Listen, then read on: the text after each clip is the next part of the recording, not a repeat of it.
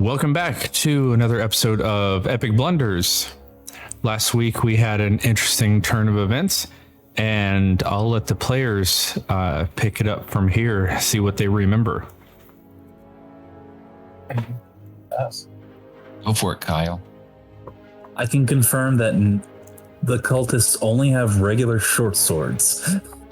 Yes, Pix was running around during the last episode since Kyle, the player, was not here. So he was collecting short swords and confirming that they had no money on them. Yes.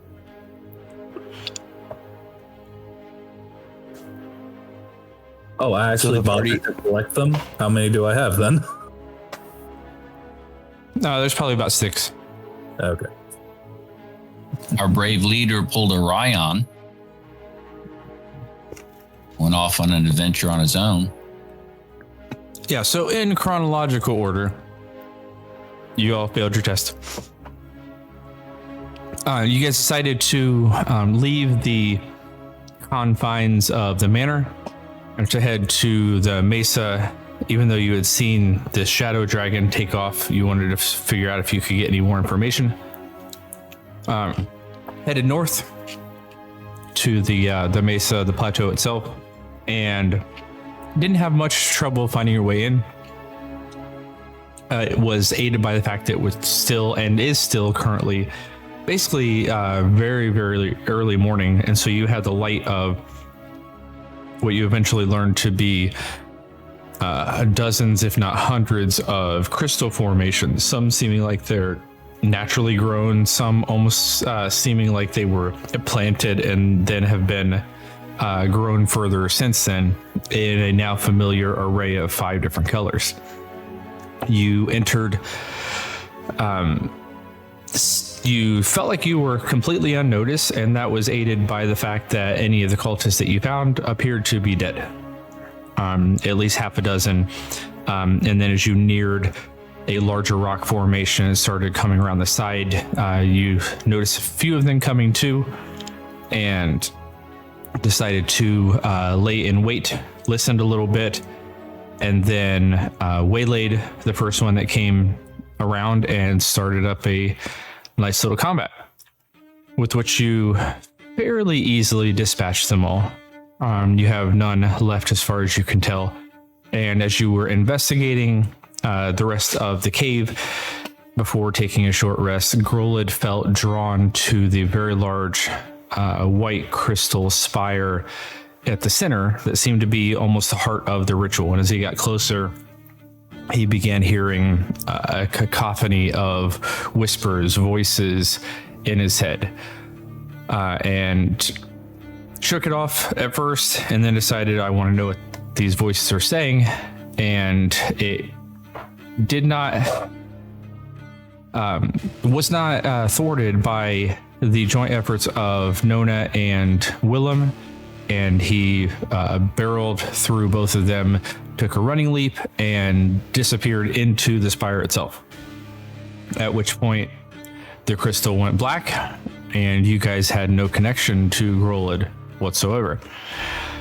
Took a little bit of figuring out, but eventually you realized you needed to power the spire back up with spells that required use of your own energy. And I believe you eventually ascertained, maybe it was just lucky guessing on your part, that spells that seem to match any of those 5 damage types were super effective.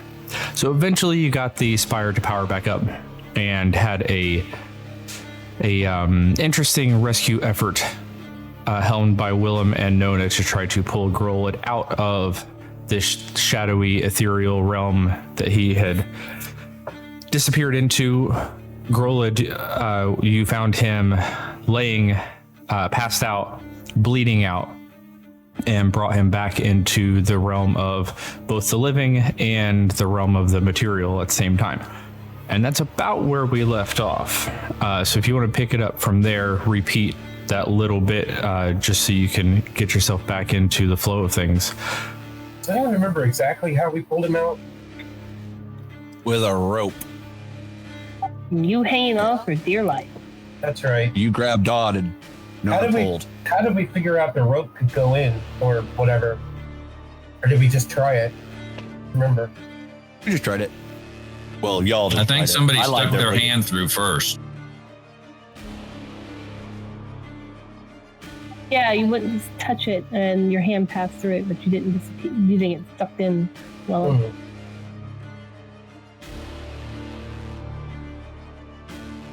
Okay. Yeah. I didn't know that had a whole dream sequence thing going on in there, correct? Yes. Sort of. Yeah. He'll have to fill you in on what he recalls or if he chooses not to. But I believe the last thing that Grohl had said was, we need to destroy this place. Yes. That's one of the agrees wholeheartedly. And I think we were going to investigate ways to possibly do that. Which is what Grola is doing right now. He is looking around for some way to destroy the crystal and maybe bring down the whole plateau. I don't disagree that the destruction of this place would be a bad thing, but why are you so insistent on it? Groland looks frantic and just growls, "We have to destroy it." Okay. Are you okay? Grola, you seem panicky. As close to it as you get.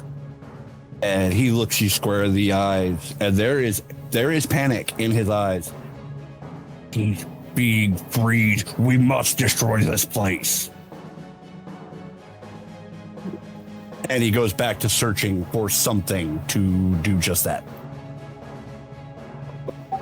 He who? Well, wait, do you mean the chained one?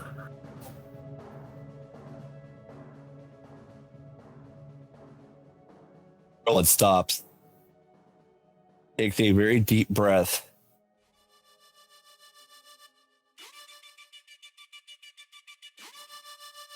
Time is of the essence. And Willem is trying to assist Roland and is like, talk later, look now. Yeah, no, that Pix is trying to think of a way. Roland, you and Whiskey, you'll recall, made a thorough investigation of this space. Tell me what it is you think you're looking for. Groland's not exactly clear-headed at the moment. Right, I get it. That's kind of why I'm asking. He's looking... In the immediate, he wants to destroy the shard, and he's looking for something to do that with. If that means he finds a barrel of explosive powder or a big rock to bash it with. Make me an Arcana check.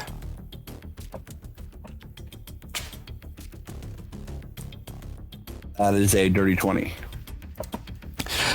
You have more explosive capability in this space than you have ever seen in one location in your entire life. And I figure out how to access it. You're not really sure due to both the nature of your like frantic search and lack of clear-headedness, and also because you didn't necessarily experience what the rest of the group did while they were trying to pull you out. But hey, you go ahead. You know, I tried to break one of these crystals free earlier.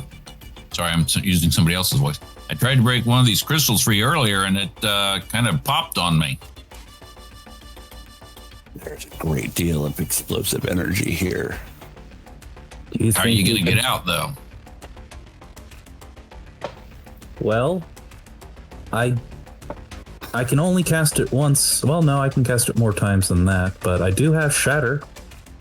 Perfectly good for destroying crystals and maybe releasing any power that they might have. Might take the whole place out, seeing how it's suffused with the stuff. I look at Grola. Do we have to destroy the whole place or just the main crystal here? We can't destroy the whole place. The crystal may be enough. They've done something here. Something that needs to be wiped from the fabric. Distant.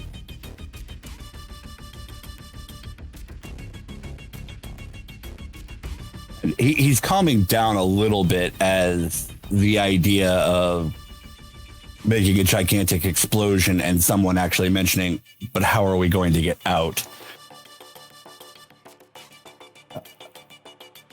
The idea that anyone might have to sacrifice themselves for it has kind of brought him back a little bit.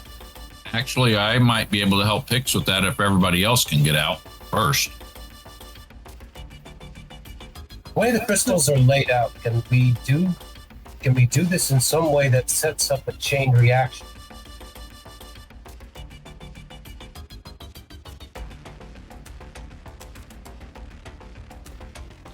Does it look like that would be possible, Anthony?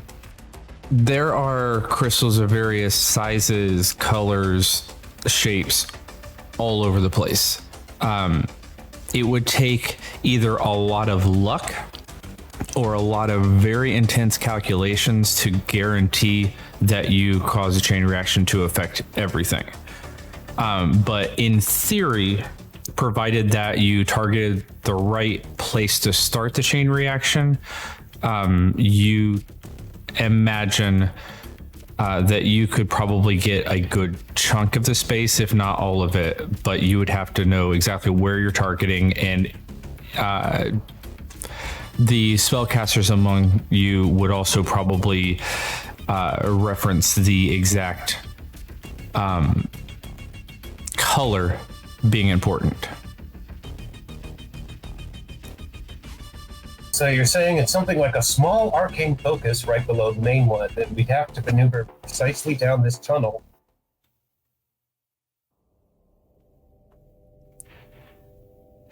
Two important points of order, not necessarily points of order, but things that came up more last session that will probably be important. Number one, Pix, especially since you, Kyle, were not here. You were the one who realized that the spire itself was almost storing energy, or was a conduit in order to store energy. And as you look around, this is the largest and obviously the most powerful one, but you imagine that's kind of what all of these other crystals are purposed for, is to store elemental energy of some sort. The other thing is Willem, because it may or may not come up either now or down the road. So I wanted to make sure it was fairly clear. When you went into the darkness to get Grolid, that's all that it was. It was basically like an empty black room. You picked up a slumped over body that was bleeding out and you walked out. No voices, no whispering, no sight, sounds of any sort whatsoever. Yeah, I was pretty aware. Okay, just making sure, because that is not what Grolid experienced, obviously. So if it comes up, the differentiation is stark, or will be stark for you. Gotcha. Well, if we use magic, we'll need to be careful. All of these crystals seem to have the ability to store elemental energy. So, Shatter may still work, as it's not exactly elemental in nature. It's more of a sound. Yeah, it was absorbing most of the spells we were throwing at it until it got full. I don't know if it can get too much or not, but Grolid is looking around. He's actually pulled out his notebook and quill, and is actually doing math, looking to see, how chain reaction might be done or made to happen in such a fashion. Okay. Give me another Arcana check.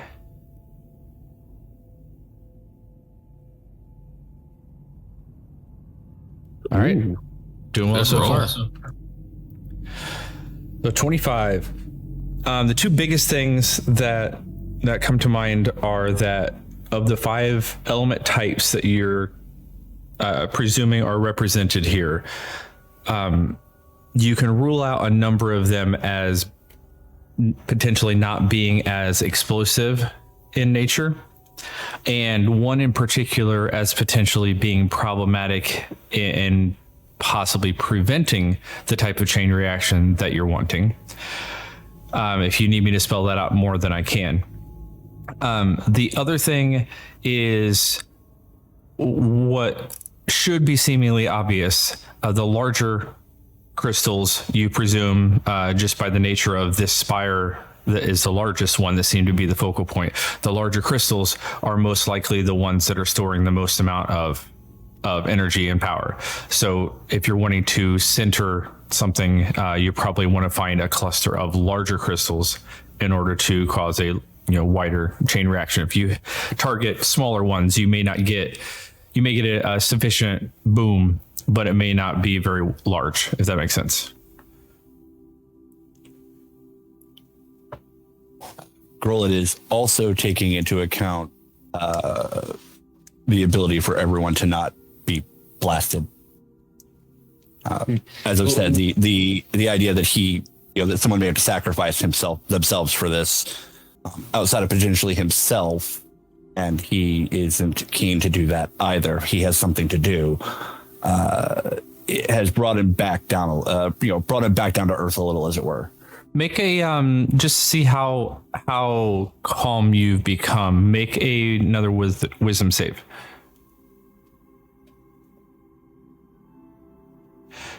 Okay, so I would say you're having with a 9, you're having fleeting moments of clarity, and then every time that you get kind of in proximity of the spire, even though it's not whispering to you, you're getting that kind of in the back of your mind of, oh, it's calling to me again. I can't go anywhere near it. I can't. And so you start to panic and lose your focus again.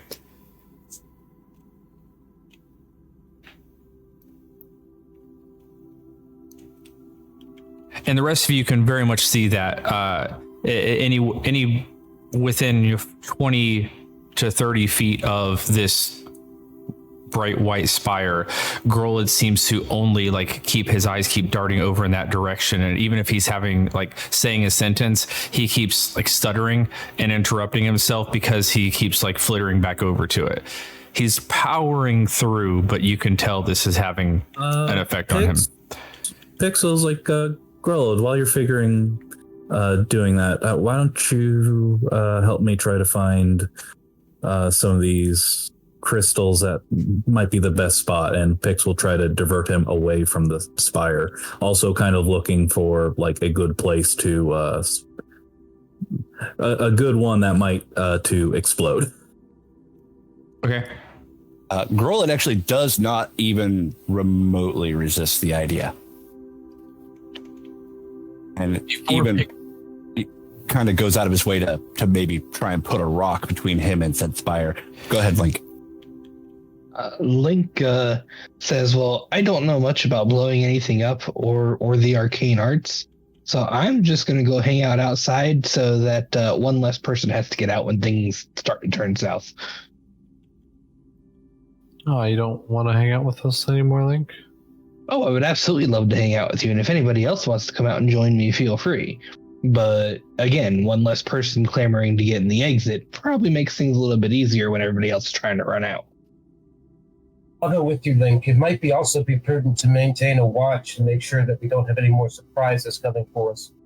And that was a second thought I had as well. Thank you.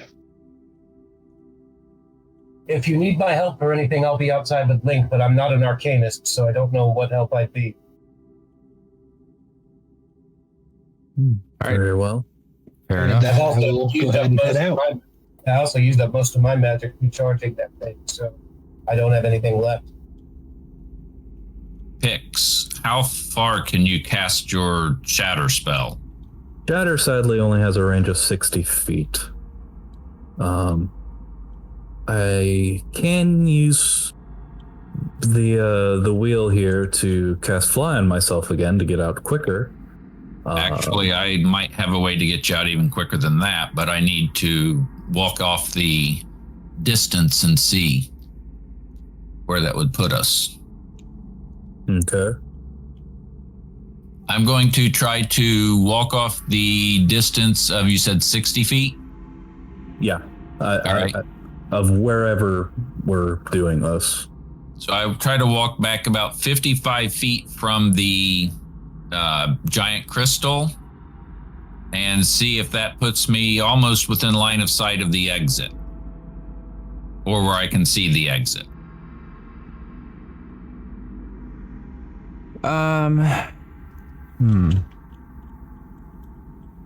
Visibility on the exit's going to be tough unless you get around to trying to get down at actually your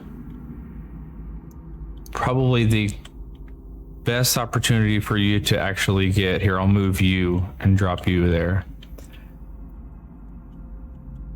Right around here. I can't see anything at the moment. Yeah, if somebody wants to, Anna, if you want to maneuver that camera. I don't see a light. I don't have a light. I moved his figure gotcha. on the backside of the boulder. That's the first clear line of sight you have. The way these boulders are built up, you're not going to really be able to see anything. And if you go around the other way, it's not going to be till even further out. You're going to end up being somewhere around like this area here. If you come around the other side before you actually can see the exit. Ryan, though, why don't you make a perception check while you're kind of stepping these things off? Hey, while he does that, Anthony, I'm in Tailspire, but some reason I'm back at the manor. Oh, wow. Okay. That's a 1. A total of 2 for my perception. Thanks, Grolid. To a good start. Here, I'll force the cutscene here. Did that jump you over? Yep. Should be Yep. there. Okay. Yeah, Ryan, you are fixated on counting out your steps and like doing heel to toe or whatever it is that you're doing. You stepped it off. As far as you can tell, this is your best exit strategy if you're going to go that route. Right about where you are on the board is the earliest that you're going to be able to see the exit. But Pix cannot, he can't see the spire thing from there in order to cast the... Correct. Yeah, it would have to be somewhere where he could still see it. The only other option specifically for you would be, I guess anybody, if you were to start climbing up on the rock formation right by the spire, you might be able to both see the crystal and the exit, but now you're going to be up on a wall rather than on the floor. That's actually fine for me. I know it's fine for you because I know what you're planning on doing, but wasn't sure on beyond that. So From that point, right how up here, far out would the exit be? right up here, you'd be able to see both.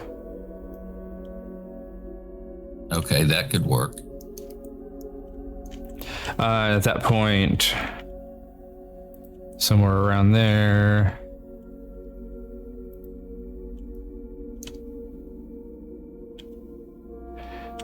You're looking at at least 180 feet.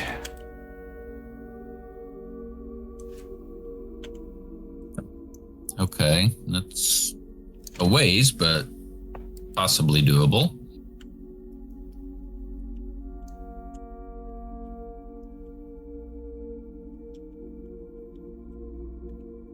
Anna, what are you doing during this time? You're one of the most spell handy capable. Right. Well, I wouldn't say capable, but I can do a few things. I'm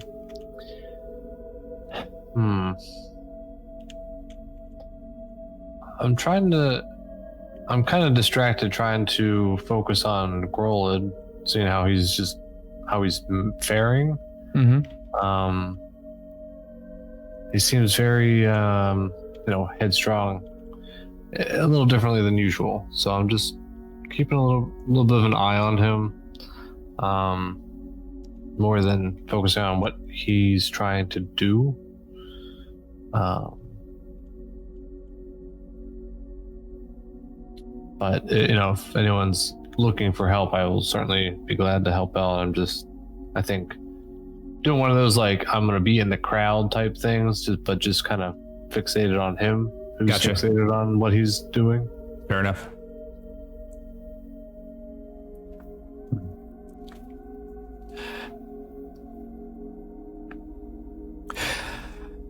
Grolid, did you need a more explicit spelling out of the first clue that you picked up on, or did you get what I was saying there? With the 25, I could spell it out for you if you wanted me to. I kind of gathered that that the cold might hamper issues. Yeah, cold seems to, will potentially freeze things over and then might create more barriers that you would then have to destroy in order to get to some of the other stuff. So yeah. Okay. And then you would presume that something like poison may not necessarily have much of an effect at all, unless it's the type of poison that is caustic and volatile and could ignite. But then you're looking more at acid, not poison. So that one may just be moot. It may just kind of poof in a gaseous fume and not much more beyond that. The other types are the ones that you seem fixated on.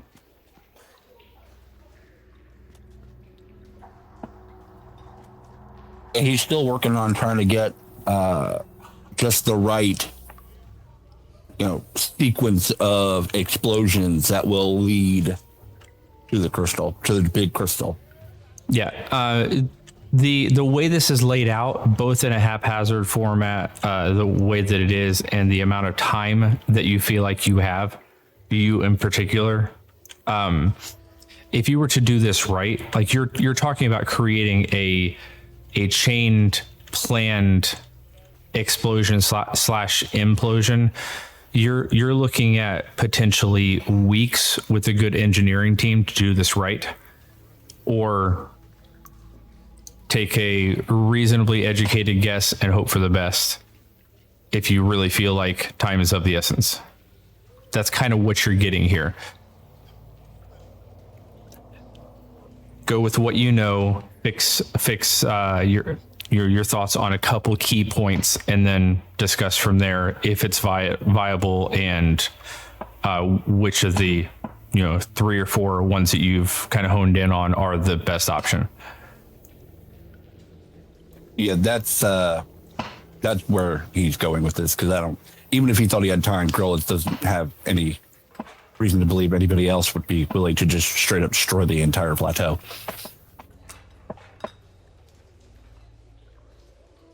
The other thing that, as you're kind of doing your calculations and you're kind of sussing out size, intersecting with element type, that type of thing, you're running into another potential problem, assuming that this plan works in the first place. The largest source of power in this entire thing is also white.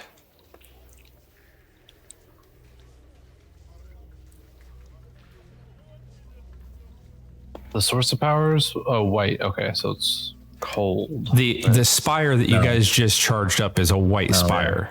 Yeah. We did see it change colors before with gold in it, and it transferred to dark. Yes, the difference though was that it was almost like a null energy that was just sucking up everything. It wasn't looking like some of the other darker stones that I described when you walked in that almost seemed to have its own resonance and like wispy smoke type of effect. It was just absorbing everything. So when it was depowered, it wasn't quite the same as the other black crystals that you were seeing. Yes, but Grola doesn't know any of that because Grola was in the crystal during that time. Correct. Yeah, that was for Anna's edification there. Yeah. So Grola is...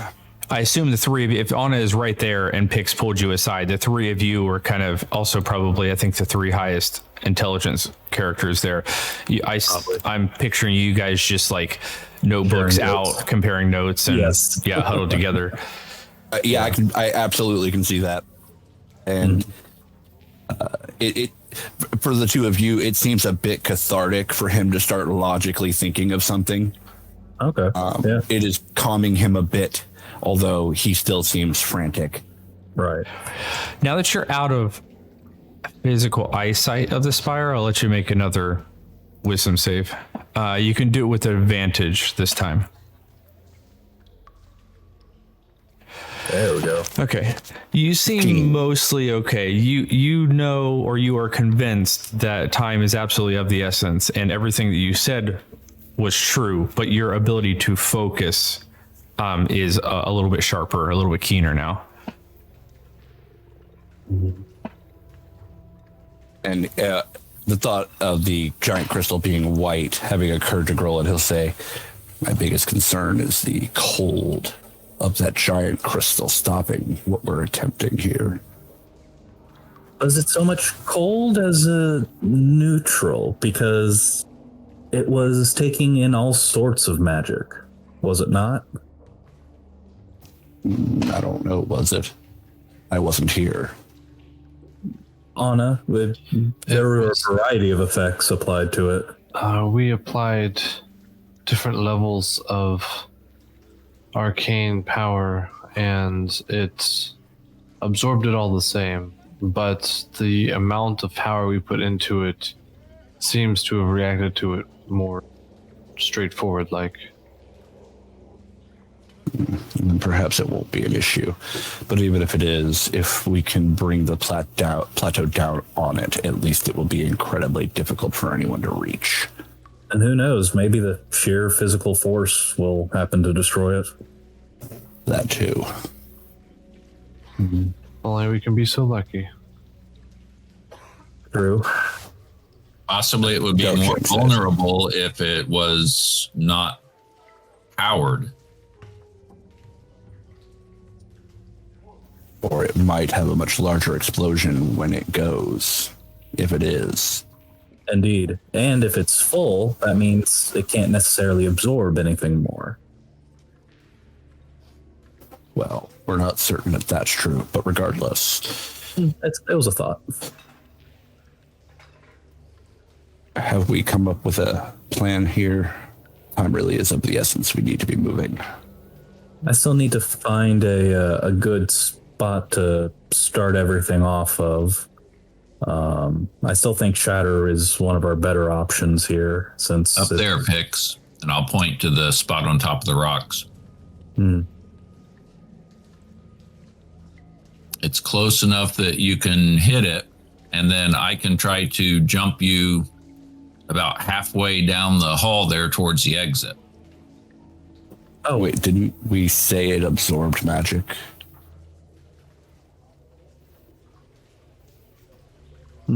That's why I was not necessarily thinking shooting it with it. Some of the other crystals.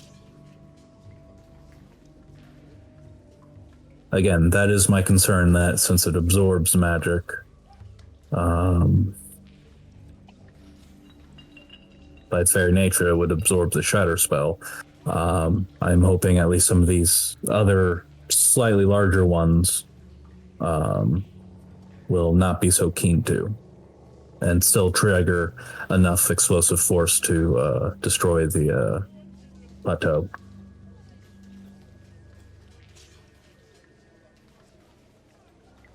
I'll drop a create bonfire right next to it and see if it absorbs it. You're going back around to the spire itself? Yeah. Just on the platform, the ledge itself, or are you going to drop it in kind of the hole? In the hole right at the base of it. See if it actually absorbs it like it did before. You drop a little bonfire down there, and it just seems to kind of flicker away right beside the spire. So it does not get absorbed then? Not to your knowledge, no. Hey guys, it's not absorbing my spell. Is it too close or not close enough? I'll try and drop one right on top of it then. You put the bonfire on top of that, and it flickers, and then coalesces into the shape of your fire, but is now frozen solid. Well, that's interesting. And the spire looks just 12 inches taller than it was before.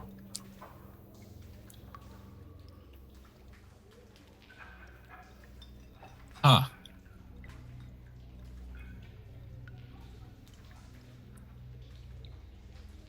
Ryan? It kind of absorbed the second one I cast on it. It made it taller. Oh. You look back at it now, and it's gone. Nope, it's gone. Should I just try and bash the crystal with my one of my weapons? Not the magic ones, of course.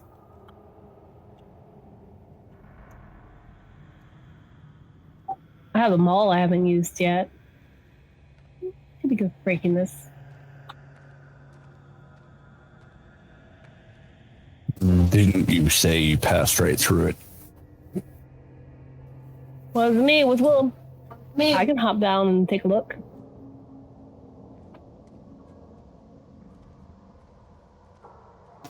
No. We should all stay away from it. Yes, wouldn't want anyone else disappearing. And Grola, I know you want this place taken down, but are you okay? No. I'm just gonna go up and give him a hug. He tenses like he doesn't know what a hug is. Roll for initiative. He's trying to grapple you. Okay, not so much that he doesn't know what a hug is, but he doesn't know how to respond to receiving one. Yeah, hands go out, kind of. Where do my hands go? Pat on the shoulders. Those steady over there. Entirely awkward.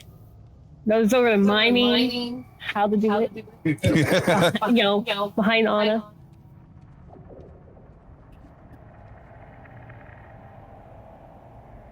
Nobody is okay. Everyone is in danger. Everyone, everywhere. Maybe even in every multiverse is in danger. Oh. I was really hoping that guess was wrong.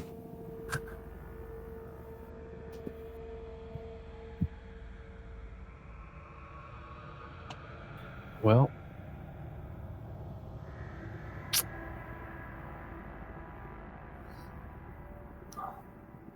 Roland, make me another intelligence check, please.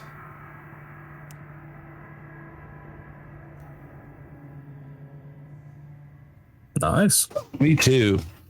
Rolling those 19s. 22. There is, should you decide that this is not something that you feel comfortable / capable of handling yourself right now, there is a group of people relatively nearby that you know are both great in the world of mining and engineering that may be able to help out.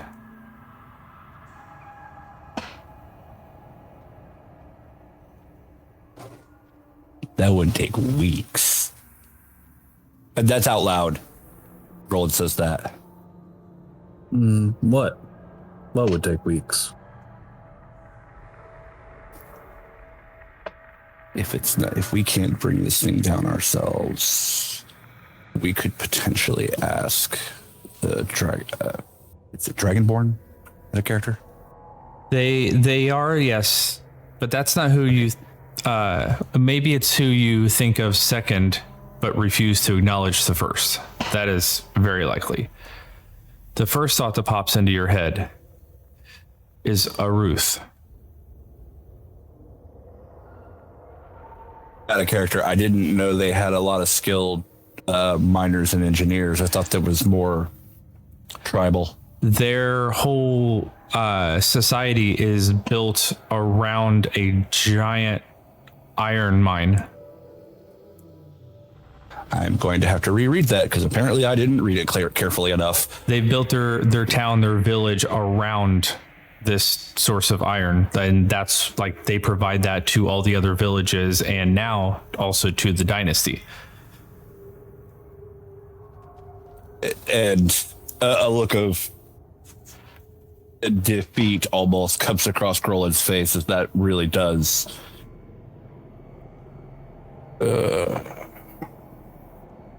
You look like you just swallowed a solid sour grape, Groland.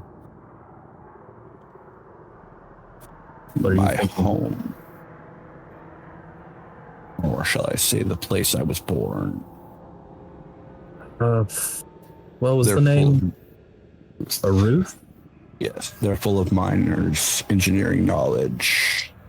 They could bring this place down. Hopefully And it's they're full of not adults, weeks too. away. Well, I mean, Womp womp. we can try. Yeah, Groland has a quizzical look on his face at that. Well, we can try it ourselves, and if not, seek help elsewhere.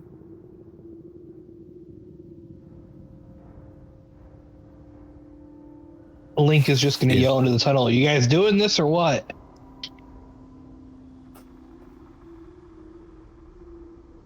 Worry about leaving this place unguarded.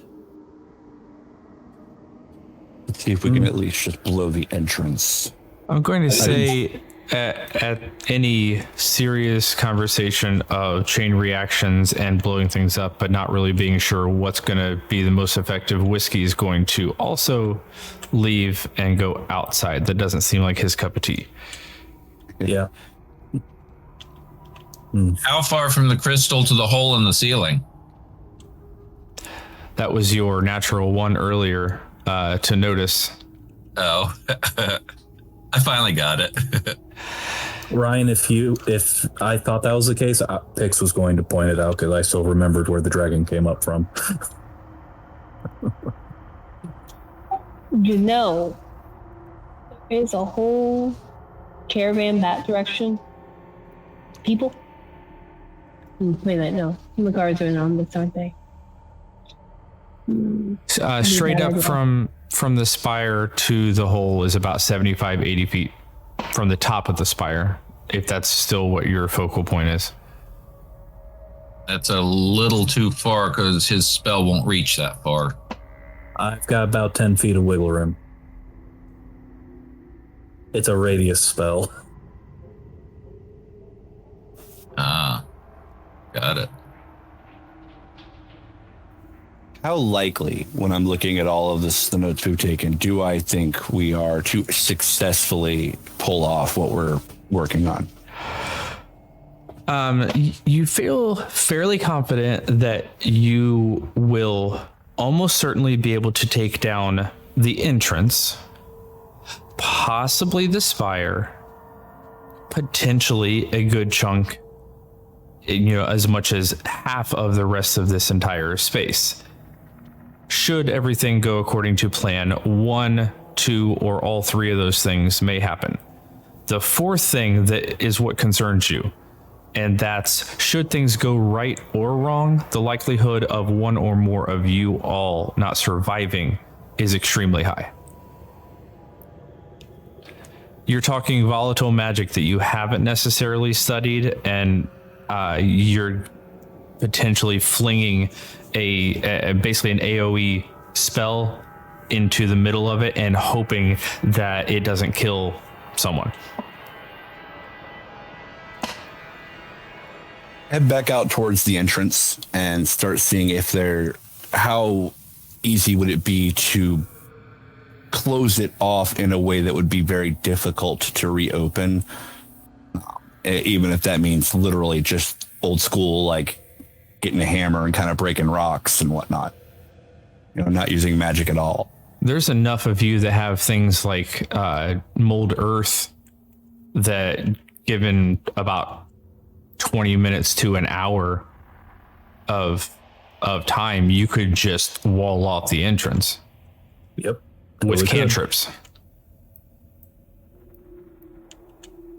So that part is easy. You know that. You've seen at least Pix, if not a handful of other people, also use something along those lines. Whiskey may or may not, I'd have to check, may or may not have spell slots available for Erupting Earth, although that mostly is just going to create difficult terrain, but it would give you plenty of rocks and boulders to work with.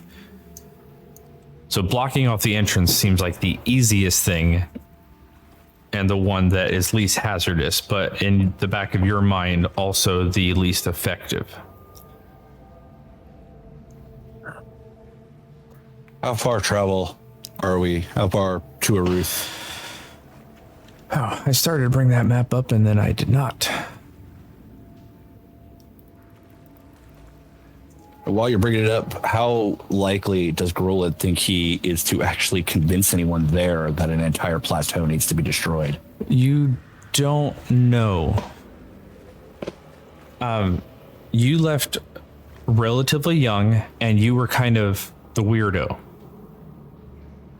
That's about all that you even remember of the place. You were a little bit of an outsider and people reminded you of that.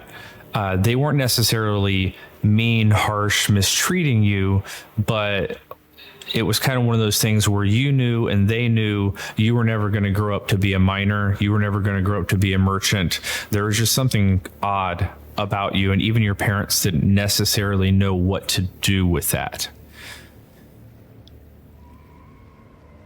But the society itself wasn't necessarily a terrible one. You just were so far removed from it that you don't really know necessarily how effective you'd be going back in. Grohl is pretty confident his parents would believe him, but outside of that, yeah, exactly what you just said.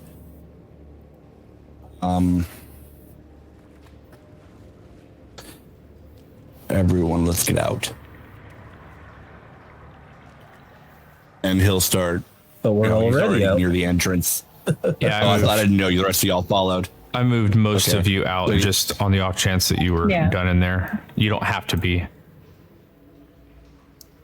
Is anybody left in there? I'm not completely out yet. No, I'm with you. Ryan. Standing kind of slightly inside the entrance with my hands on my hips thinking. What are you thinking, Ryan? Wondering if I can convince my friend. I look over at Whiskey. If he wants to try to use one of his spells and do what I was going to attempt. Speaking of Whiskey, he disappeared. He heard you were going to try to convince him of something and left. Right?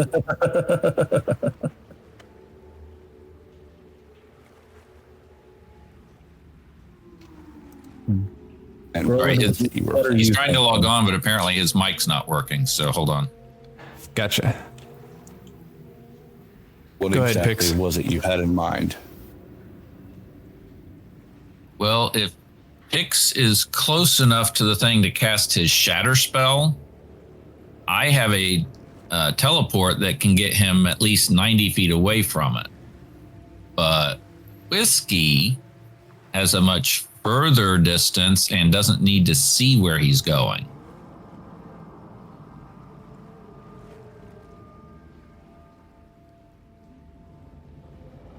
But I'm not sure if he wants to be anywhere near this when this happens.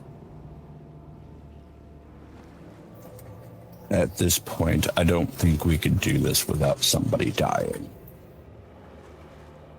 While I might have been willing to give my own life for it, I am not willing to give any of y'all yours. Who said anything about you giving our lives? That's the point he's making. He's not. That's the point I'm making. He's not giving our lives. He's not even willing to. That's not his call. And I'm not willing to let you give your life because I said something needs to be blown up. Not when there's an alternative to be explored. Oh, you mean having other people come in and try and do it? Exactly. People that, from his own statements, have a lot more experience in this kind of thing than us. Handling explosive magical crystals? Well, handling explosives. Or at the very least, cave-ins. Mining expertise and engineering expertise. Something I believe all of us lack. Yeah. So, we gonna close the entrance up at least? Can't really do much about the giant hole in the ceiling, but we can certainly close this up.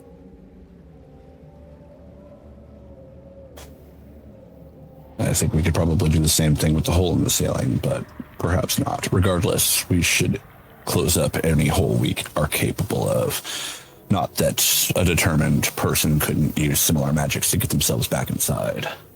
He looks Sure. incredibly frustrated at this.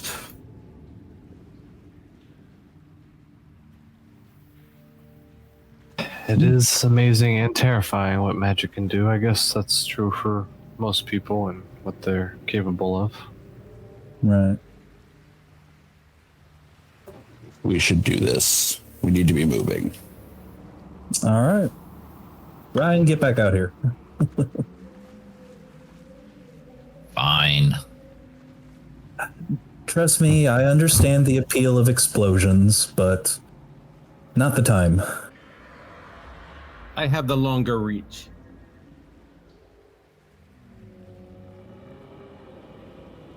Now that everything is working.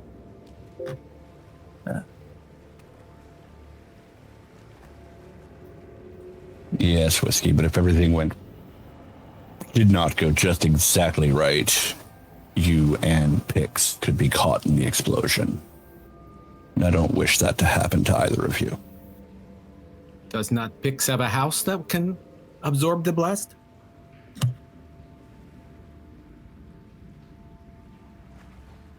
One moment. One moment while I think. Please hold. Cast a house, cast a spell, I teleport from the house.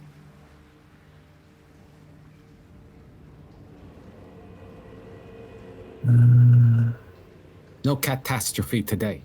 It's certainly immobile. Is there other creatures and all other creatures and objects are barred from passing through it. Spells and other magical effects can't extend through the dorm or be cast through it. Except That's what I was saying. You're protected. We are. Cast the house. Then you could jump out, cast a spell, jump in, and then we teleport after the blast, if that's the case.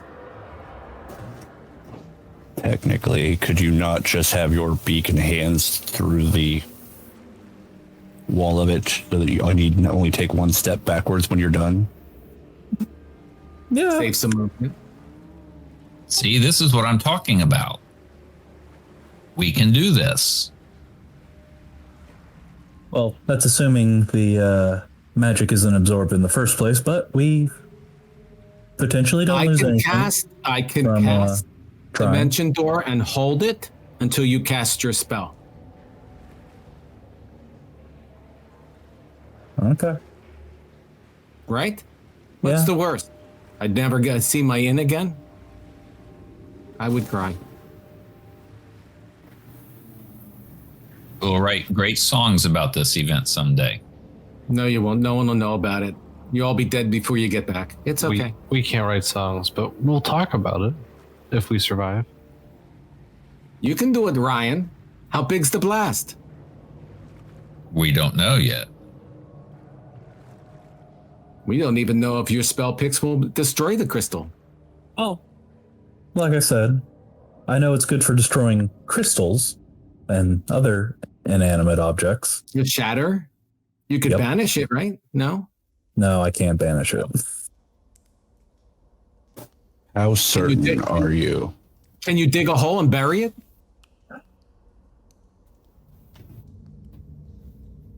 That doesn't get rid of it. There's a lot of things in this world that nobody's gotten rid of, but they've hidden them. There's artifacts we can't get rid of, but they're hidden. Anthony, Yes. did anyone try casting spells of an element outside of the 5 associated? Yes, a number of them. The only thing that was maybe of note was that anything that seemed to be restorative or healing based just didn't take at all. Nothing happened. Willem didn't even lose the spell slot when he tried it. But absorbed radiant and thunder just fine. Yes. I don't know that Thunder was necessarily tried, but Radiant definitely was. It turned fiery red at one point and slowly went white again.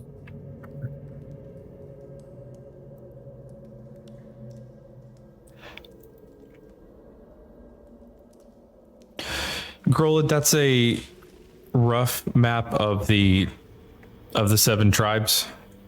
You guys passed or bypassed, I guess, the hill giants, which is the gray, the gnolls, which is the purple. You're in and around the white right now.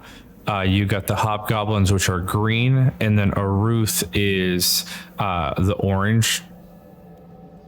And then I think, if I remember right, Bugbear is the light blue, and then red is, sorry, goblins are the light blue, and then the red is a Bugbear. That's probably the opposite, though. Yeah. Yeah, so the goblins are the red one, and the Bugbear are the light blue.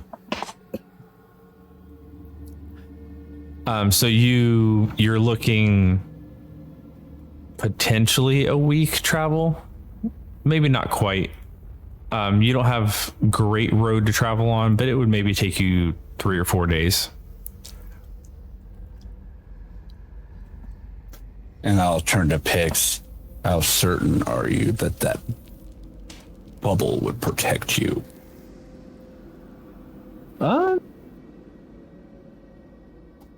Fairly reasonably. No? I mean, nothing can really get through it unless I allow it, and the atmosphere within the bubble isn't affected by the outside at all.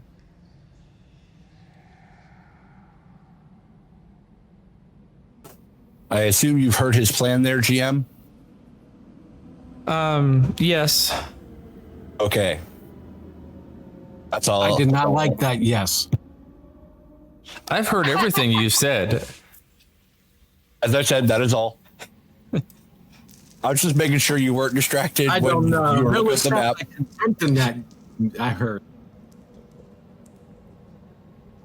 I was only partly distracted as I was writing down potential damage dice rolls I was going to have to make depending on what you guys do.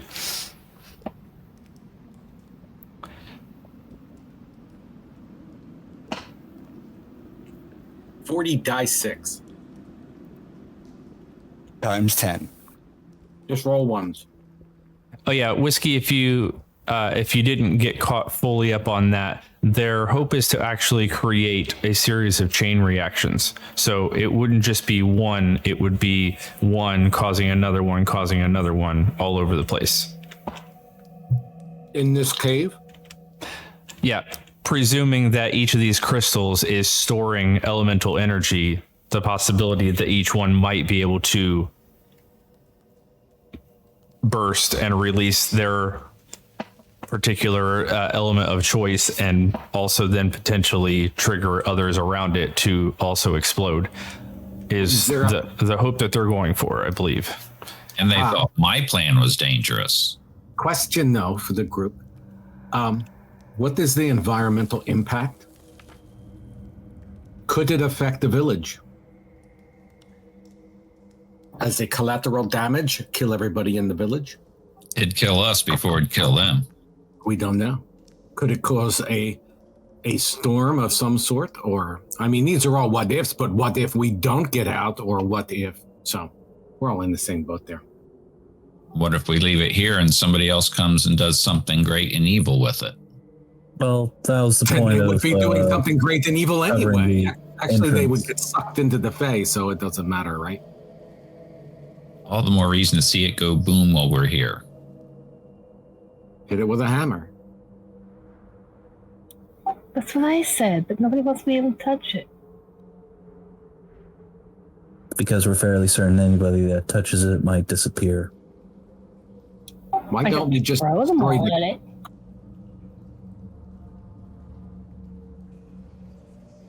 I still say we try the shatter spell with the shield and the teleport. You'll know if the shatter spell will work. Mm. Well, We're I not thought casting we the spell on it. We're casting it next to it. What level? I can only cast it as high as third. Don't What we is- find a wise man or someone who knows how to get rid of this crystal? Well, I say we try this, and if this doesn't work, then we let all of Grolid's friends come and do their handiwork.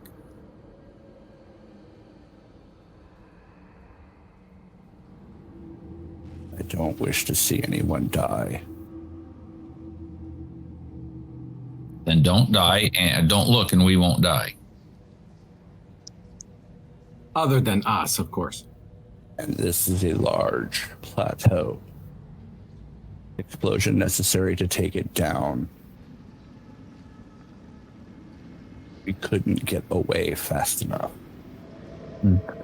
But Not that your the shockwave other alone concern was causes just the destroying the explosion. main crystal, correct? The main one is the one to worry about. I'd like to see the whole thing brought down, but Willem and Link, if you guys missed that, the rest of them have kind of congregated out by the entrance also. So if you have any thoughts, feel free to chime in because you can hear this at this point.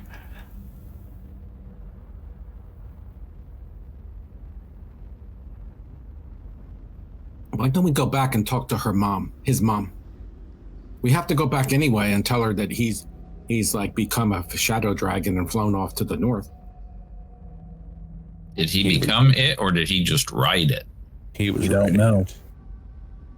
He was Was riding he? it. Yes. Out of character, I specifically remember seeing a rider, right? No, it was really, really dark. You just saw the dragon. Oh, I swear, I thought I remembered seeing a. Okay. I heard So- I heard his lieutenant or whatever say, it's too late. He is already flown. He is already gone. So I'm assuming he turned into a dragon. You guys were having trouble seeing the wyvern riders much closer. Yeah, you didn't make out whether there was a rider or not on this one. Can you really ride Shadow? It's not an actual shadow. It's a dragon, a physical dragon, just as the ones we dealt with earlier. Just comes from, they tend to originate from the Shadowfell, and the name Shadow Dragons. Yeah, you would know it's no less made out of shadow than like a white dragon is made out of ice. Or a red dragon is made out of fire. That's just kind of the chosen element. It's not necessarily made of that element. Would be cool. Okay. So, what are we doing? We should be doing something. We need to be moving. Yes. I say we go back and we leave it to the miners that can safely do this and take it down. I agree. I third that. I dislike it, but I do agree. Wish it wouldn't take so long.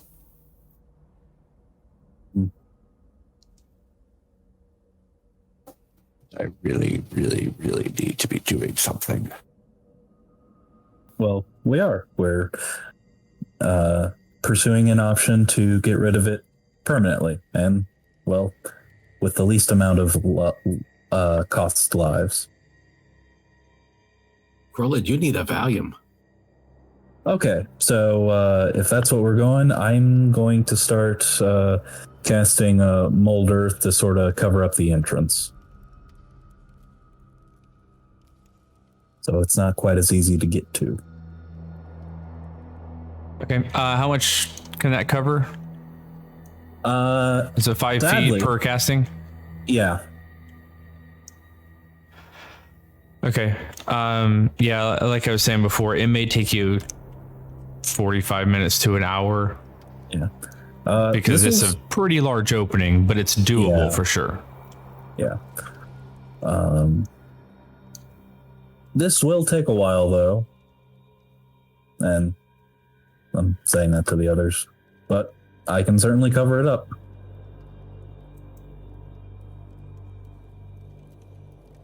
It's a start. Yeah. And Grolid turns and kind of stalks off in a direction.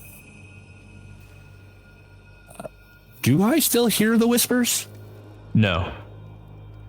No, once they pulled you, well, not at the moment, we'll say. Once they pulled you through, you haven't really heard them so much as it's like a phantom pain. If that makes sense. Where you feel like, oh, wait, was that it? No, that wasn't it. Oh, wait. No, that was just a wind. It's that type of thing going on right now, which is why kind of your hackles are still up.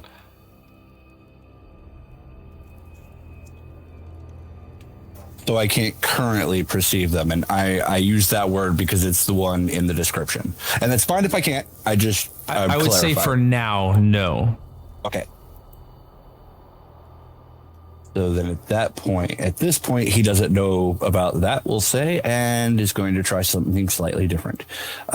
As I said, he stalks off for probably like 100 feet or so. Sits and gets into a meditative stance, but rather than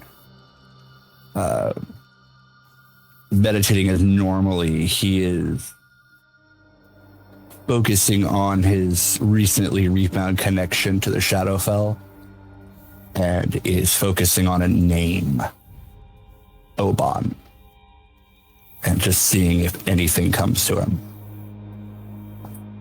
Okay. Yeah, you all see this. And not expecting anything to, but hoping. How long are you waiting? I mean, he's got to cover up the thing, and you said it would take like 45 minutes, so basically the entire time you're willing to sit there? If nothing else, he's calming himself. Fair enough. What's everybody else doing during this time?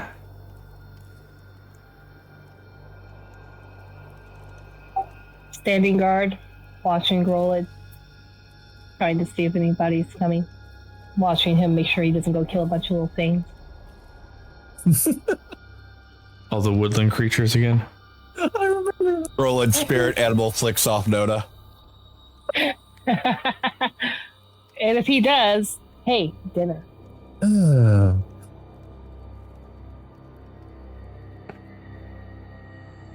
Great callback. Well, you know. Roland summons his Patronus and it's a giant middle finger.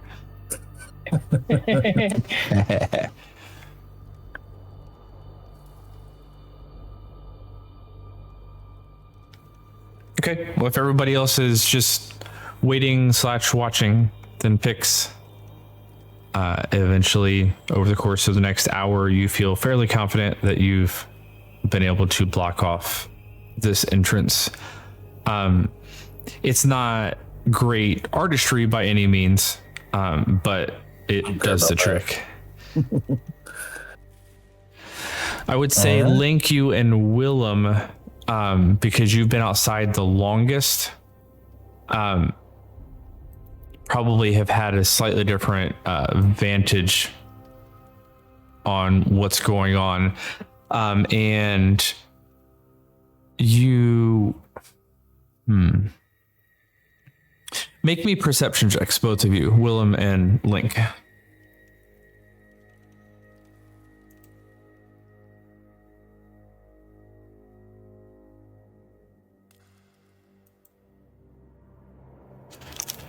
All right, 8 for Willem.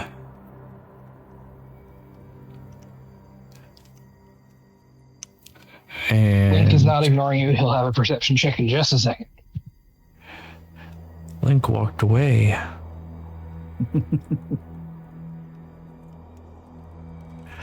Hey, Willem, you are just eager to get on the move. You've kind of expressed that multiple times already. So all this kind of waiting around is making you antsy and a little bit agitated. Okay, 11 for Link. Yeah, so Link, while Pix is spending a meticulous amount of time covering up the main entrance here, the thought does occur to you that should anything want to get in and out, there is also now a giant hole in the roof of this place that would be just as accessible if you had the means.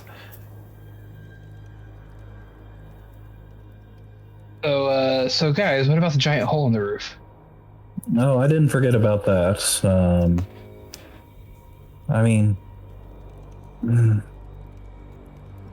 I don't know if I could use this the same way I could do like here, because I'm just taking the existing earth that's already there and shifting it around. If I did that with the ceiling, I might actually make a bigger hole or cause it to collapse and make a bigger hole. Yeah, you don't really know enough of your physics and geology to know exactly the repercussions of that.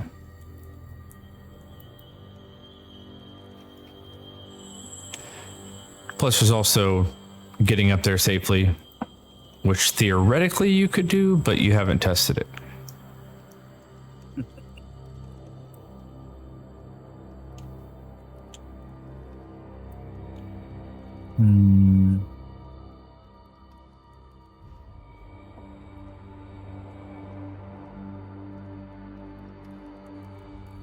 You know what? Yeah, let me go ahead and try testing it. I'm going to use my slippers to see if I can't just climb up the side.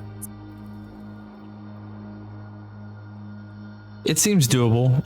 You don't have any water damage, anything like that to create potential problems. And it's certainly not frozen over by any means.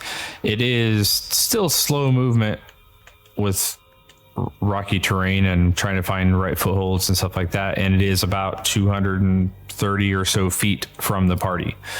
Yeah, I wasn't going all the way. I'm just giving you a got it. So you know. Yeah. Well, I mean, even if they just have the slippers like these, or I believe there's a spell that can emulate this, they can come up here fairly easily. And that's not even counting just regular climbing equipment or flying creatures. So there's a number of ways to get up there.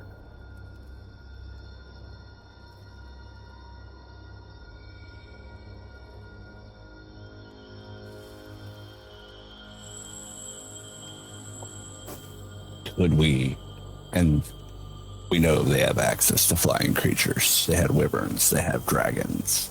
Mm-hmm. This wouldn't be an issue if we just destroyed it. Then go do it. Or we could end up killing ourselves and not destroying it. Also a thought. Then, then the quest is over, and We can risk go home. that fighting a shadow dragon. Who's going to fight the shadow dragon? I am. But not Good luck. today.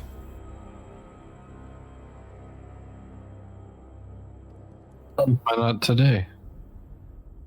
Because I have something else to do first. I had a thought. Do you know where he is?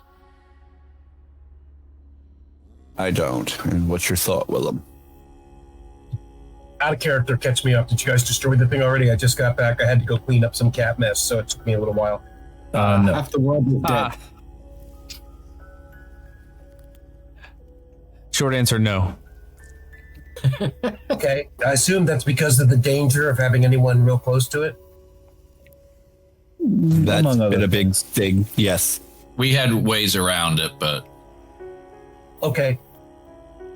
If we do want to destroy it, and I actually do think it should probably be destroyed, the main crystal was charged up by magic. Do you think it could be overcharged? The thought has occurred to us. I'm not sure if that's true. From I what threw another Ryan spell on described? it. From I what threw Ryan... another bonfire on it, and it just kind of became part of the crystal and then absorbed it. And he also said the crystal grew, so it potentially doesn't have a limit to what it can absorb. Okay, there's a monkey wrench into that idea then. My thought was just to have on a park a moonbeam on it. We leave, and eventually the thing overloads and explodes. I mean, I could, but last time I tried a moonbeam on it, it just absorbed it and it went out immediately. What's a thought? Somebody is smarter than me. Come up with something. Oh, we've tried. I think the smartest among us just said to leave it alone. Well, Let professionals deal with it. Really don't know if I like that idea. out of character, we have discussed the idea of heading up to Aruth, which is a town of miners with expertise in mining engineering, and bringing back some of them to blow the place up properly. Alternatively, Pix could have cast his little Leomund's hut that nothing apparently can really damage, and he was going to cast the spell from there, and then Whiskey was going to teleport him. Yes, but our luck would be it's And that's Feymax also that the actually goes assumption through. that Shatter will not also be absorbed. My only thinking, though, is that if we do have the miners come down here, we're going to have to escort them to protect them, because we can't count on this place remaining good. Even if Ibaho or any other members of his cult that may still be out there don't return, this kind of place is a place of power, and it will be tempting not just to them, but to others if they sense it or detect it. I really don't like leaving it sit out here. But if we haven't come up with anything better, I really don't have any other ideas to offer.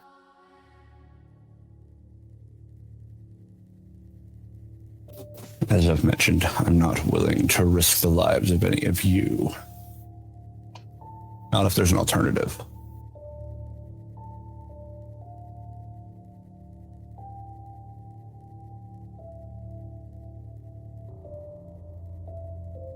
The alternative would be walking away, I suppose. Well, returning Returning to what? here with a crew of engineers and miners. Or we can just tell them where it's at. Now, I agree with Willem. Even if it's not the same people, someone else could be drawn to this place and it could end up being inhabited by people who would not be happy to see someone there to destroy it.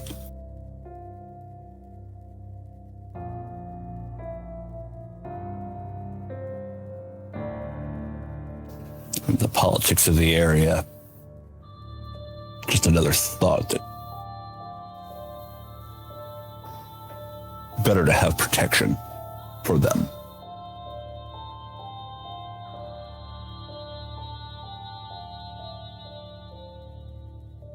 If I had a way to destroy it, I'd go ahead and do it. Unfortunately, I don't.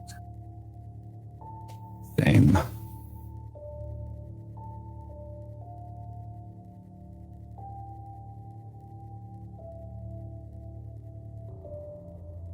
Pix, make one more intelligence check for me. One more. That implies I've made any. Well, I'm one more for the group as a whole. That's Got it. That implies I'm intelligent. Uh-huh. All right. That's S, right? No, that's save. Oh, C is check. got it. My bad. C is for cookie. Cookie. And that's good enough. Good enough for me. 14.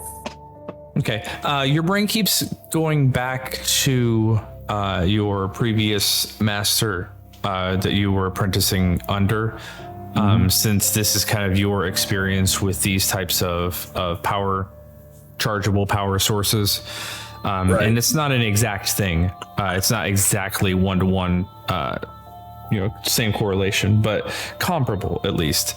And you know that he was able to destroy some of his charged up power cores, power sources on occasion, but it would typically take damage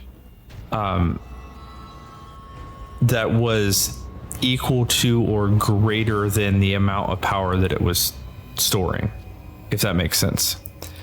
So weaker, smaller cores didn't take as much to destroy, but more powerful ones, it was also kind of almost built in as a safeguard that they were, although more potentially explosive or powerful, they were also slightly less volatile because they were so much harder to destroy. Got it. Okay.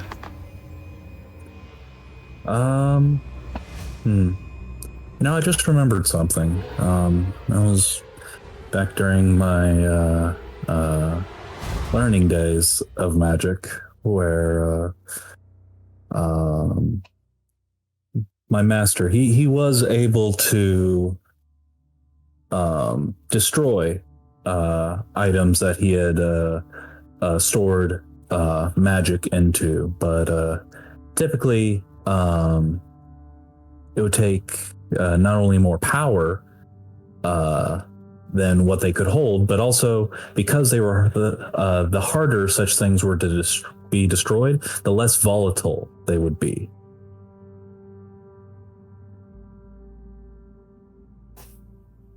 So holding more power means more power to destroy it. Yes, and the sort of as a safeguard, the less of a backlash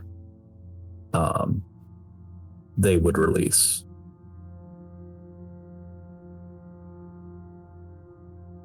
So shouldn't we just cover the crystal itself instead of the entrance to this place? Or both. Maybe that way no one even sees it when they come in.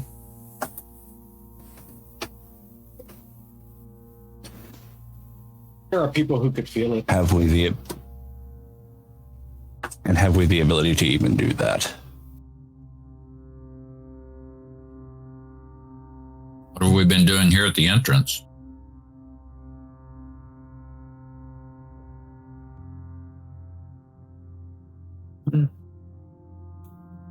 actually not a terrible idea. Well, like Whiskey said, aren't there people that can feel that? Find it in some way? Yes, and anybody who can feel it would have the ability to do exactly what we've done to undo what we've done.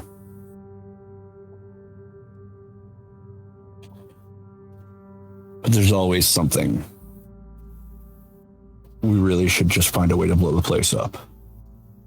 Well, And the only safe way I can think of is to head to a roost and see if we can convince somebody.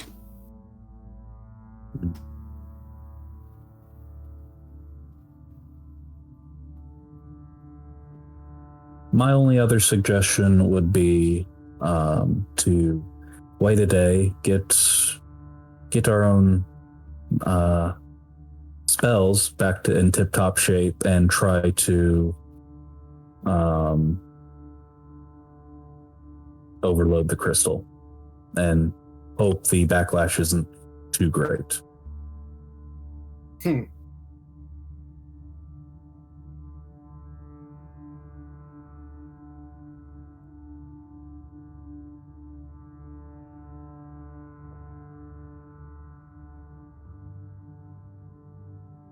X gets crickets from that.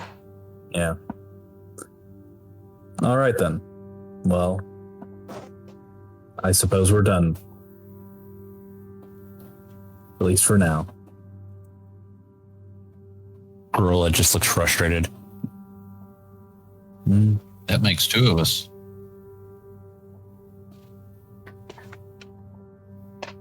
And may I assume that hour went by, that meditative hour went by with nothing? Correct. Okay. But hey, you got a short rest in. Sweet.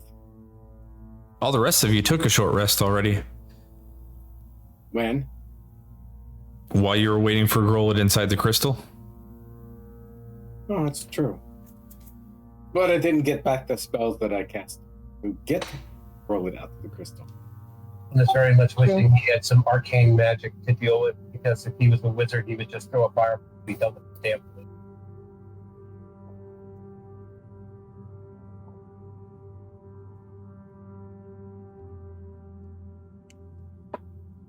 So, should we go back to the town and tell her that he got away? Saw it. Are we not going to a route to get some expertise to destroy this place?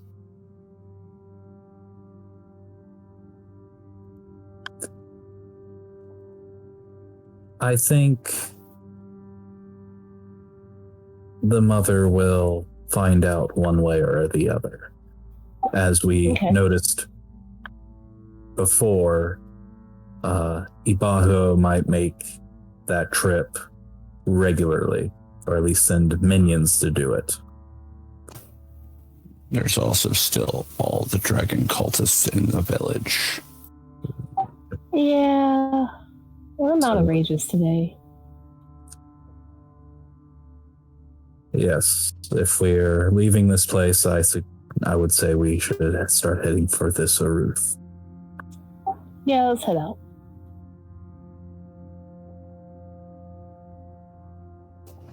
What say you, Willem? I have no expertise for this. I wish I had more to offer. I'll follow your lead. Should we head directly to Aruth, or should we check in on the village and the dragon cultists that were still there? I think many of them left to come here, didn't they? To the estate? Didn't we notice they were teaching or something? We knew that the Bright Queen's agent that had fallen into the delusion, as it were, was here, or at least I'm fairly confident of that. Oh no, we snuffed her. We'd have to assume that they're aware of us. If we go back to the village, we'll be starting a fight. And while I don't necessarily have any feelings for the survival of the cultists, I'm a little reluctant to start a fight in the village. Didn't we determine that we can cause more injury by being there to them? I think so. We have to remember, though, that the leader of the tribe was a part of it. True. The more we go back, the more likely we are to get others there that aren't part of it injured. I have to agree with Ryan on this. Unless we're willing to risk collateral damage, unless we have an important reason to go back, I'd rather get the expertise to destroy this place. You're not willing to see us get injured, but let's not be willing to get them injured too. I agree. Or I should say, and he looks at Grold, I should say I second Ryan's recommendation. I'm no leader. You've done very well so far. I don't know why you should stop.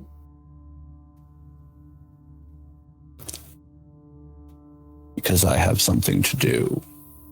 So do most of us. I think we all have something to do. Just, we just keep adding to the list of things that we need to do and things that we need to kill. I didn't say you all had something I need you to do. I said I have something I need to do. Which makes it part of our things to do list. Or things to do list. I have someone I need to kill. What's the name? I'll add my list.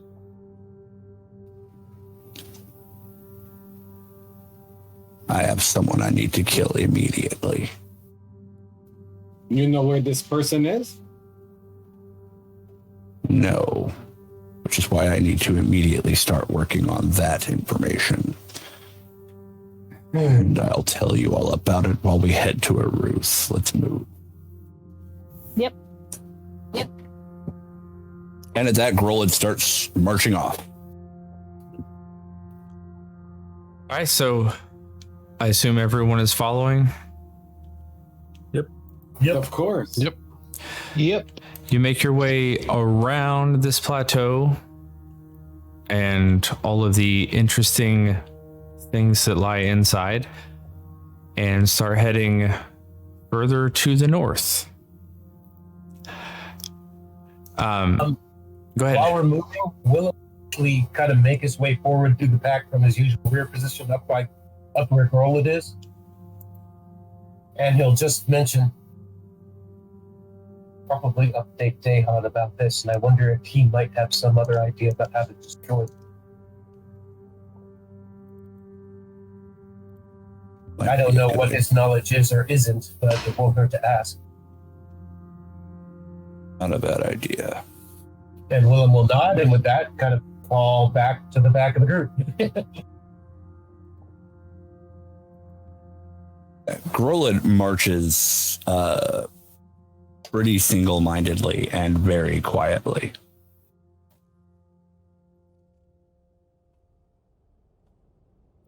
Thought I'd give you an updated view here of, I keep describing this Badlands, not quite desert, but pretty close to desert. That's kind of what you're looking at here. For a good chunk of at least the rest of this whole day, this is kind of what you're looking at. There's other sections, and Grolid can attest to this. It's not, the entire host is not like this, but this particular area very much is pretty sparse. There's some shrubbery at best. But now, I found a decent little board on Tailspire that encapsulated it pretty well. Tuscan Raiders. Yeah. Makes me think of the Badlands and WoW. That's exactly, yeah. Badlands is exactly it. The same color as the WoW Badlands. That orange, that kind of weird orangey brown. Mm-hmm. Yep. Giratar, that's it.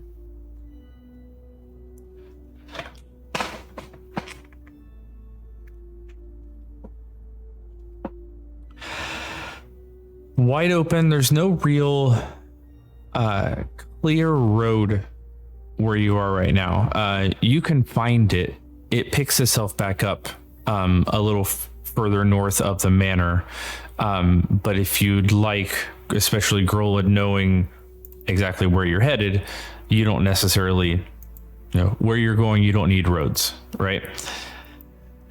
So it's up to you on whether you guys want to actually find more of the dynasty / host preferred travel path, or whether you're wanting to stay off of that intentionally. Grola is taking the most direct path. Okay. Yeah, the road itself kind of goes sort of directly north. It's west of you right now and is largely moving north. And then if you're looking at the map, right around where it hits the actual original dot that was on there, it picks up there and starts to veer northeast. If you're going from the white dot to the orange dot, then you're just going to go directly northeast and avoid the road entirely.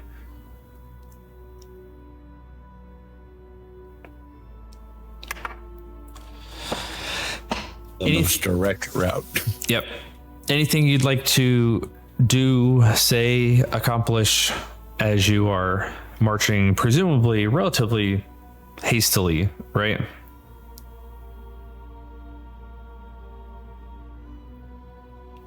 Grola is marching at a pace that will not exhaust others and not further exhaust himself. Okay.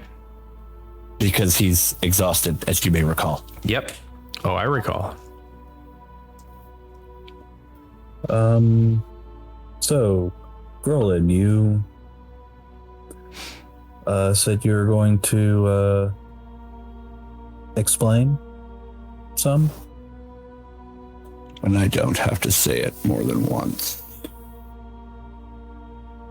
And Yilmaz, at this point, like, as the franticness has worn off, he looks tired. And, I mean, exhausted may be the correct word at this point. Very well. At camp. Alrighty.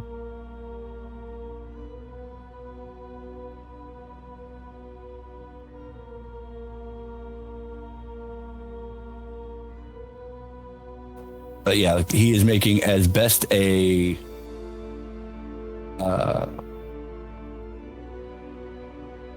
pace as he can. And actually got a question for you, GM. Sure. I know that Willem pumped in, I think it was 40 points of lay on hands. Did that just heal the wound in his back, or did I actually get hit points back from that too? You would have recovered your hit points. You did go down to 0. So then you'd be, if you put 40 points in, then you'd be at 40. And then if you did a short rest and you wanted to spend hit dice, which it doesn't look like you did just now, then you could do the hit dice on that short rest to make up a difference. Yeah, no, he didn't. You know, he wasn't thinking on trying to heal. He was meditating and focusing very much on one specific thing. Yeah, my kind of view on the hit dice and even your hit points in general is some of that is just kind of what you're talking about, just that exhaustion, that loss of stamina. You go out and play basketball for a couple hours and you're just dead tired. You take a little bit of a break and you're like, oh, I can go again. That's sort of kind of what a short rest is, allows you to do. So you wouldn't necessarily heal from wounds so much as a lot of it is just kind of, take a deep cleansing breath, let your muscles, stop being fatigued and that type of thing. So up to you. Long story short, up to you if you want to spend any hit dice on it, but I've already done it. I totally forgot to do it when I actually did the short rest. So right, that's why I thought I'd bring it up. There's my roleplay reason for it. You were focused on closing up that wound in your back. You are still feeling that. It feels open, but every time you kind of reach back and touch that area, it seems to have closed. It's another one of those weird lingering phantom pains right now. There's a hole in my armor? There's definitely a hole in your armor, yes. Okay.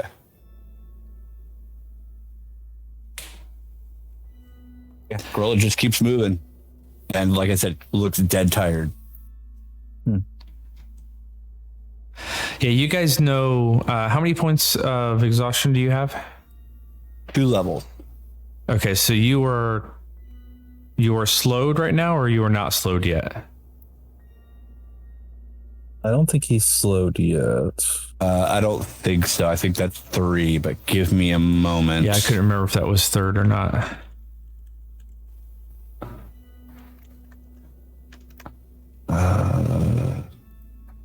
Actually, no. Speed is halved. I have Yes. disadvantage on ability checks, which I should have applied earlier and totally forgot about. Yep. And my speed is halved. So yeah, Grold is trying to lead this march and trying to be pretty quick about it, and you guys are kind of looking around like, why are we taking so long? Because he is just dragging. Keep eyes open for a suitable spot to camp. Yeah. And since you guys all travel basically at the same speed, everybody's speed is effectively halved. You're basically traveling at 15 instead of 30 feet, per round type thing. Right. Mm. I'm actually feeling pretty tired. Maybe make camp and get an early start of it tomorrow? It There's is still literally sunlight. sunrise right now. That I had no idea. I had no frame of Kyle had no frame of reference for time. Okay, so how long have we been traveling at this point then? Well, at the rate that you're moving, how far are you willing to go at half speed before you start to admit that you're not really getting very far? Until the sun goes down?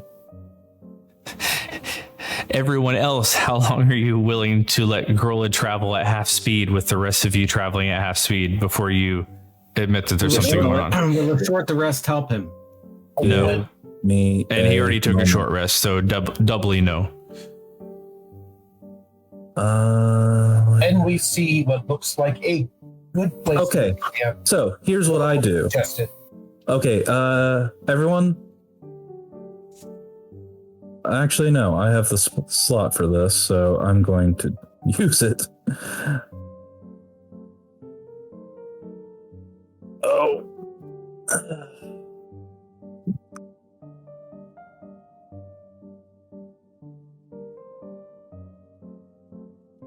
Is it tensor or tensors?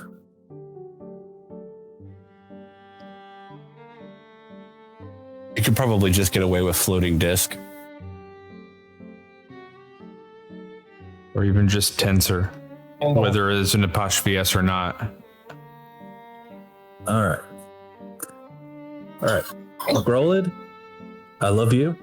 You're a wonderful guy, but you are exhausted right now. Get in the wheelchair. Get on the disc and call out directions.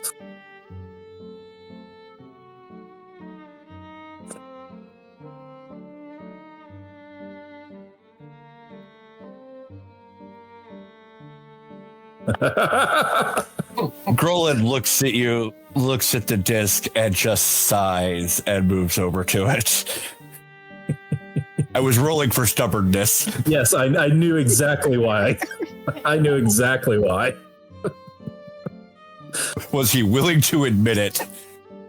And I would say that that's a yes. So he goes over and sits down on there and basically just points a direction. Yeah, Just Pix. keep going that way. Yeah, Pix therefore will take the lead. All right. No. At that, since I am no longer having to be moving and whatnot, Grolin will go back to the meditative thing and is still hoping, not expecting, but still hoping something will come to him or someone. But maybe not just anyone. Like a He's dragon. scared. He's scared, but he's doing it anyways. So same thing I mentioned before, Anthony. Okay. The rest of you, it looks like Grolid is sitting just on air. Now sitting cross-legged like a very dedicated yogi. In lotus position and just floating. And as when Pix goes about 20 feet away from him, Grola just magically floats behind Pix. So out of character, Grola needs somebody, and not just anybody, but he needs someone. Well, he definitely does. Help! Yep. Need somebody. Nona will move up to take Roland's place next to Higgs. Out of curiosity, I don't think it should matter too much. Grold, how much do you weigh? I don't think I weigh more than 500 pounds, but let's do some Oh, math real quick to be certain of that. Also, what's your encumbrance? So, I may be over 500 pounds. No. Yep. How? Because I'm 305 pounds on my own, and I'm carrying fatty. 202 pounds of gear. That's a couple of extra pounds. That's not terrible. He's a chunk orc. Okay. No, he's huge. He's 6'4", 350 or 305 pounds of muscle. Offensive line.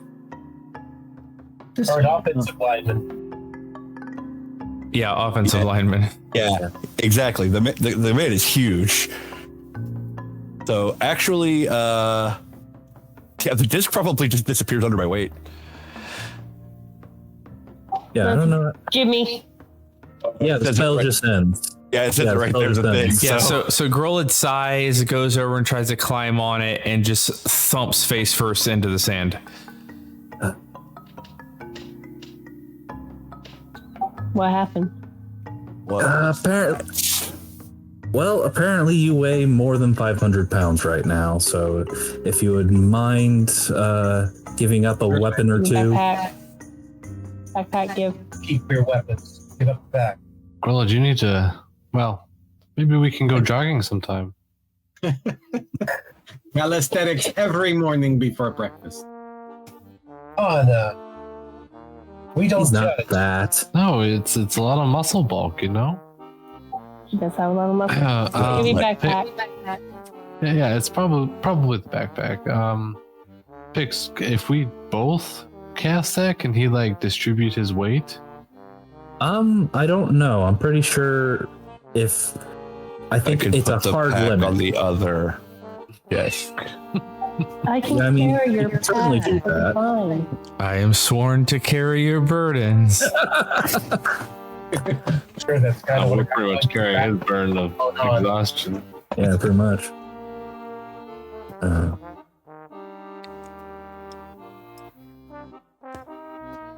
You don't have to do this. Go on. Get to No. the village. If you travel that direction, you will get there. No, we're taking you with us whether you like it or not. You're as much a part of this group, and well, I Family. will our friend. You are our friend. We care about you. We are I will not catch letting you. up. You You won't have to catch up. I am because you'll be dragging- with us. I am dragging you down. Technically, we could all use a rest. We're almost out of magic as well as some of us still need. I can cast this as often as I need to. Why do we need a rest? For the reasons that you said, most of us don't have magic left, and some of us are still injured. You've also only been awake for maybe 4 hours since your last long rest, which you took early for the same reason. Yeah, but we had two battles in the middle of it, didn't we? We didn't complete the one. No, we did. Yeah, you I don't know about completed your you, long but I rest. Sleep 8 hours, be up for 4, and then go right back to sleep. yes, I Done did. it. Done it. I'm saying, I think in the last 32 hours, you guys have been awake maybe 8. That might be an exaggeration, but the point I does don't stand. think it is. Our teenage so- sleep deprivation So years. you slept outside of the village. You marched up to the manor, which was about an hour or so, got into a fight, took over the manor, decided to take a long rest there, and at the tail end of your long rest, you got into another fight, finished your long rest, woke up, came over here, and you've, like I said, maybe been awake about 4 hours at this point and are discussing another long rest. So that's 3 8-hour time slots, which would be 24 hours. And I said you've maybe been awake 8. That probably sounds more like 6. I'm a cat. I sleep For all the another time. fight and used up most of our magic, which is probably not. I mean, doesn't using magic cause tiredness? It's not like you just get it free, right? It's still fatiguing whether you're swinging a sword. Mechanically, what you're talking about makes sense. Time wise, and for your sleep clocks and stuff like that, it doesn't a whole lot. But do what you'd like. Know that it is probably just barely a couple hours past sunrise right now. But it's Okay, fine if you're Grolid? wanting to long rest.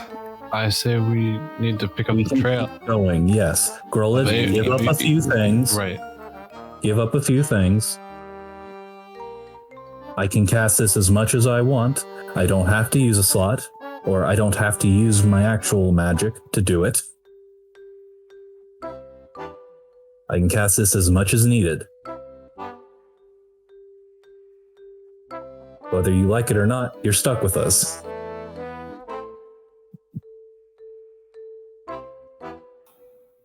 We're like None holds out her hand, waiting on the backpack. Pix and I will spend the next 10 minutes casting the thing again.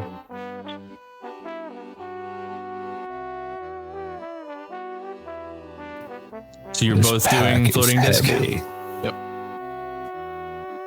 What? This pack is heavy. And yes, I know you're strong, but you also have your own gear to carry. Which is why Anna can carry it too. With her disc. Yeah, now there are 2 circular discs. A force. How old is this left? Gro- We'll never need a We'll never need a wagon again. wagon again. It's not very big. Okay. It's only about Grolid will 3 place feet wide. Grolid will place his pack on one of them and will go ahead and take up his meditative position on the other. Still carrying my weapon, but the bulk of his extra weight is now on the other one. All right. And this seems to hold you. There we go. Huzzah. Mental note, a couple extra crunches.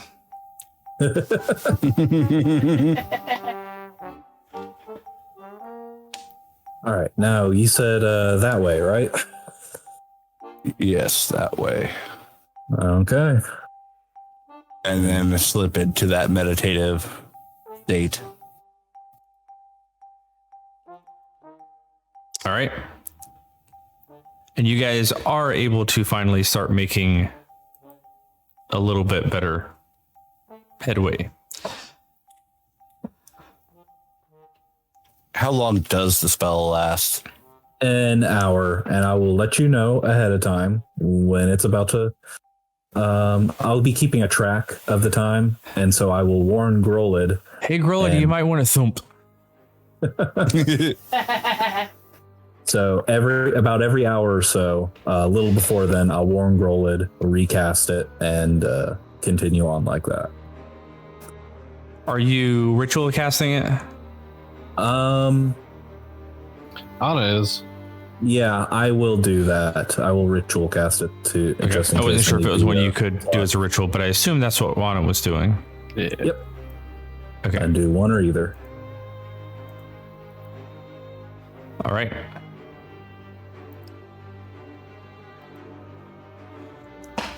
Now, let me ask the question again. Is there anything that you would like to accomplish or discuss on the road now that you are finally actually on the road? It looks like Grolid is resting, meditating, something. You just hear the occasional grunts from him. So, basically normal for Roland, but his eyes are closed.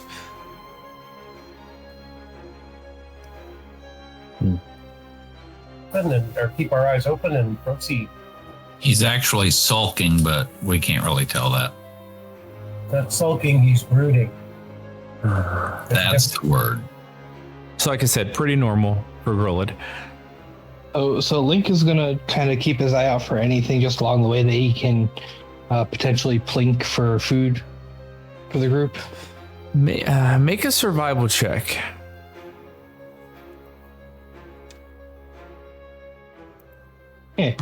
Link ain't found nothing. Oh, you dropped in out of character? That's a natural one. Yeah, sorry. Yeah, I did. There's Natural not much one to with little find. sticks. I mean, it's early morning, so sun's starting to come up, but it's not overly hot. You're in the winter months. It's actually like the bite of the cold is finally starting to go away. And you guys, if you were wearing a little bit more bundled up, you're finally starting to get to the point where you feel like you could take some of those extra layers off and be okay. But yeah, Link, this is so far removed from what you're used to, which is forest and mountains. And now you have just vast sweeping plains and almost desert. You don't even know the first place to look. Check the tree. Yeah, wait, what sounds about tree? Check the mountains. Wait, what mountains? I don't like this place. And it's not devoid of water, but it's pretty patchy in where you're finding little springs and stuff along the way. Are people feeling hungry?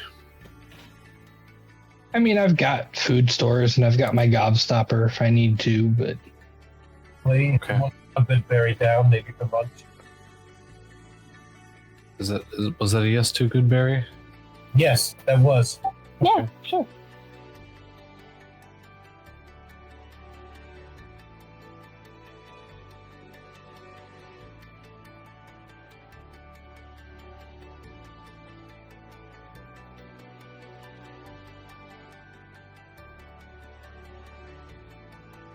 Everyone can heal 1 point and feel full for the rest of the day.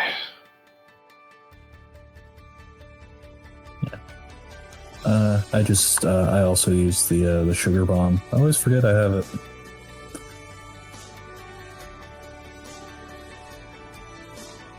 Well,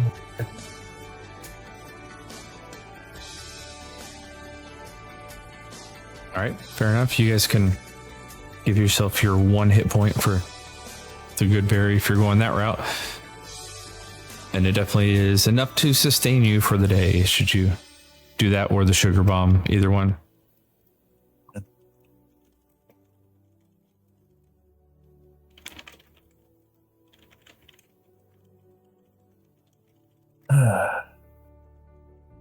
Well, this last venture was, yeah, it was something.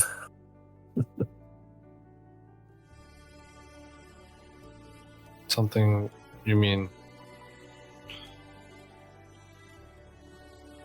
like different somehow than the rest? Well, it was certainly less successful, I guess you could say. don't be too discouraged, Link. We destroyed a great deal of the cult. Most of us are still alive. most of us, the last I counted, we're all still here.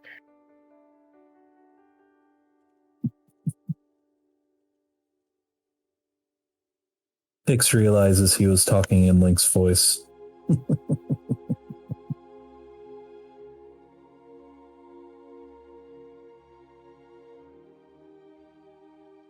But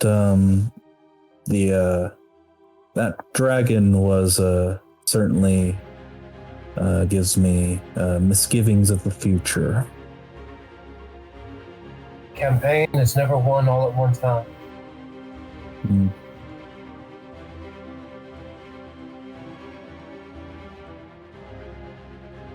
But one mistake can lead to a ruined job.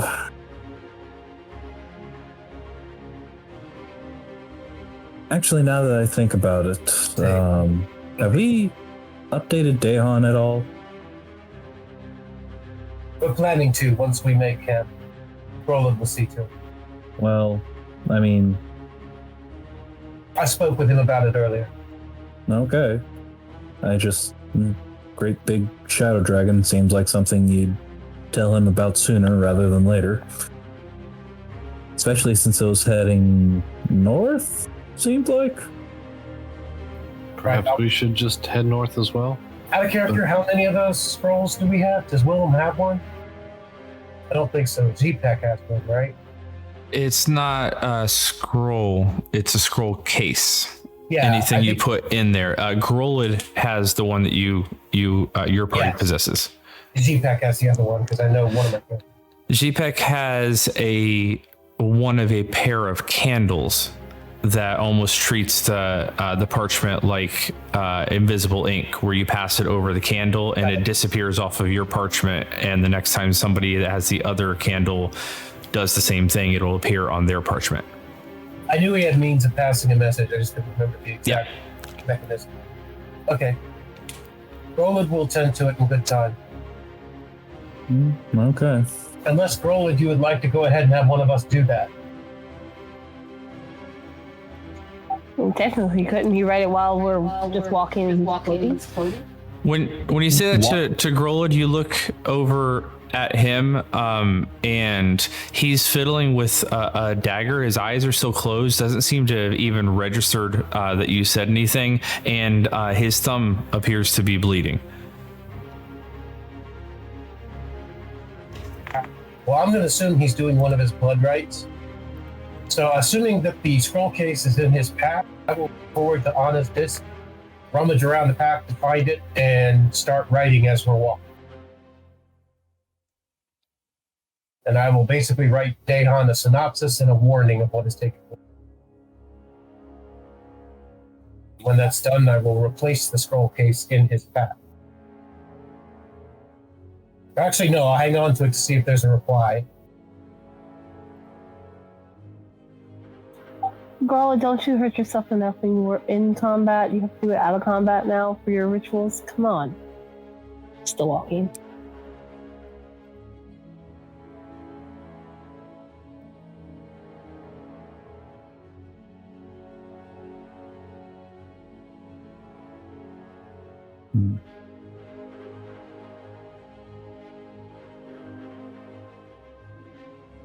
Doesn't seem to respond.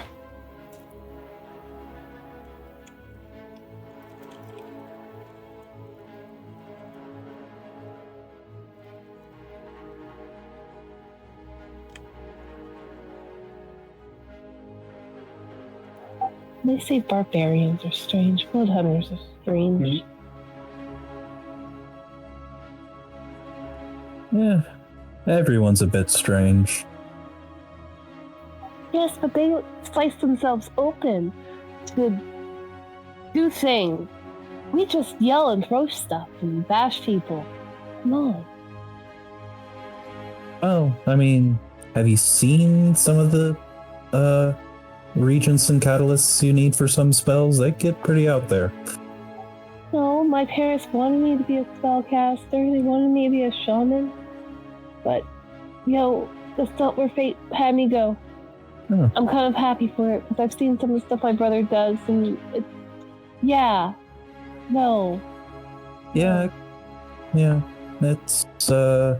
it certainly takes a certain amount of what's the word? Intestinal fortitude. Intestine. I was thinking gumption, but yeah, some spells require that.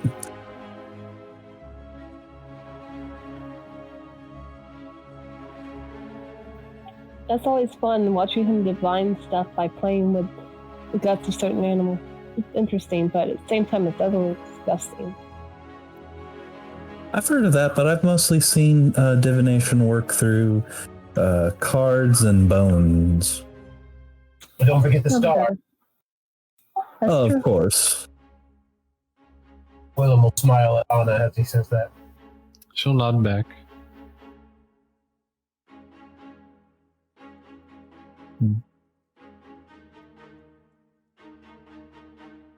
So your parents wanted you to be a shaman? That's what they were hoping. Oh.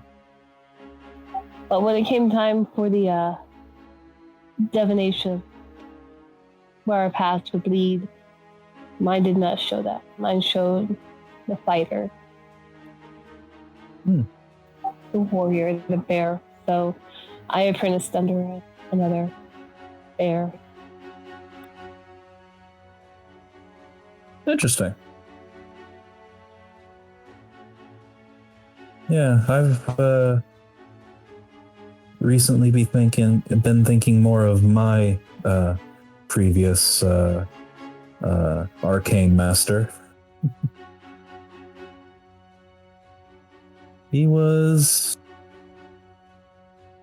shrewd, but he was fair.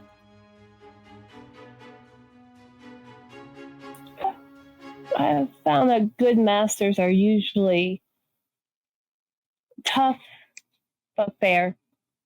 They expect highly of you, but they don't push you beyond what they know you are able of doing. And if they overjudge what they think you can do, then they should adjust themselves otherwise. That's what mine did. And if you outdo what they think that you can do, then they should adjust the other way as well. My teacher would set a goal and expect me to meet it regardless. Improve myself along the way, or I met it as needed. I mean, it worked. It might be a magic thing. He was sort of like that, and well, he was a lot. He could be a lot meaner in his business dealings, actually. But yeah, whatever.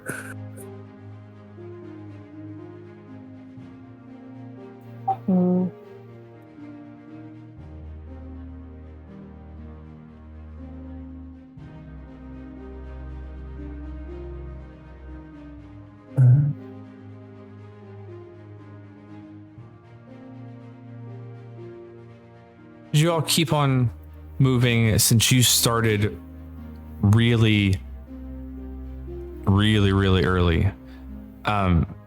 You're getting to maybe 2 o'clock in the afternoon, 3 o'clock in the afternoon. You've been walking for your sake pretty much all day.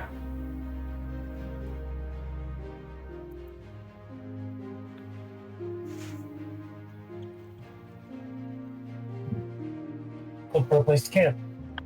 Yeah, at least take a small break.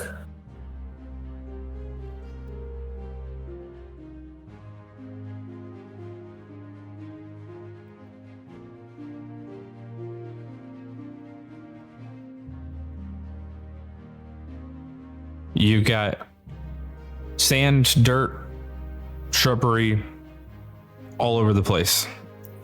Yeah, I was gonna say, yeah, we're kind of spoiled for choice. So, heck, if we're off the road, we could probably just plop down and keep moving, and maybe we'll find someplace a little more suitable.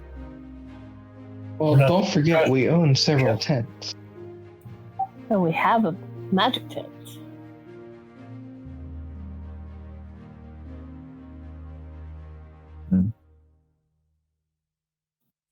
Well, I think.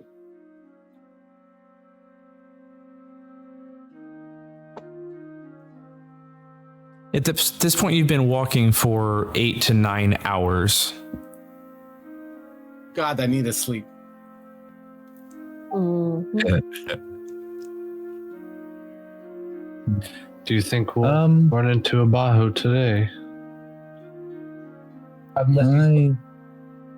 don't know. I think we can still about keep us, going. Really. Yeah, I still got daylight. Grolid? Well, Pix will look over to Grolid.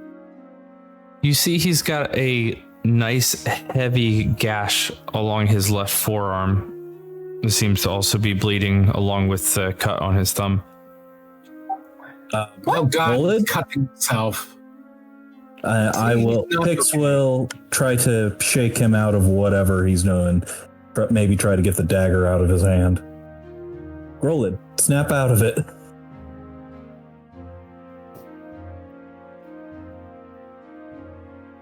what are you doing? What are you doing? Grolid, you definitely are feeling your whole body being shaken at this point. There's still muffled voices around you, but it's much more, it's pulling you away from whatever it is you're trying to do right now. But you are being fairly violently shaken at this point. What? Snarl at me. Snarl at me. Look at your arm. Put your arm. If you want to kill yourself, then go. Go kill yourself. You have issues.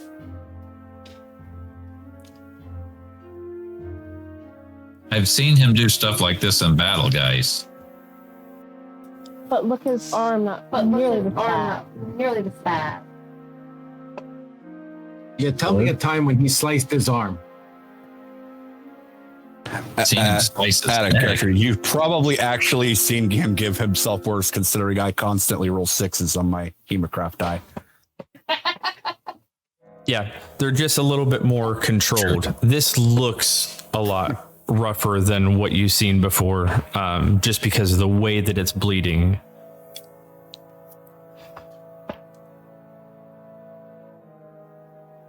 Grolid, are you all right? Hey, no. Okay, fair. But we're taking a quick rest for the moment. We've been walking for about 8-9 hours now. What's going on in your head, Grolid? Let's get the camp set up and you can tell us all at once and won't have to repeat it. I sit down. Camp set. And he'll clean the dagger off, clean off his arm, treat the wound a little bit. Grolid, anything that is affecting you affects us. Remember that. What's affecting me now affects everyone, everywhere.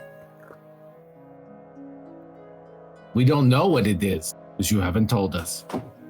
Camp set up and then we'll have a group discussion. Camp is set up. I sat down. Okay. Just to be clear. I don't know what else needs to be set up. There's no wood around to build a fire, so If people wanted to set up their tents, whatever, once stuff is done, let's get a powwow going, but let's get everything done first. I thought we were only taking a quick break. I mean, It's been 9 hours. We need a rest, an actual rest.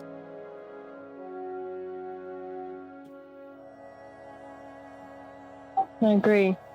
Walking the last 9 hours, we need a real rest.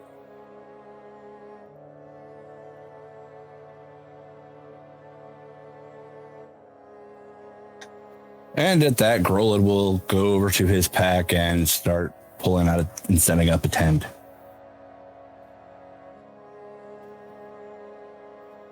All right, fair enough. And as he's doing it, he looks over at Whiskey, worried about Whiskey. You'll get the story.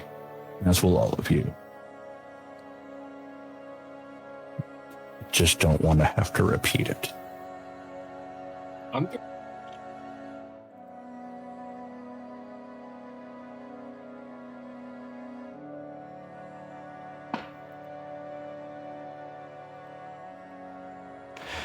And then once camp is set up, Rolla will how nice.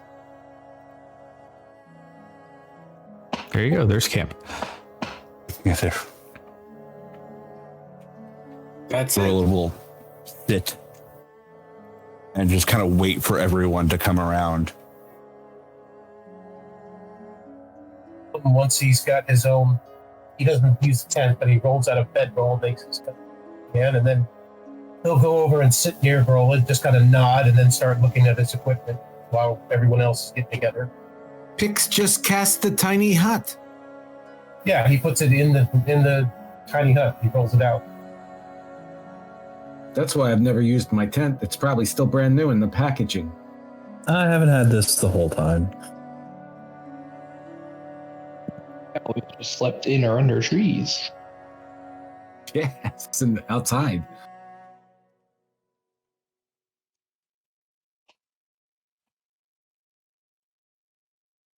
Once everybody has finished doing what they're doing and gathers around, Grolan will look to make sure that everybody is sitting and listening because he really doesn't want to repeat this.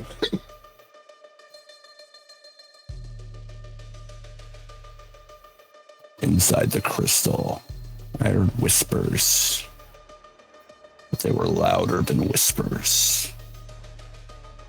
They were incoherent. I fought to make them out.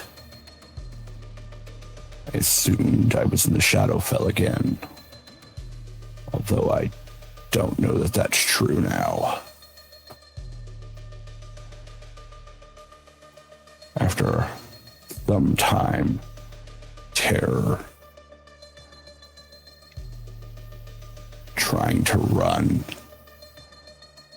but not having anywhere to run. Mind you, I ran, but there was no ground, no anything. It was blackness. I sat and I meditated, as you've seen me doing today. And that is when I heard it. An unmistakable, sickening voice calling to me to return.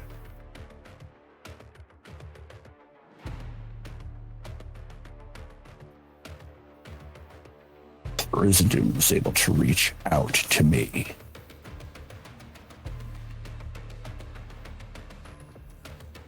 His chains have been weakened.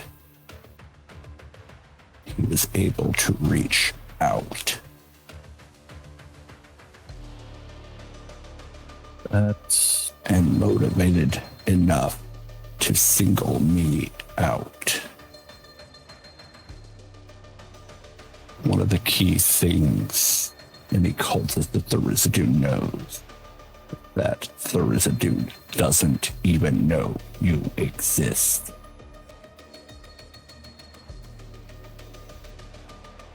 You are working towards his goals.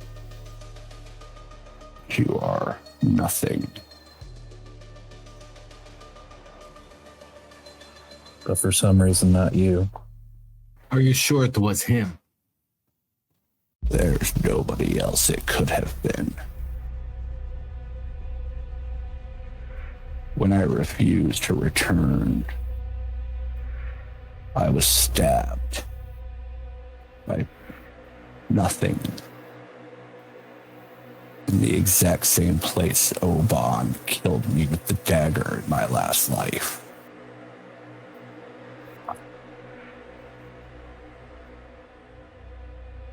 I told him release me or kill me. And he told me my time would come soon enough. And then I felt the stab. But he knew I wasn't going to die there. That was just a reminder. Oh, if we didn't come get you, maybe you would be dead. Down. Tharizdun sees more than you might expect, considering he doesn't even consider existence. He knew I wouldn't die there. Something would happen. Chaos would happen. what Tharizdun is. No, I was not going to die there, but he has said my time would come soon enough. So And this, I believe. is he your god? At that, Grolan stares at you, and you know that if looks could kill, your heart would stop. I have no idea. I don't know your god. I I don't know who follow- he is. I don't necessarily follow any deities, but I do know who I don't follow. I don't know who he is.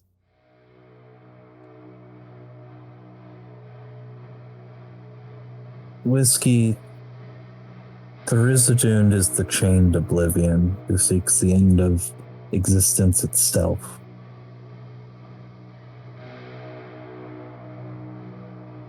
Even the other betrayers fear Tharizdun. Yes. But if he knew where you were stabbed in the back and then just reiterated that, that would mean he knew the first time, or that the person who did it follows him. In a past life, as I have mentioned before, I was a cultist of Tharizdun. How I know so much. And I was in possession of his The dagger.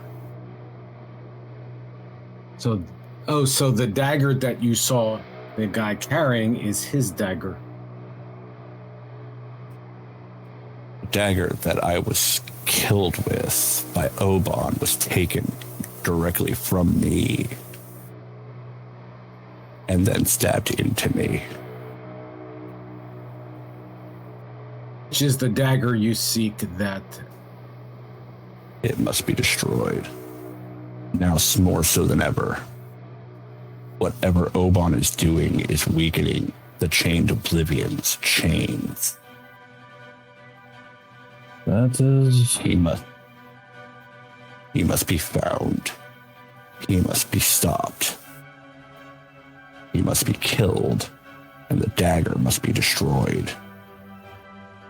Is there any way to get these betrayer gods to go after each other?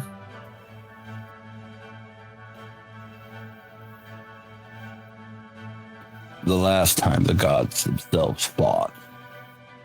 And then he kind of gestures around to Jorhoth. The world Yeah. suffered. Right, but if they don't want each other being released, then maybe their own cults would fight each other. Well, considering this Ibaho, the supposed champion of Tiamat, is mucking around with the Shadowfell, with this shadow dragon of his, what's to say they aren't rather working together? Or they just happen to not necessarily not working together, but aren't getting in each other's way. The Shadowfell isn't necessarily tied to Tharizdun or to Tiamat. It's just a place of darkness. The kind of place someone with dark intentions might go to see out those intentions.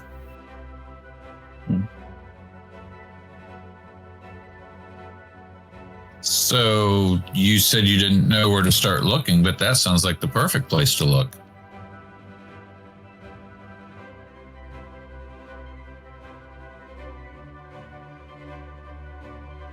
That's, you don't exactly walk into the Shadowfell or stay there. We for did. long. Yes, and we tried to get out there very quickly because it is a very hostile place. And this isn't? Oh.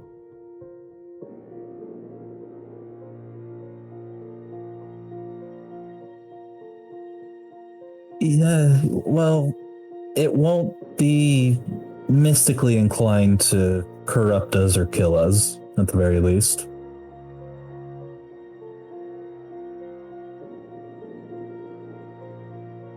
I've been hearing the whispers ever since.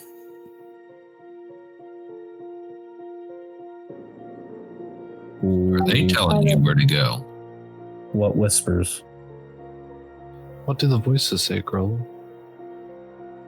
You get a eye roll type look. The same whispers I heard inside the crystal. And unfortunately, I can't make out what they're saying. Been working at that all day. That why you were cutting yourself? To be entirely honest, I didn't even realize I was doing that. Okay.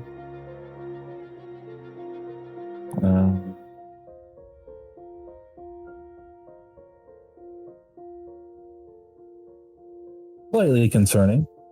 I mean, I know you typically do that to yourself anyway with your hemocraft, but not to even realize is slightly troubling. Very. I was troubling. deep in meditation. Focusing on all else, or on anything else, made the whispers quieter. Trying to make out what they're saying, hoping they might point me in a direction. Still hoping to learn something. Does darkness make it where you can hear them better? I haven't tried that. Hearing the whispers the last few hours. Since leaving the plateau anyways.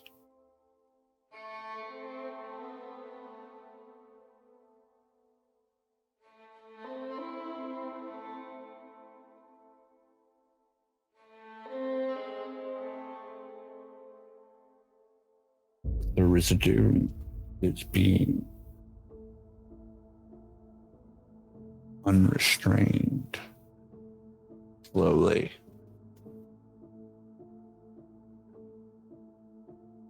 And it is my responsibility to see that that.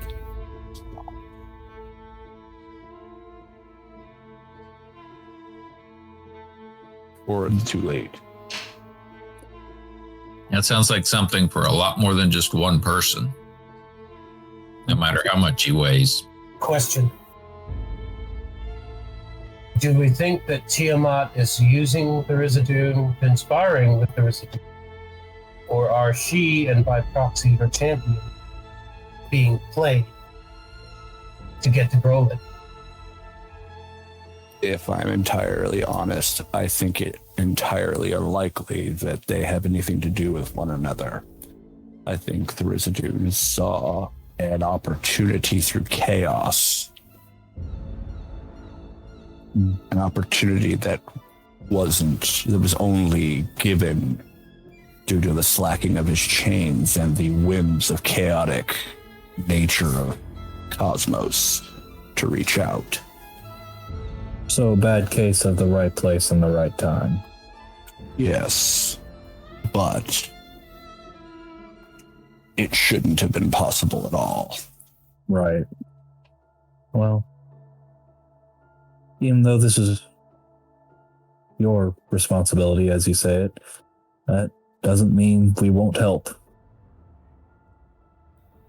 Because regardless of whether we're involved or not, by the simple fact of what the Chained One is wanting to do, it's all of our problem anyway.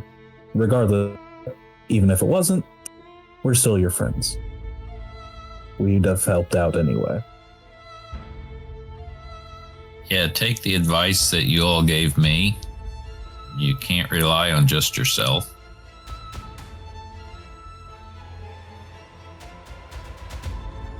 I'm finding it rather difficult to believe that this is coincidence. Sometimes coincidence is crap, I forgot the actual quote. Destiny? Don't believe That it. works. Not quite, I- but works. If You don't have to believe in it, coincidence but it can believe in you. if coincidence is too harsh a word to believe, Willem, then believe chaos.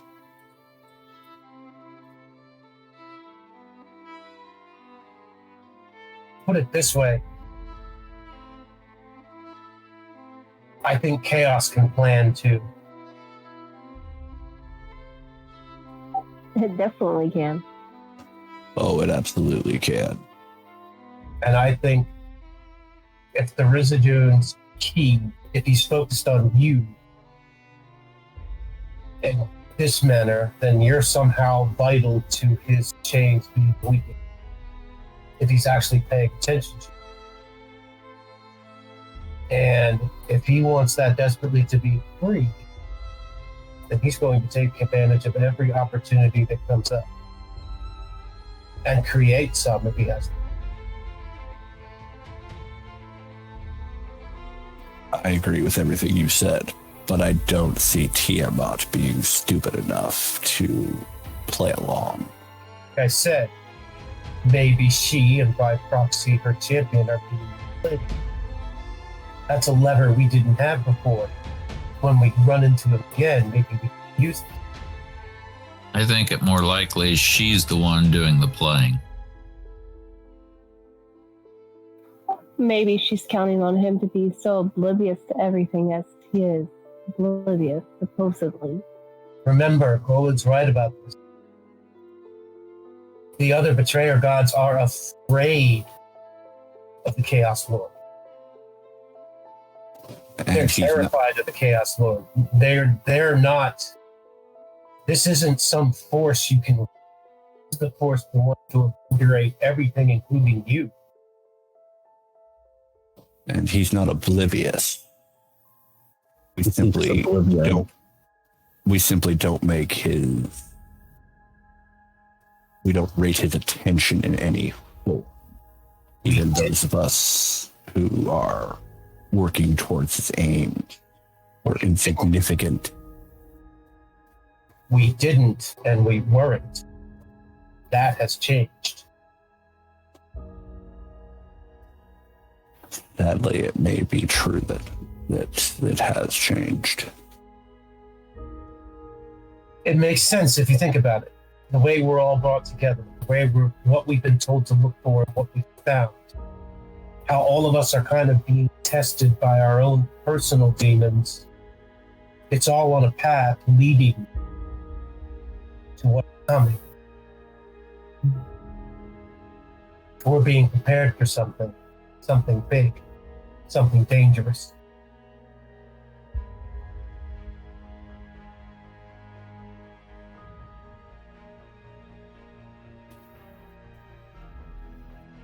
Yes. Which is why I need to find Oban and end him. We need to take us big. We need to start evening the board. Of course, we've been doing that by attacking this cult, but we should continue that. Just like we are the tool, whatever is guiding us, we need to take away the tools of those who are opposed.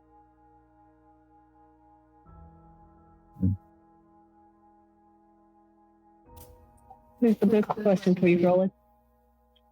What exactly did you do, or you can think of that you might have done in the past life, that puts you on his radar, to make you worthy enough of a god to take notice of you?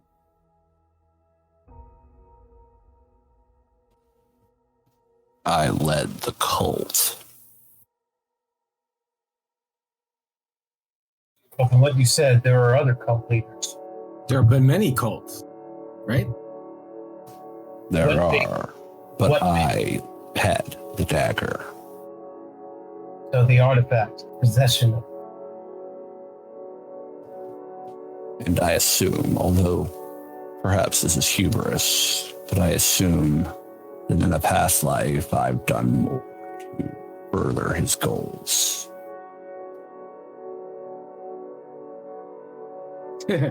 Wouldn't it be funny that Ryan is the key to release Tiamat and you are the key to release him? That would be There's another thought that's Yeah.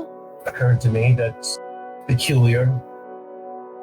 But Anybody else here to release another of the betrayer gods here? Willem is talking, but yeah. Oban killed you and took the dagger.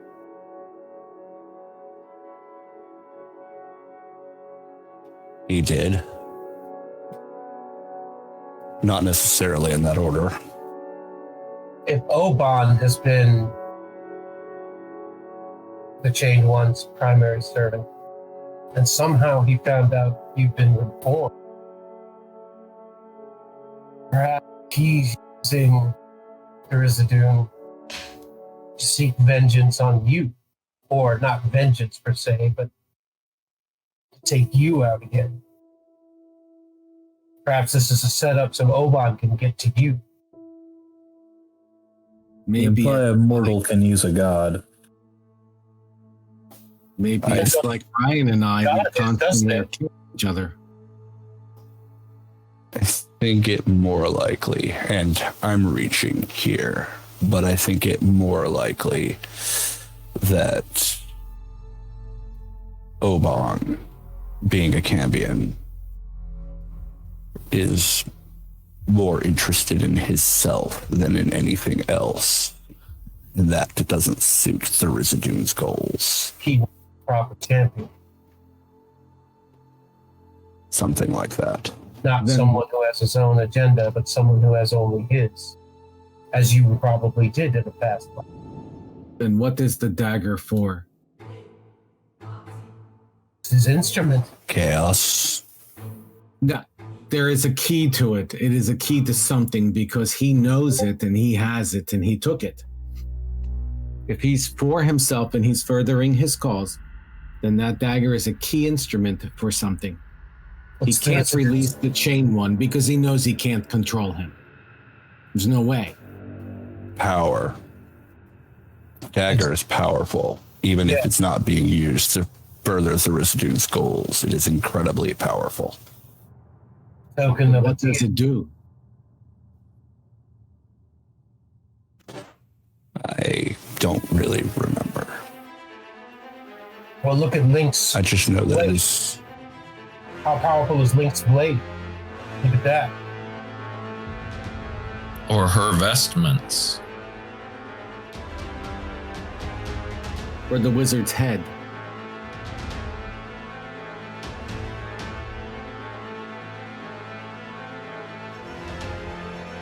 Maybe that's bringing up these items of power together, and perhaps chains would be broken. For what? That does nothing to further him because then the world is in chaos and he's not going to control nothing. He doesn't want He doesn't want control. He wants the end of existence entirely. Whiskey speaking of Oban. Speaking of Oban, he sure definitely doesn't want the world to end. What's the point? Why don't you just kill yourself then? Then the world ends. Whatever he's wishing to do with the dagger, and I would like to know because then I can work to stop it. Whatever he's seeking to do with it isn't something I am privy to at the moment. We run around destroying cults. We're never going to find Obun. And he knows that, so maybe he'll throw cults in our way to keep you from your goal. We all have to look at all the points. Maybe not. Maybe Oban doesn't know. That's possible. Think about this. If Oban has the Rizadoon's dagger, but isn't doing what the Rizadoon wants, and the Rizadoon wants Roland back as his champion, he's probably not telling Oban that Roland is out running around somewhere and that the Rizadoon is trying to recruit him back.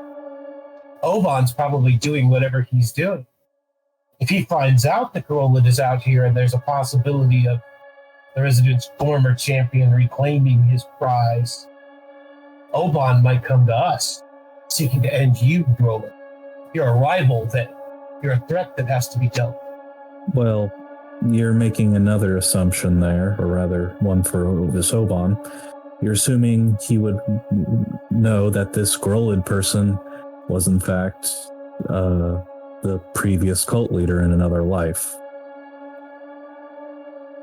Get around about... It's not exactly something we're advertising. No, but word will get around about who and what we are. And remember, this is not new. Queen has already been through, 9, 10 lives? Correct, but... And Oban, you said, is a Cambion. That means he has resources that we don't have access to. What if Oban thinks that you, Grolid, have knowledge that he needs and doesn't know that you don't recall? Then he'd come looking for me. Or he wouldn't have killed you in your past life? Or waited a little longer to kill you? He killed him for the dagger. Well, if he didn't... Well, there was a ritual being performed, too. Okay. On a friend? I don't remember what the ritual was. Something provoked him. But then again, maybe you're being set up to kill him. And maybe Oberon is trying to thwart Telsa Doom. We don't know. We have to, we have to find these things out. But just outright killing somebody, that could just further this chain god's plan. Right now, it sounds like he's not happy that an unworthy champion has his dagger. And the last one that he knew that he deemed worthy was Grolid. That's true. I mean, Oban, maybe he got the wizard's head. Maybe he's doing for a purpose other than, what the chain one wants. And so maybe we're assuming he's doing something evil, and maybe he's not, or maybe he's doing it evil against the chain one. I don't know. We haven't asked. But we always end up doing something odd because we're always assuming something then, and sometimes it's not always right. Maybe we should also contact people that do know.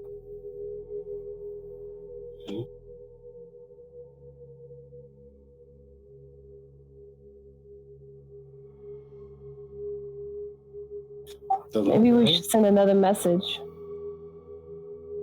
Maybe Dahan's not telling us everything.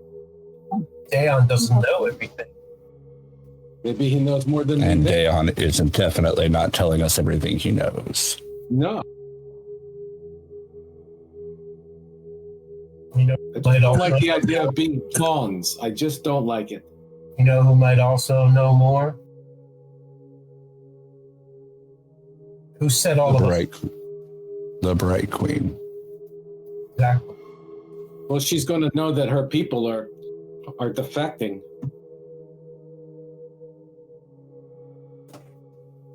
She put all That of us doesn't bode well for the village. No, but the Bright Queen put all of us together for a reason. But it wasn't the village that caused her to fall, it was these cults. So the Bright Queen can't just go in and obliterate a village because the people were scared. That's ridiculous. I'll walk away from her quest. Can't do that.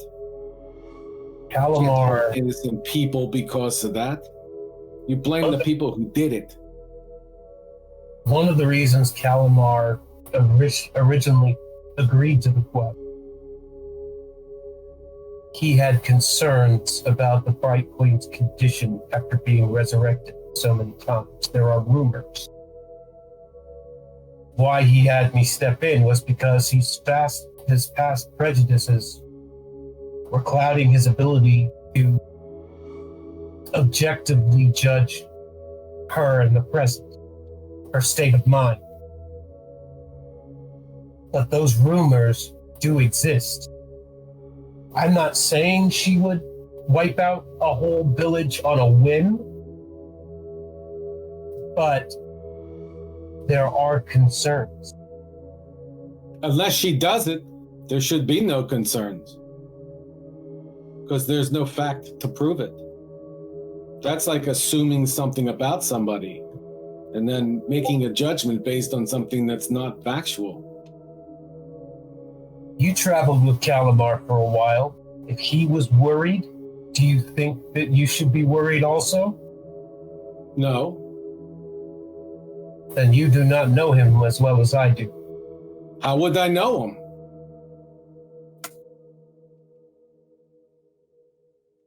I traveled with him for a while, but that doesn't mean I didn't spend quality time to know somebody. We've been traveling for months, and we still don't know each other here. Because people keep their crap to themselves, which affects all of us. Imagine we know more than most. If everybody keeps their crap to themselves, we're never going to find anything. Well, part of the problem with that is we don't even know what crap we're keeping to ourselves.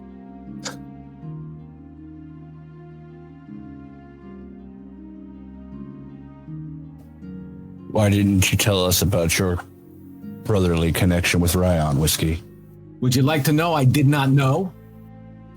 Exactly. I did not know it was Ryan that stabbed me as a white dragon. I didn't have that recall in my mind. Point. That's my point, Whiskey.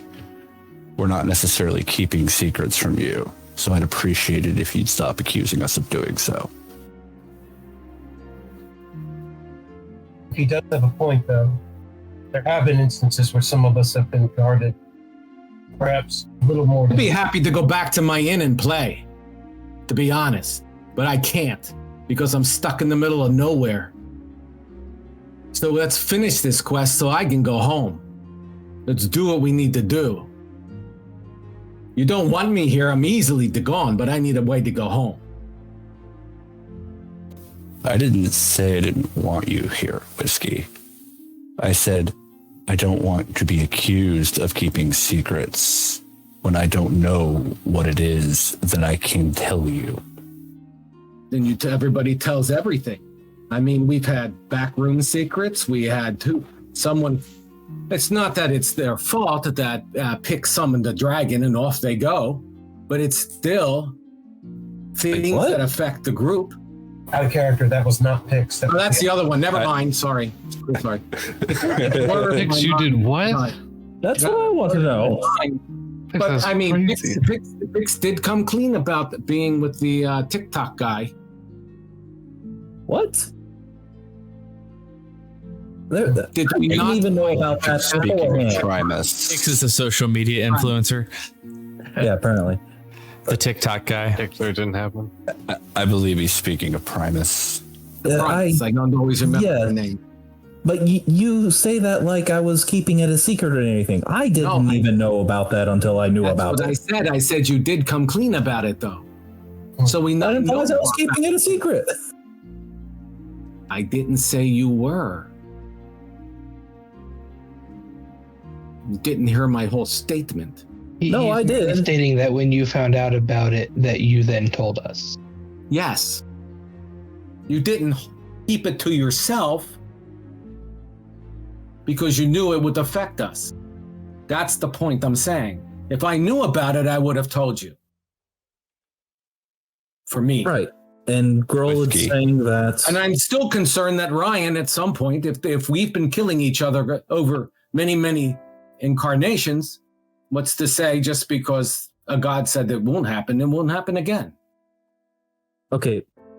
Whiskey, what Grohl is trying to say is we've all been open with each other as soon as we've learned something like this. There haven't been any secrets between us. My sound went out. Well, Ryan kept a few in the beginning, but he's gotten much better about it. But not every secret that's held is one that everybody needs to know. If it affects us, it does. I'm sorry. But it does. There are some secrets, though, that I would much rather have not revealed to everyone. But is that because of their necessities not being revealed? Or just because it makes you uncomfortable with it? It wasn't necessary and it was uncomfortable. Are you certain about that?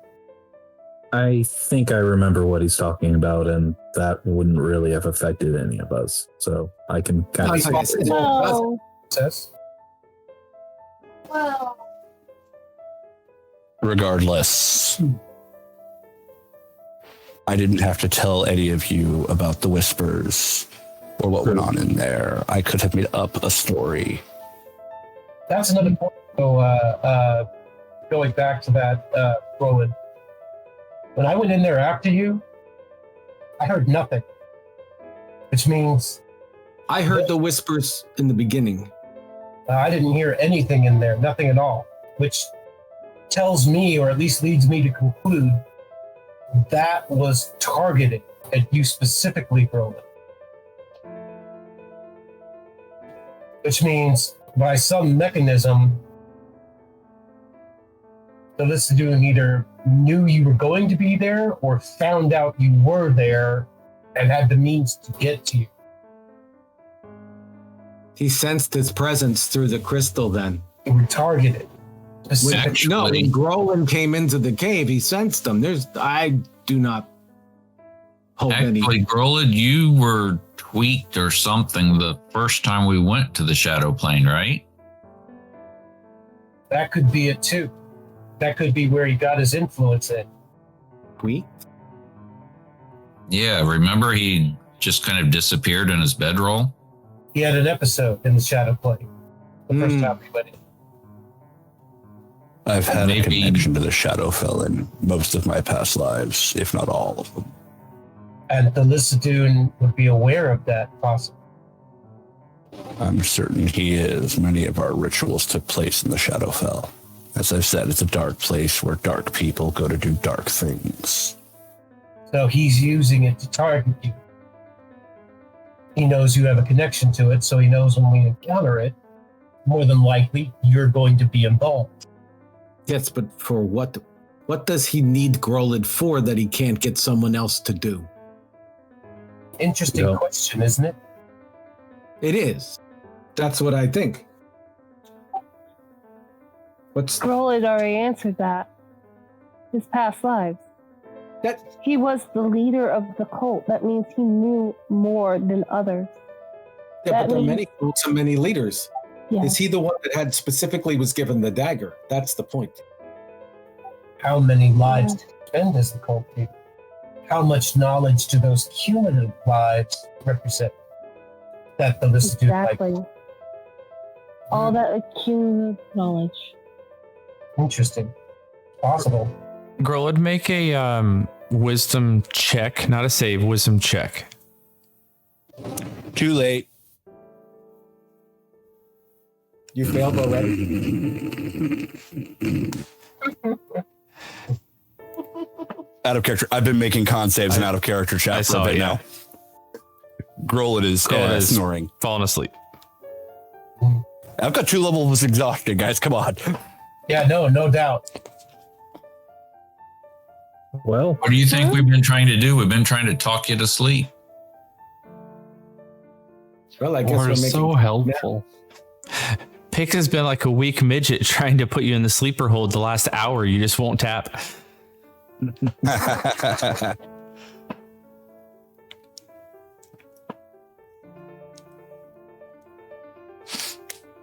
Yeah, Grolid's out. If anyone decides to wake him, then that's okay. But Grolid is asleep. He's out. He's exhausted. We should probably. No, the last time I tried to wake him, he punched at me. So Yes, I remember. he'll be fine as long as he he stays can in the sleep hut. through the world destruction, and I wouldn't touch him. We better let him sleep, and we better set watches. Nona makes him lay down gently. Lay down. You push him over with your Time of foot. day is it? No, she's grabbed a hold of his tunic and she's pushing him over slowly, making sure he lays down. He's 500 pounds. He can just roll.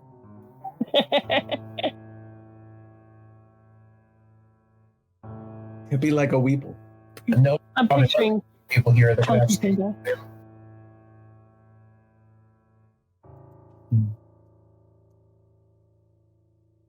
Tis then. I'll take first.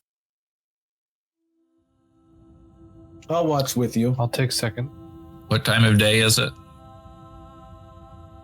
I made it darker than I should have, but it is probably at this point maybe 5 p.m.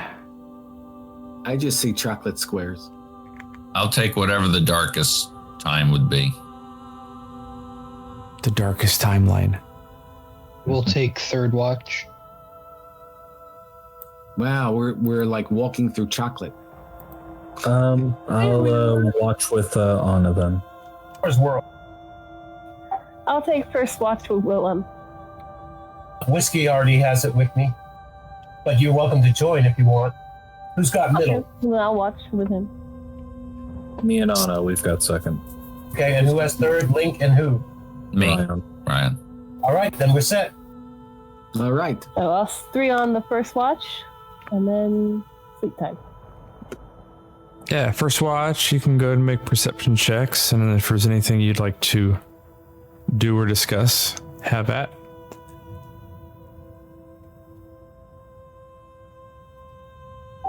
None sees nothing. She's got a 7. Yeah, not much better. 8. Even I'm distracted. Still. So 7, a 13, and an 8. There's not a whole lot going on out here as far as you guys can tell.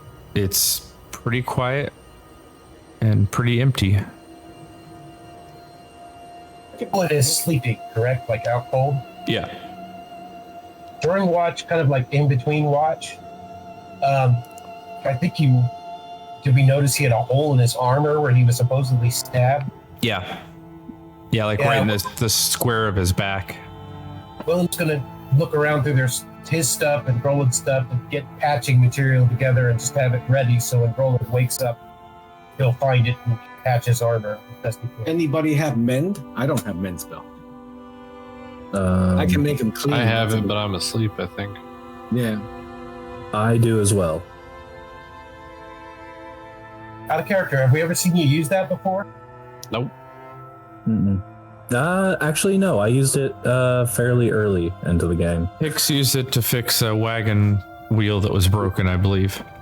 Yep. That's real It's a early. in the great spell that campaign. can be used to do a lot of things if you can be creative with it. I think you should do the whole make him clean thing, Whiskey.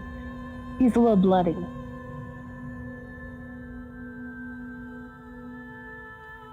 I'll do a little prestidigitation on him and clean him up. Make him all squeaky clean. I think he'll appreciate that. Roland. Roland squeaks. Good. Did you polymorph him into a mouse? No. If I had Well, illusionary a sound, giant it would touch sound up. like he was walking in corduroy pants. Yes. All right, so a little bit of cleaning up of the orc, a little bit of prepping some patching materials. Anything else happening during first watch?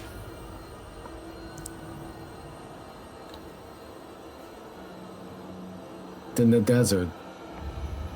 All right, then that time period passes. Second watch, Anna's already made her check. Alrighty. Pix will bring out Harry. I need you to be my eyes for me for a little bit. There's not a lot of game out here, so I'll set some rations aside for you in case you can't find anything. Okay? Harry immediately takes off and comes back with a field mouse. Oh, good. Harry is too interested in said field mouse.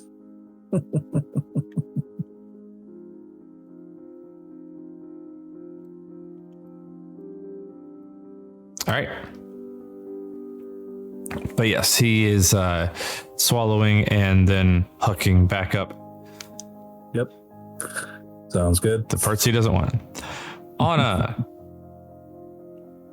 about the only movement you see are a couple of small critters that Harry seems to be interested in and diving after and either toying with a little bit or actually eating.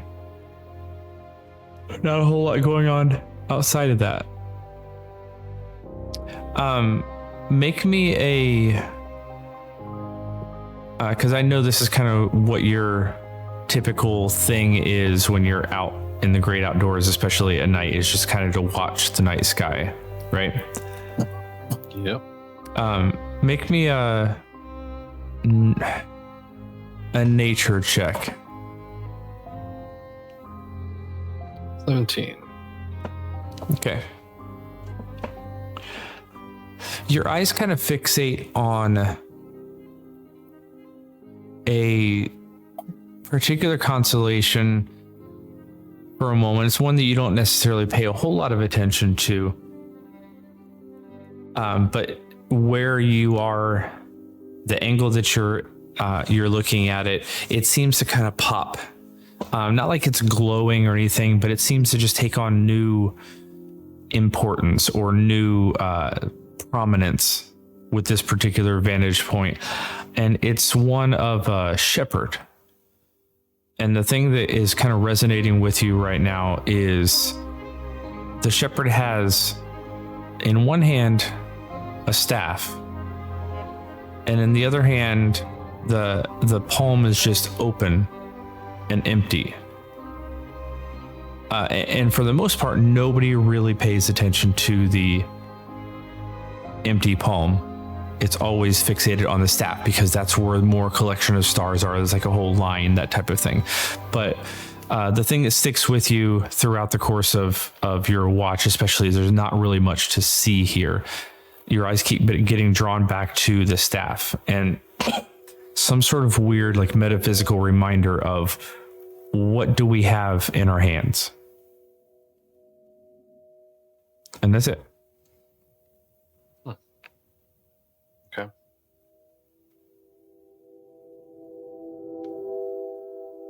If there's anything you and Pix would like to do other than that, feel free.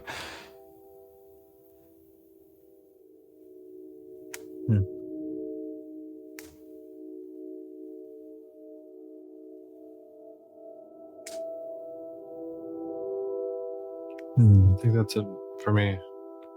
Okay. All right. In that case, second watch passes. Third watch comes. You really don't like these Badlands. No, I don't. That's... But Yeah. thank you, Ryan, for making up for me falling asleep on watch. No problem. So I'm picturing what happens is Ryan is so intent on just staying alert, staying focused, and kind of liking this whole like Badland area, getting used to it, getting used to your kind of newfound attunement to your pendant, to your talisman, all that sort of stuff, and just like flopping back and making like sand angels and getting dust in Link's eye. So you're super stoked and paying attention to everything, and Link's just spending the entire watch just getting sand out of his eyes. Ryan, you see pretty quickly into your watch a large figure just bolt from what seems to be your campsite and start tearing almost directly north. Full sprint. What kind of figure? It is large and humanoid and quickly getting away. I look around in the bubble and try to see what's in there currently. There are 7 of you.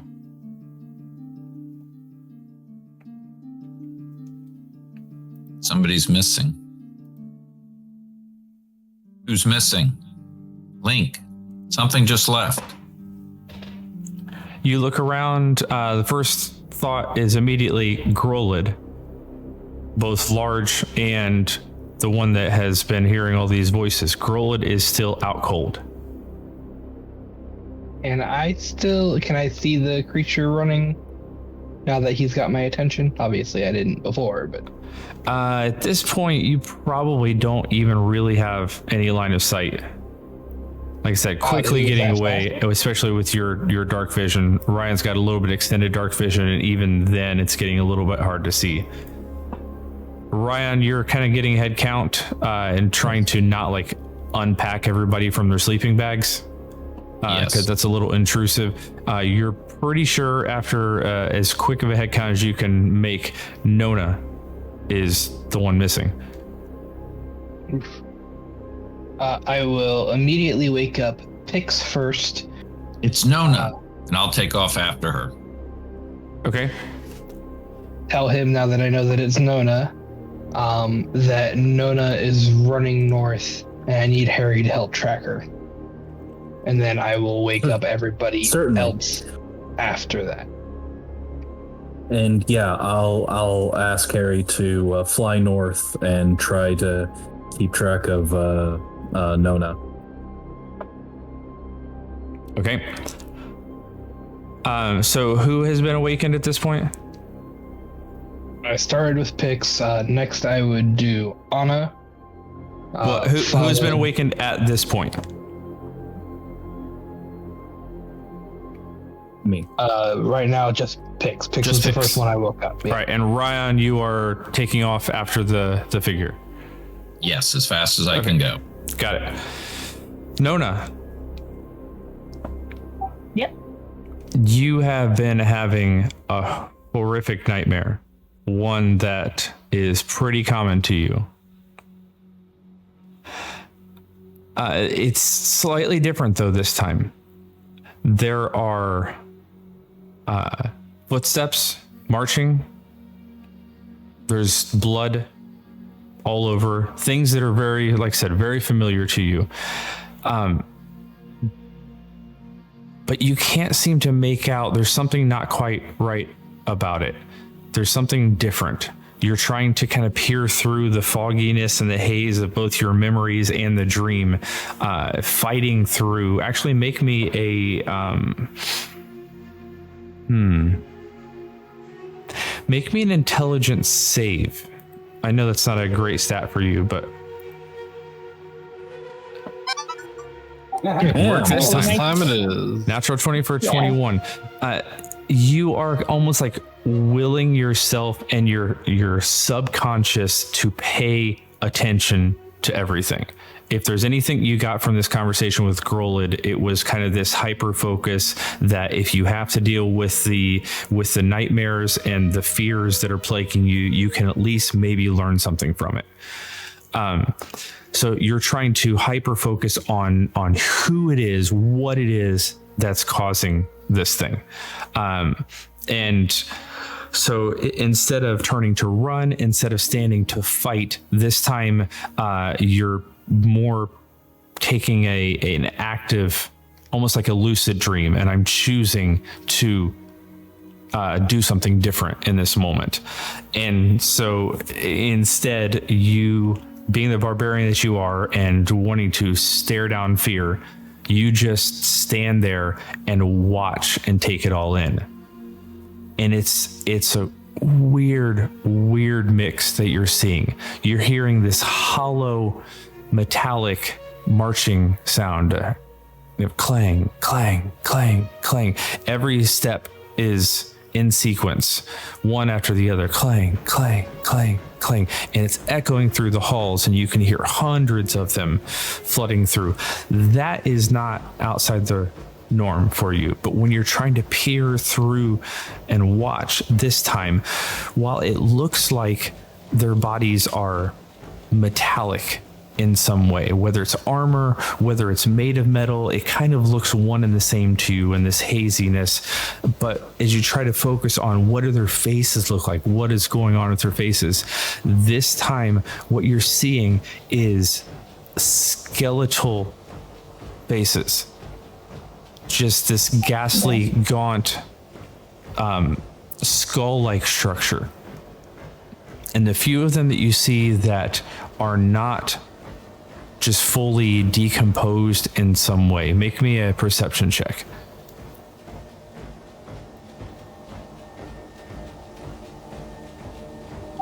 17. This is the thing that's throwing you off the most.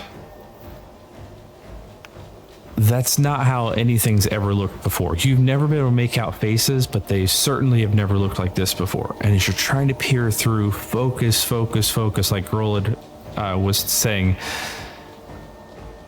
the ones that still have some sort of like muscular structure, skin structure, hair, anything to differentiate them from the others, you could swear they looked like your own tribesmen.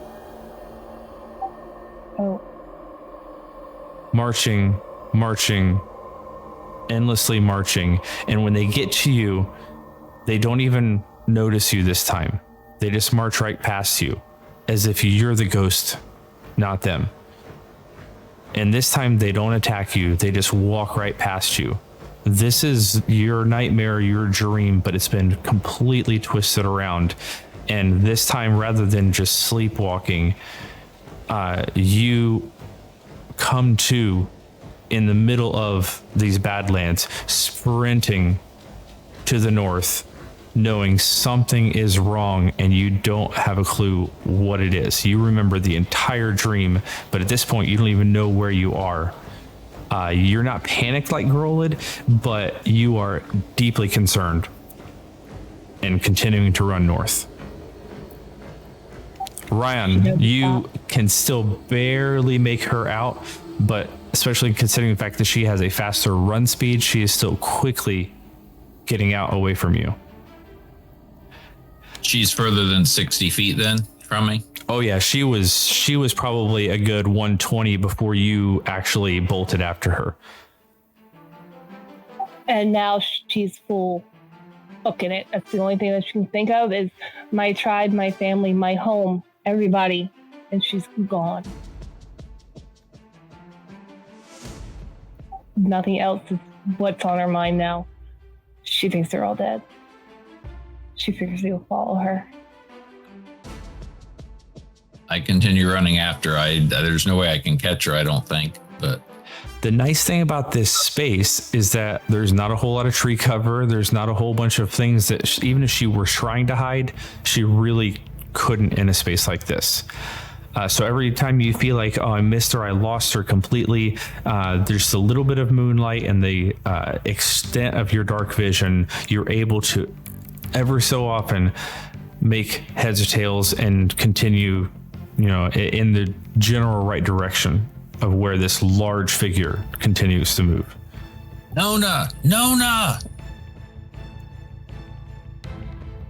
I would imagine, Nona, you can hear this. She slows to a jog, turns back and yells, "They're dead! They're all dead! My tribe! I have to go! They're dead!" Where are they? How do you know? I saw them! They're dead! She starts slowing down more. They're dead! I saw them! The panic's coming now. I'll actually just come up and take her into a hug. Kind of like Anna did. And you feel the tremble. I saw them in the dream. That's the reason why I've never ran in a dream. The nightmare, it came, and the marching, the people marching, it was my tribe. They were dead. All of them dead. They didn't even see me. I was the ghost. I wasn't there, but they were marching. It was them, dead. Where are your tribe? How far from here can we get to them? They wonder, but northern, that way. She starts pointing. That way. Well, maybe that's where we need to go next then. Maybe.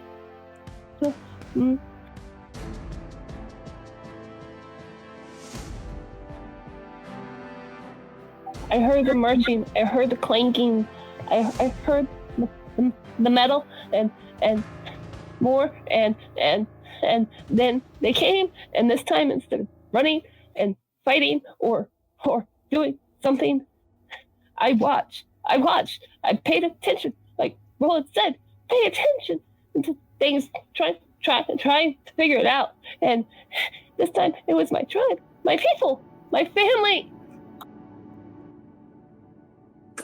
Well, let's go back to the camp. Maybe we can go ahead and break camp and head north. Okay.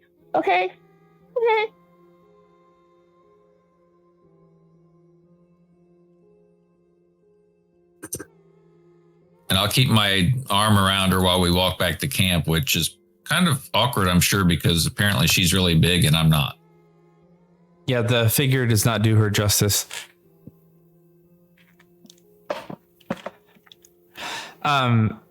Picks Your arm around her kneecap.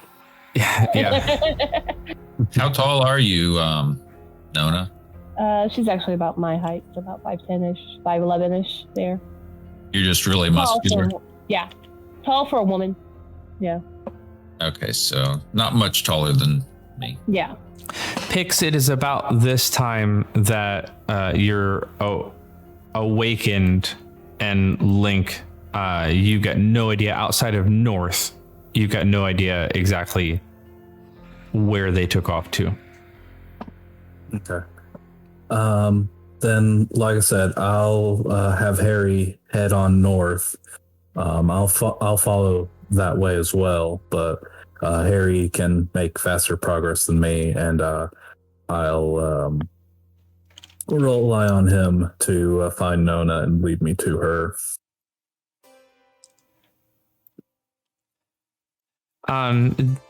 This amount of openness makes it pretty easy for Harry to find two figures walking side by side.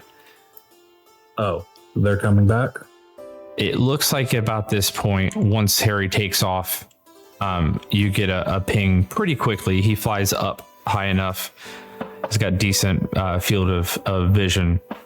And yeah, can see off in the distance. Okay. Thank you, Harry. And then I'll tell Link, Harry sees that Nona and Ryan, are walking back. Excellent. I'll start walking that way to meet them.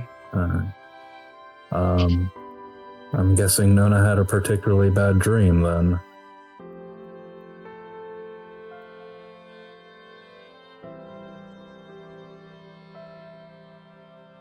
All right. I'll stay here at the camp. They'll be back here eventually, and I'll keep an eye on things here if you want to head out to meet them. Yeah, Link, you can eventually meet up with them, 100, 200 feet away from the campsite itself by the time they are making it back.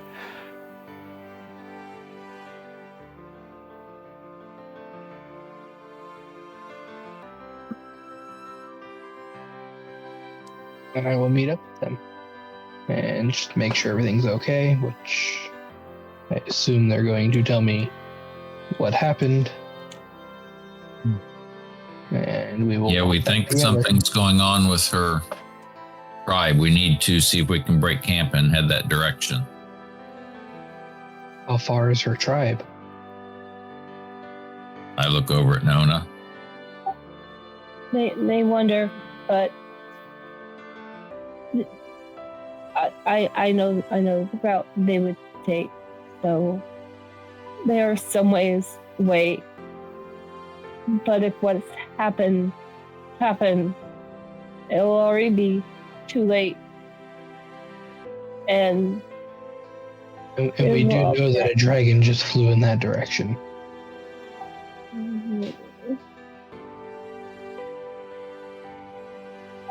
The dream had my entire tribe dead, all marching past me,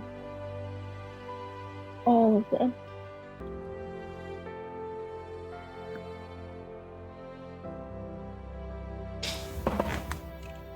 let's let everybody finish their rest, especially Grillid, and we can decide what we're doing shortly thereafter. It shouldn't be much longer for them to finish their rest at this point.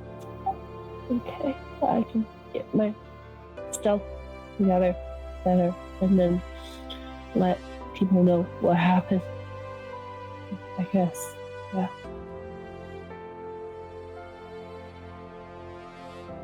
About that point, you make it back to camp and you see Pix is anxiously also up and waiting.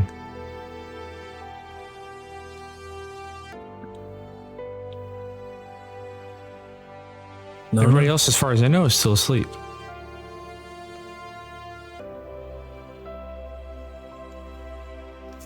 Bad dream, I take it? The worst. Alright. So I want to sit and think with it. We'll tell everybody in a little bit about it, and Right. it's probably too late. It's probably too late. It's never too late, Nona.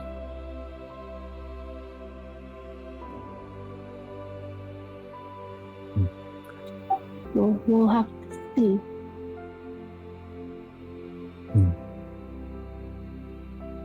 I tried to encourage her to lay down, and if she will, I'll then cast minor illusion and make like a very soft heart beating sound. Okay. Just something rhythmic to kind of calm her. Yeah, so Nona, you hear just a ta-tum, ta-tum, ta-tum. Oh no. Or if I don't think she likes that, then I'll switch it to crickets or bubbling water or something. Yeah, you'll get the terrified look of We'll make her go cuddle with whiskey and he can purr.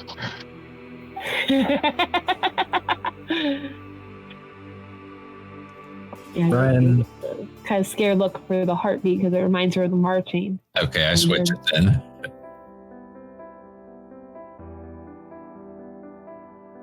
Crickets singing at night.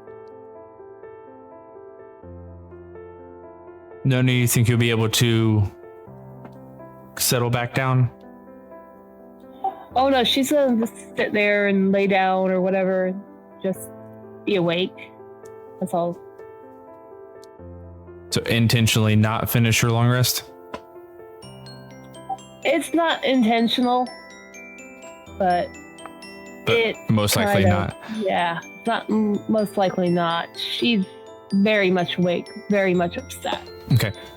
Yeah, it's like one of those, you got woke up in the middle of the night type thing. Sure. Rather Whether you just want to or sleep. not, you can't. Yeah. Yeah. Yeah. Fair enough. Familiar enough with that myself. Pix, are you also staying up or are you trying to go back to sleep?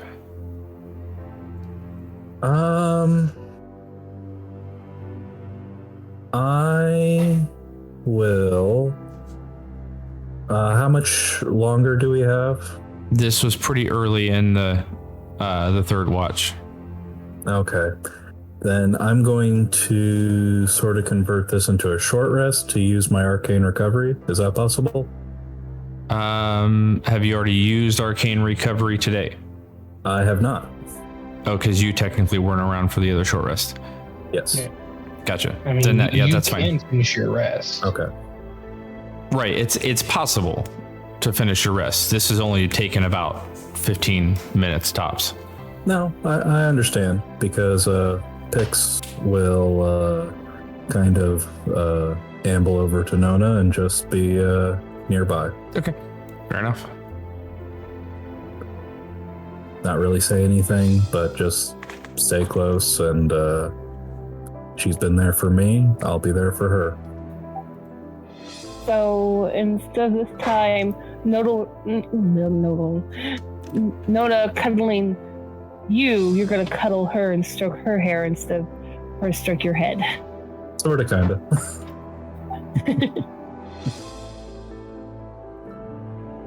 Okay. Well, then for the rest of you, your long rest completes. So, Grolid, I think it will automatically remove 1 point of exhaustion. For you, Nona, having not completed the long rest, you'll actually take a point of exhaustion. Okay. And how do we apply that again? Because it's new. Exclamation mark exhaust space 1, I believe. Will I have to do that as well? Yes. Yay, now 3 of us have a level of exhaustion. Hey, push yourself in traveling. And other things.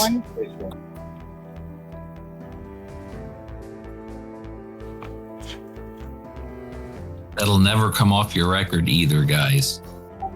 Damn permanent records.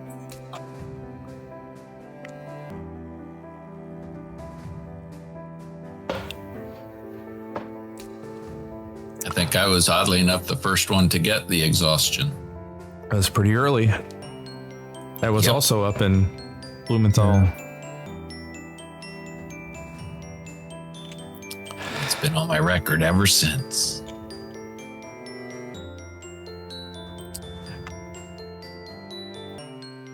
Now, technically, you guys can do what you'd like with this, because the exhaustion may not kick in depending on what you want to do. Your official 8-hour cycle would put you at 1 a.m.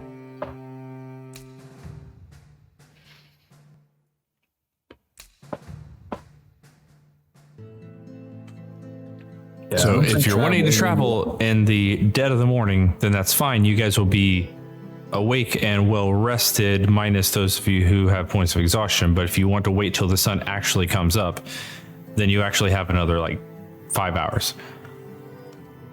Grolid will sleep unless someone wakes him. No, I think we should not be traveling through the desert at night. As much as it's colder, we can't. Yeah, I see. think we should wait until it's when we can all see better and not just those of us with some dark vision. Okay, totally up Yeah, to we you. can Just go walk in a circles. time thing, and if Nona and Pix end up getting at least 2 more hours of sleep during that time, then I wake they'll up- lose that point of exhaustion they just got. I've slept 8 hours, but what I'll do if I notice that they have been up and they're sleepy, then I will play a lullaby to put them to sleep. Okay, sure. You cast sleep on them. Do it to I Nona don't, first. but I play. Music makes, I know it makes people, relaxed and stuff. So Nona, you think you're going to eventually go to sleep, or still no? You're just going to be wide awake. Yeah. Eventually, she'll pass back out. Okay. Tired and the emotional exhaustion, she'll pass back out. Okay. Fair Yeah, enough. between that and the lullaby, I think Pix will also. Yeah. Lullaby's helping, definitely. Okay. So with And that, cricket. with that extra help and the extra hours, then that exhaustion point doesn't exist. Then. as soon as I notice they are both asleep, I will stop playing. There's no need to. So And we can just do long rest and they'll be fine. Yeah. Yeah. Or you can just do exhaust space 0 and set it back to 0. Whatever. Well, no, you want to do your long rest to get your rages back. yes, Yeah. There you go. and the exhaustion goes away, which means that Grolids will go away as well. Grolid had 2. okay. One of his went away. He's a little more peppy today. He's at least not going to slow you down when he's walking. Okay, yeah, so some of you awaken, especially those of you with a little bit of elven blood, awaken, realize, number 1, it's still the middle of the night. And number 2, there's people that are kind of milling about that probably should be sleeping, / Grolid is still passed out. So whether you question it or not, it seems like you're going to be waiting a little bit longer. But some of you are probably awake far earlier than others. So if you'd like to have conversations while the rest are getting their bits of rest in, then you can. Just let me know. Otherwise, we can fast forward to when everybody's awake.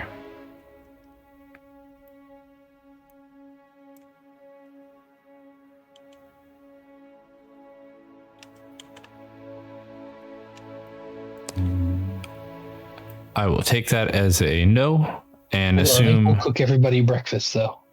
Okay. So yeah, sometime around 6 a.m. you guys wake up to the. Are you foraging for stuff, or are you just using some? A mixture of both. Some what I got. See if there's anything I can forage around. Make a survival check. Much, but can't be any worse than the last one. Well, it could be just like the last one. You No, know, but it couldn't be worse. That's true. And not be worse. It's a 14. All right. There's not much. You take a little bit of time, and you've got plenty of it. As you know, you already done your resting, and then you were on third watch, and there's nothing more for you to do other than kind of watch. And it takes a good chunk of the rest of the morning while you're waiting for everybody, and finally, you get this quick little glimpse of like a thin desert fox, and you're able to blink it with an arrow. It's not a whole lot of meat, but it's something fresh that you can roast up on the fire, and then mix it with some of the stuff that you've got with you, and something fresh at least. Anthony, I rolled that con save to see if Willem would wake up as normal, and he does. Okay. So he does wake up at about 1:30 when the rest is supposed to be over. Sure. He sees people milling around, but unless someone says anything, I don't know if he'd know that anything is out of the ordinary. No, probably not. Okay.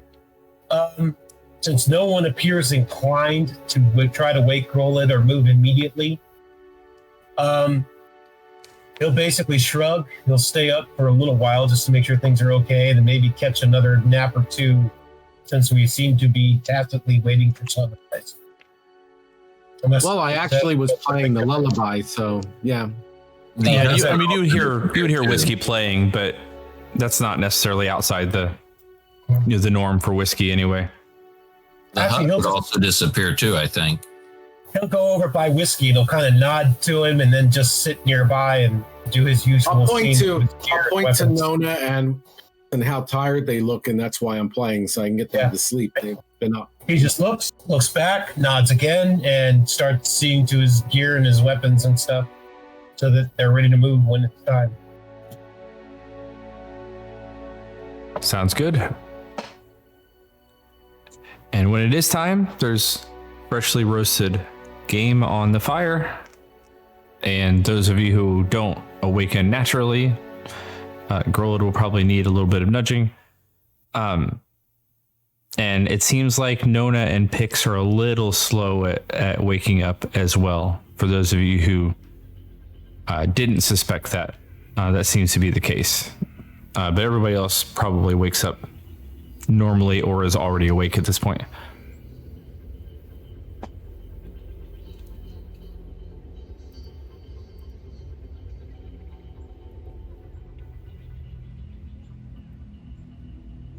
Yeah, I imagine we actually fell asleep right next to each other.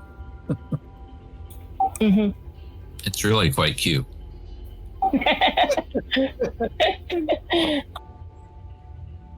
Feather pillow. Bird in the hand.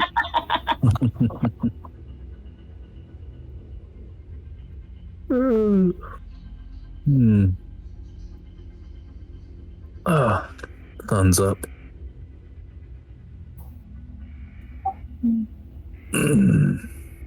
Somebody wake Grolid. We have to talk. Right. No. Let me that he'll go over and nudge Grolid. I was gonna say Pix already has the mage hand out and is nudging him. To arms, to arms. I cast minor illusion to sound like some bells ringing. Roller looks around, sees the thumbs up, and you let me sleep that long? No one seems to mind. Well, It's morning. we'll explain. Like up, Okay. we need to talk. What? That Willem's head goes around because Nona just sounds off. I dreamed last night. Oh, Yeah. But I didn't walk. I ran. She really ran. I tried to pay attention in the dream this time. Like you said, you try to focus for the whispers, make them clear. I thought about that, so I tried to pay attention. I heard the marching, the metallic march, the clanging as it reverberated off the walls. And as it came closer, there were people, metal suits, but as they got closer, they looked dead, skeletal, kind of like risen, kind of like dead, but walking. And some of them still had meat, some still had faces. I didn't do what I normally did. Didn't fight, didn't run. I waited. As they came closer, it was my tribe. All of them. My entire tribe. My people. They walked right past me like I was a ghost. I was not there.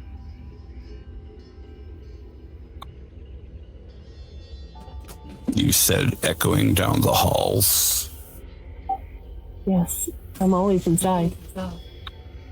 I wasn't aware there were halls in your tribe's village. There's not. What I'm getting at is it doesn't necessarily mean that your tribe is dead. Take comfort that even the dreams that mean something aren't always accurate. I wasn't going my normal direction. I think what Grold is trying to say is that dreams can be interpretive. So maybe perhaps it was not always literal. Maybe perhaps what we've assumed that these dreams might be a remnant of your past life. Maybe what this is supposed to mean is that people that life held dear or recognized then were these armored undead, but you could only interpret that as your tribesmen.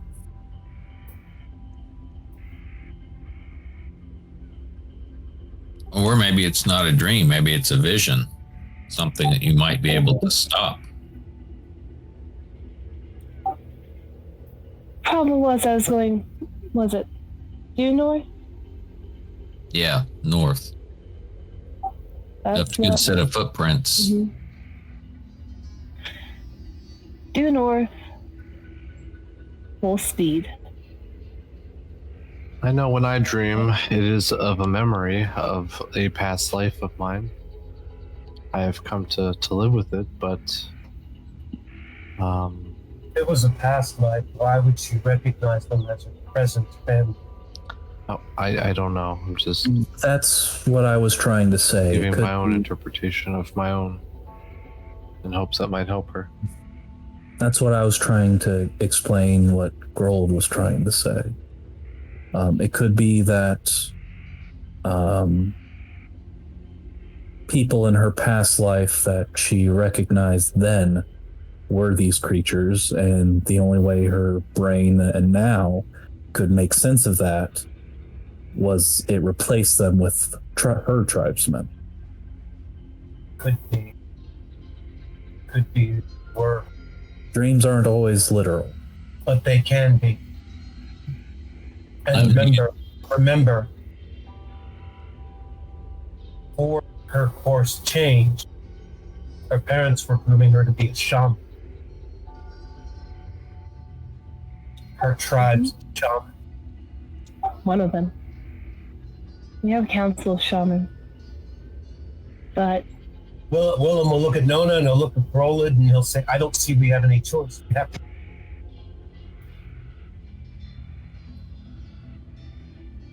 to go. If this could happen, we must try to prevent it. If it has happened, we have to keep her people from being used to do something awful. It's more than that, Willem. She'll never be able to focus on what she needs to with all that in the back of her mind. She has to go, and if she has to go, we have to go. also, keep in mind, we need to also destroy what that crystal. We also have to destroy that cave where that dragon. No. We do not need to. I need to. We've cleared the cave for now. We could write to Deha. He can get some of his associates to do it. He has no associates in the area. I've already spoken to him about that. And we left a gaping hole that anybody that can climb or fly could easily get through.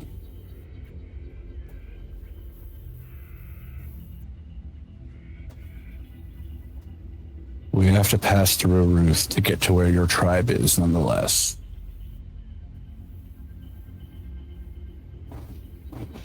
That dragon went north. Let's make haste to a Ruth.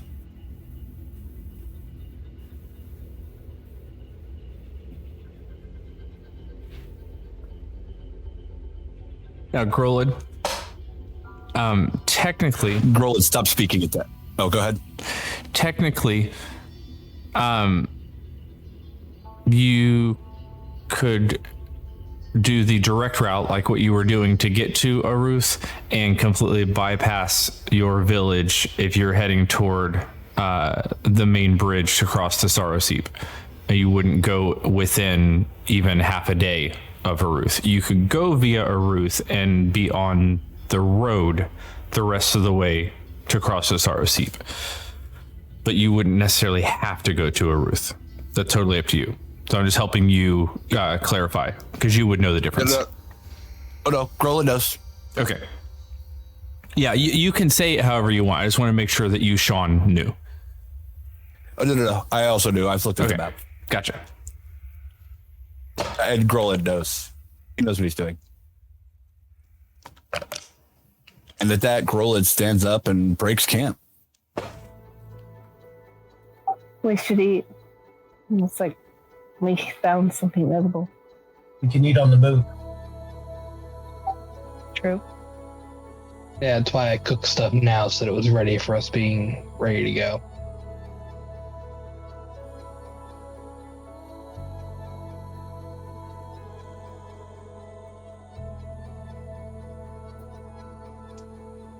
Quickly eat breakfast and then head off.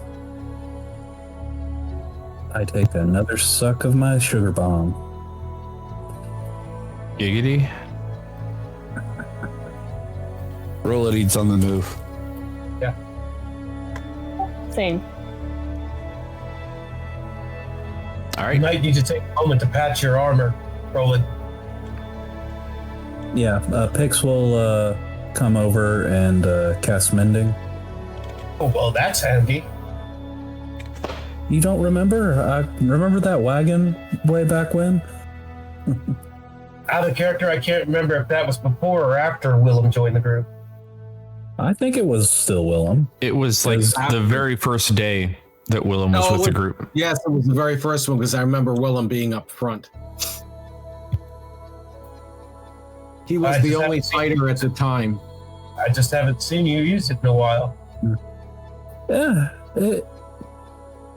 it has its uses. That will do. Yeah. And I thought I was going to have to switch out to the scale mill we found. I appreciate that, Pix. Thank you. It comes in handy.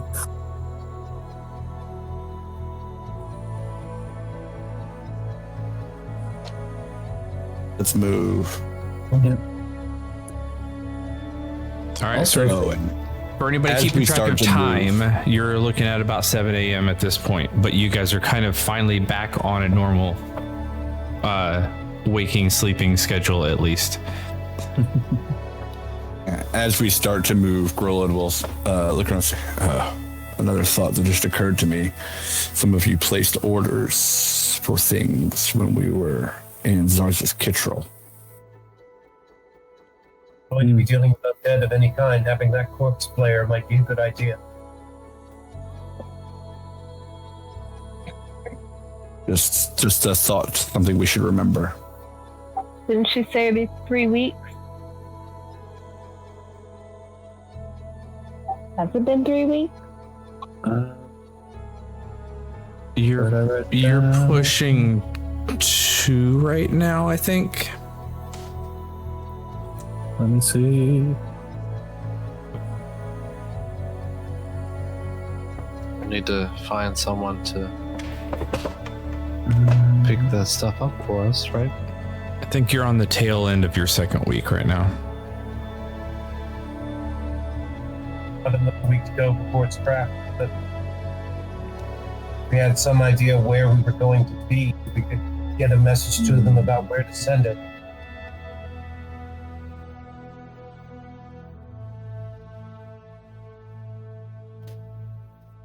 Well, we've got a bit of time before we need to worry about it. Just something to keep in mind.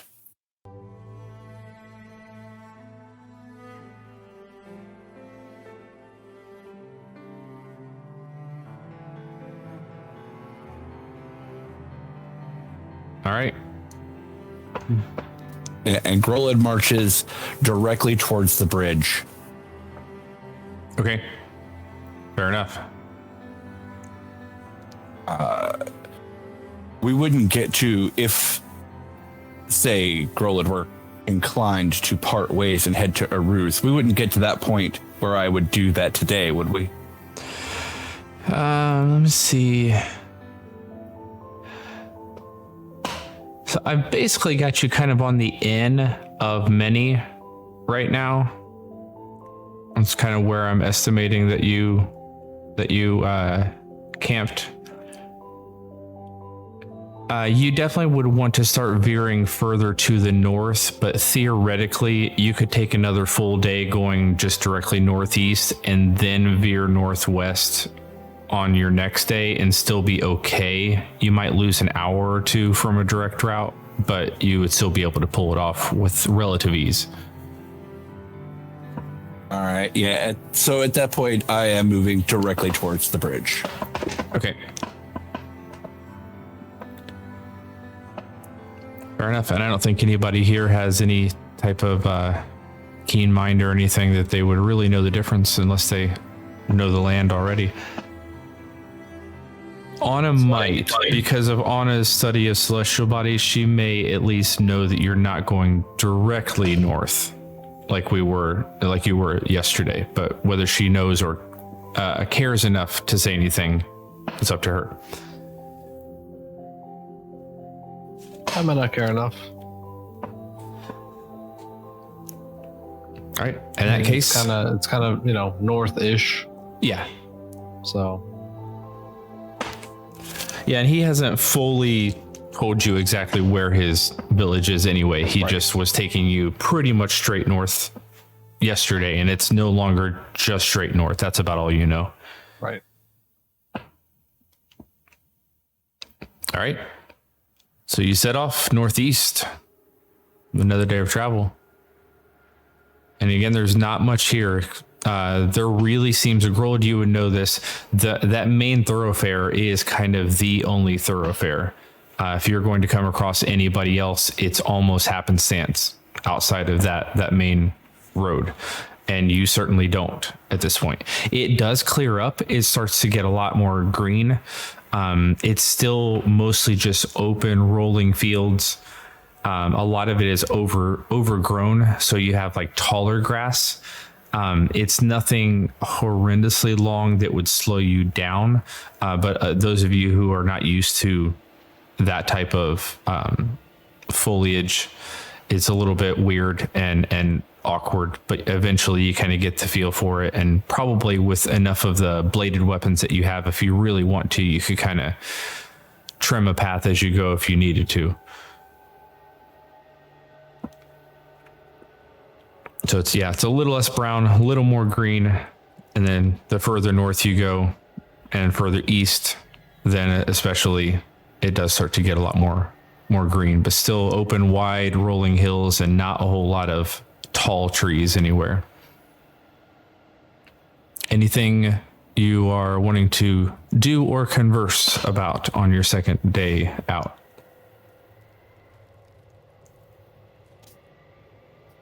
Roland is even more quiet than usual. And is now playing with 2 daggers. Actually, he's juggling 4 of them. With his toes.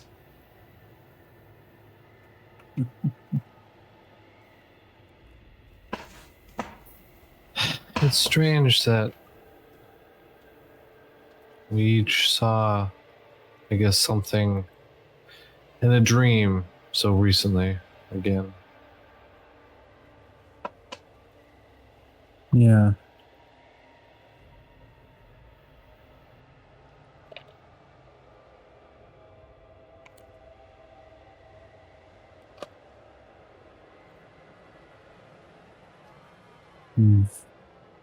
It's just, more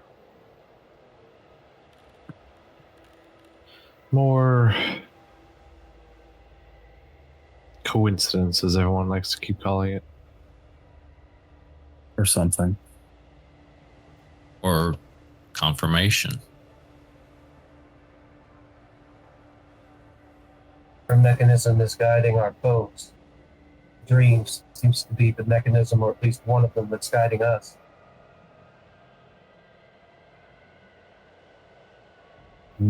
Makes me wonder, and he glances over it. I think Dix has it in his back. If maybe this is because things we're carrying. Things for what? It's because some of the things that we're carrying that we're having these dreams. Many of them.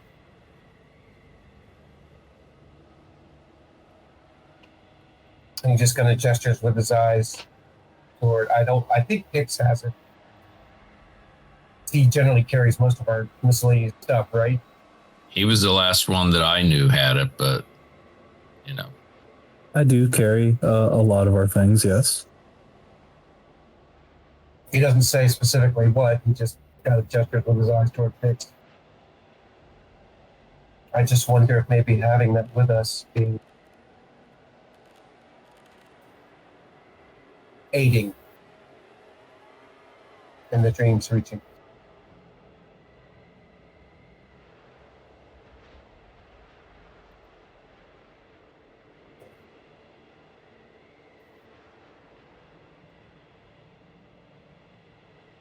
It's a thought.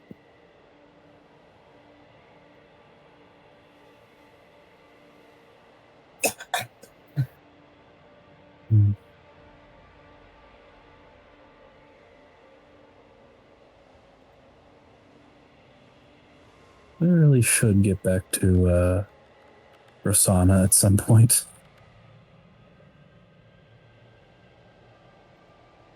List. But it'll have to be when it will be. And it might be. And again, he looks at Pix and kind of looks at his back. It might be that we don't need to go there just yet. if that is doing what it might be doing. Maybe we need it for a little while.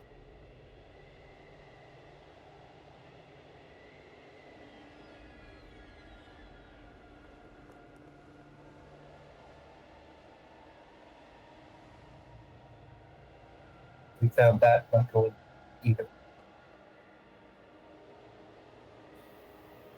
Well, regardless of whatever it is you're referring to, I did tell everyone here yesterday that that I had some sort of a vision while I was gone. That's why I was unable to assist in the fight. But You did? I don't quite recall. oh, you might have been aiming. You were, I think, collecting some stuff. But my past as well was reaching out to me in a much more, I don't know, physical and spiritual way.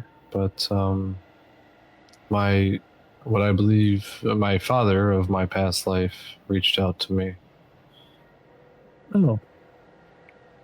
I think we stood in the astral plane when we conversed.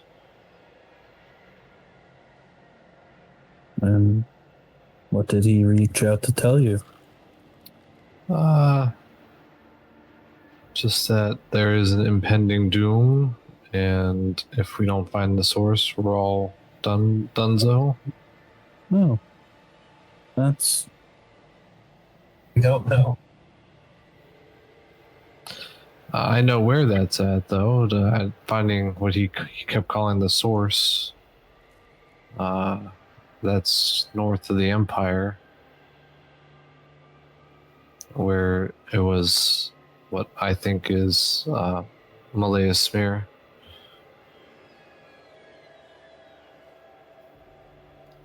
I don't know. He made it sound like he may still be physically around on this plane of existence. It's unclear, but that was what he told me, finding the source. Was he talking to you or all of us? How would he know that all of us are together?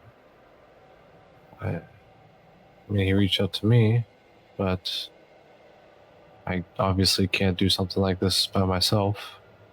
Right. But was that everybody up there would be gone? Our world. I took it to mean the world, but we all are doomed is very subjective. But I'm assuming he was reaching out to me because it was necessary for not just that localized area, but everything past that. Be a common theme. Dragon flew north. This had, I mean, I don't know Years. if dragons are involved or not, but Well, the shadow dragon, when it left, flew north. it did, yes. Everything seems to be pointing to the north. Right.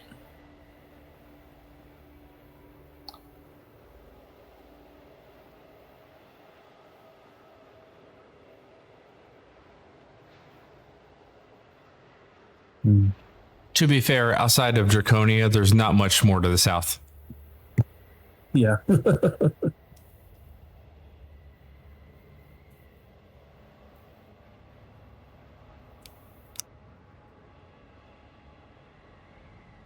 Yeah, we were about as far south as we could get.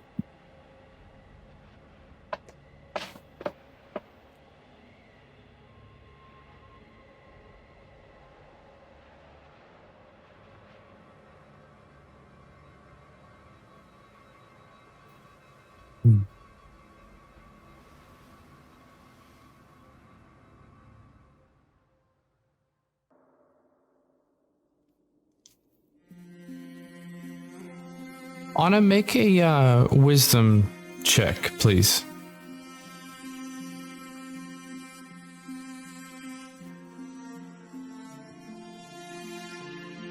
$19. Okay.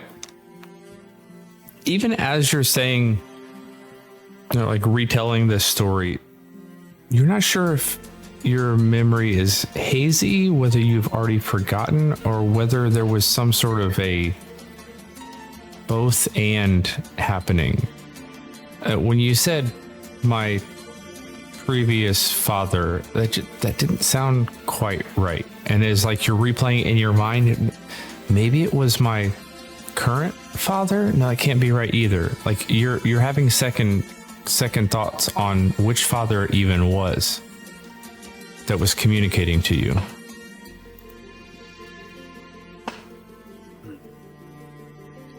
Well, at least I think it was my father. Maybe this one, maybe another one. Was quite the trip. I'll have to forgive my ignorance, I guess, in the retelling of this. It's all right. Like If we've it been was saying, dreams previous can be. If it was your previous father, that would mean it's possible that what he's warning about occurred in the past, but there could be something like an item or a relic related to that. If it's your current father, then that means the impending doom is probably related to what we're doing. This. It doesn't sound quite. I'm not sure. Could be, but it doesn't sound quite right. On it. Maybe it'll come to you. After another day's march through the desert, I'm sure it will. Maybe if you cut yourself. Say if you want to learn about yourself, go somewhere with no distraction. Mama has yet to own anything sharp. Is that also because of a past life? Dealing with Crolin's past life. Fear of blade. Did you touch the dagger? You guys have had this type of day before where previous days or previous nights have kind of taken their toll. And so there's bits of conversation as people are really kind of muddying through and almost speaking their thoughts out loud as they come.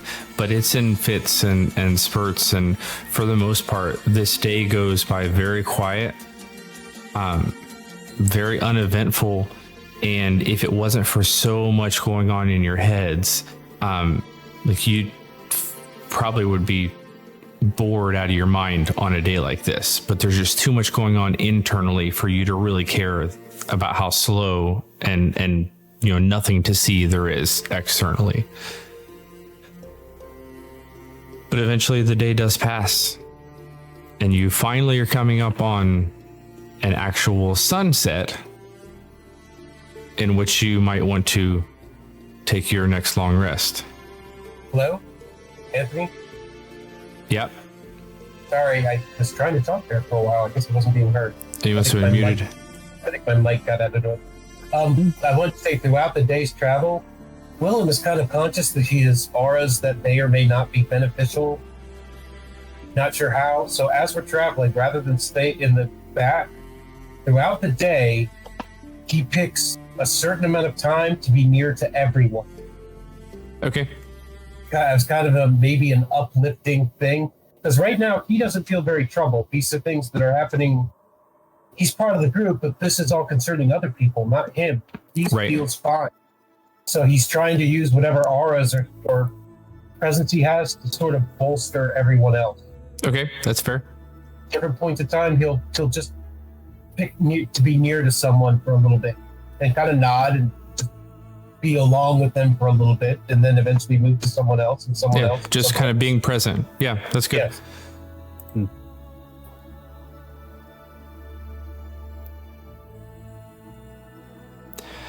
Is there any other Grillin conversation? Yeah, go ahead. Grillin literally does not speak all day.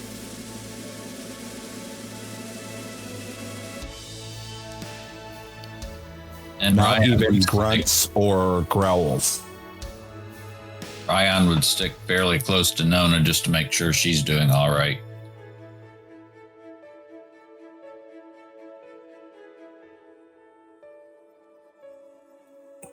You get the sense that she's worried, but also at the same time, she has convinced, resigned that the fate she saw of her tribe is what's happened. And right now, we need to focus on what needs to be done and then take the next step. It's usually what you get out of it.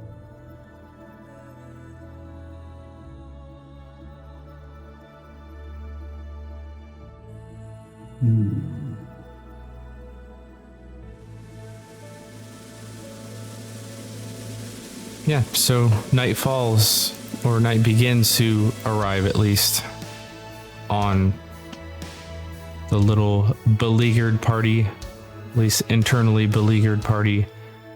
There's a lot of furrowed brows. Willem, you can see it. Whiskey, as the bard who's kind of trained to read the room very quickly, you're kind of picking up on that emotional state as well. There's a lot of people that are feeling overly stressed and trying their best not to let it show, but they're having a hard time doing that.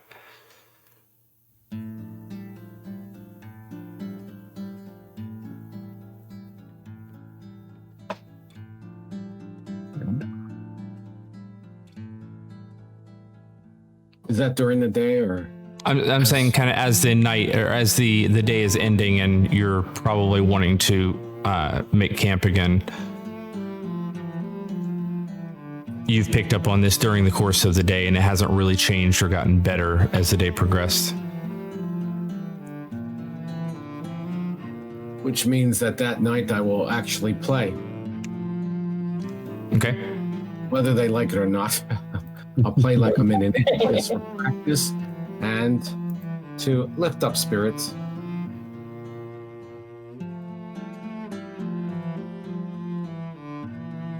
Sure, I mean, sounds it's a good. very difficult weapon. So, haven't used the fife. Oh, the one that you yoinked from the bard? Yeah, well, because I gave my flute away Right. to the girl, so at least I got that back. So yeah, but I'll break out the fiddle because I have to tune it anyway. Hasn't been tuned in a while, so Okay, fair enough. I'll play. Even if Grolin grunts, doesn't matter. Grolid does not grunt. Grolid sits back down in his meditative stance, and stance is really the right word, but I'm going with it. And begins to meditate for a bit. If I could sing an orc. If I could sing an orc, I still wouldn't. Exactly. When Will sees Gullet is meditating again, he'll sit not right next to him, but somewhere fairly close, basically to try to catch him in his aura so that if he has to make a saving throw while he's meditating, he'll have And right also, across from him, staring at him. and also take away all of his sharp objects. I'm not stupid enough to try to take away his sharp objects. Someone else will try that. Go ahead. We could have done that while he was sleeping. Your funeral, buddy. Go ahead. I would never, ever dare do that. We replaced them with soft, bendable objects. Hey now.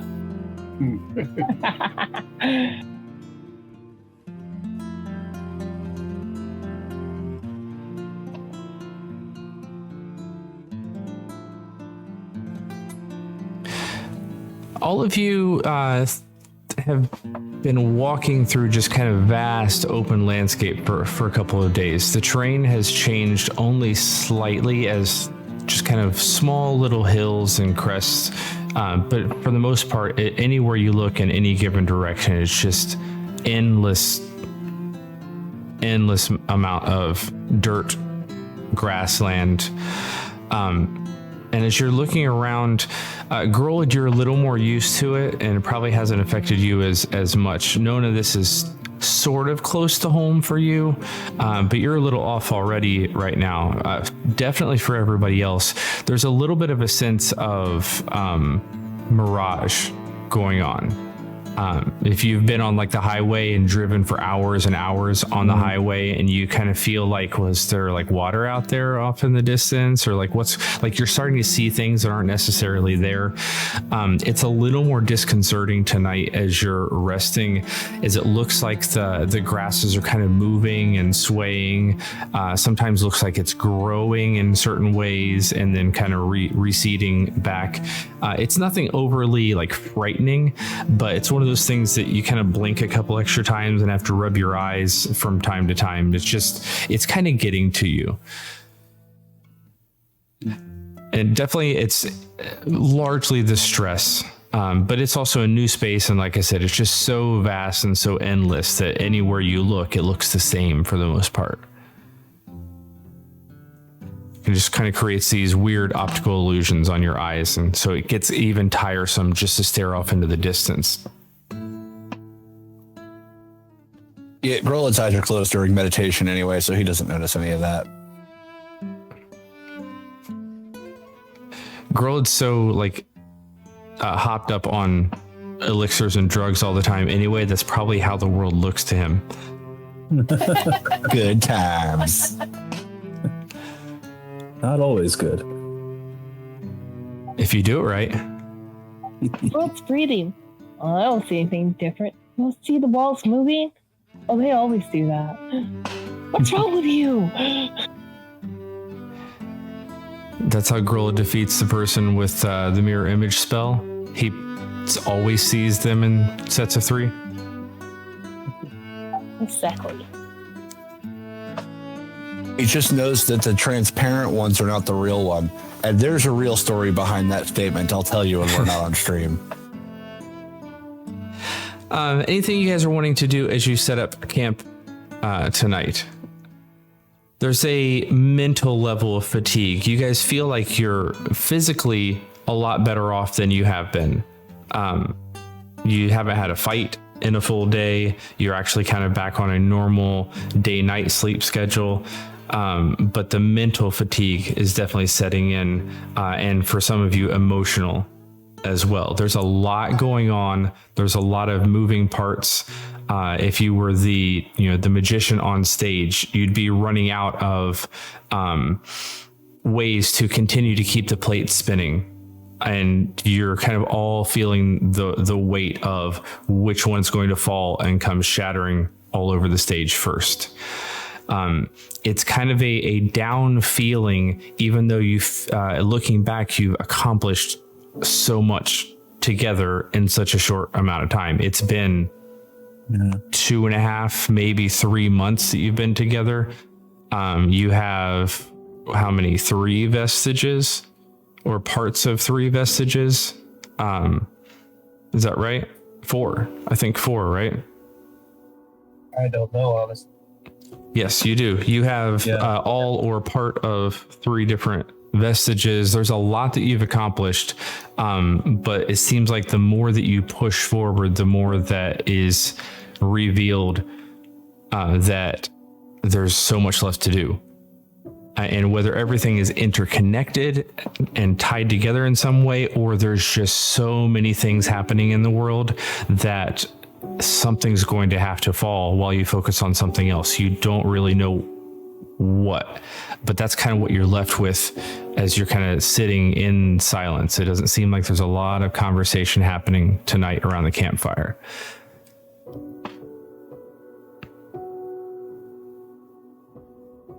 Make sure he. Oh wait, or actually, did I send the message? Did I already send the message today, Hon, or do we need to do? You did.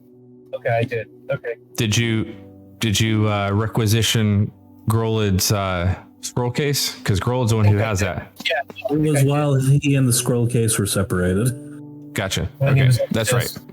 Look for a reply, or tell Grolid to reply. Well, you never gave it back to me. Oh, I still got it. Check for a reply. Nothing currently. Okay. Hand it back to Grolid. Borrowed this while you were exhausted the other day. Sent Dayhound an update. Nothing back yet. Roland looks, takes it, nods, puts it in his pack, and goes back to his meditations.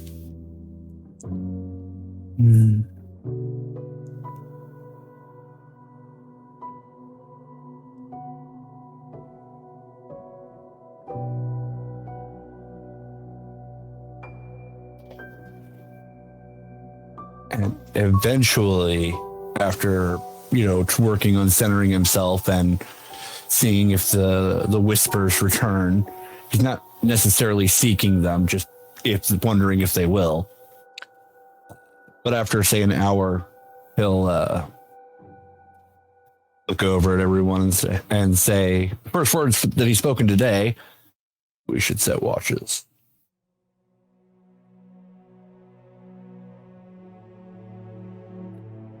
Yeah. Ryan will continue to take the latest one. I'll take the first. So will I.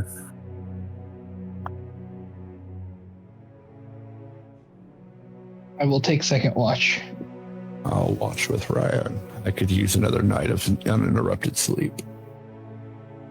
Still very tired.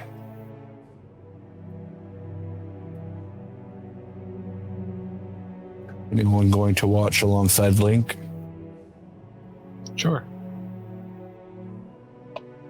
In that case, wake me when it's time for my watch.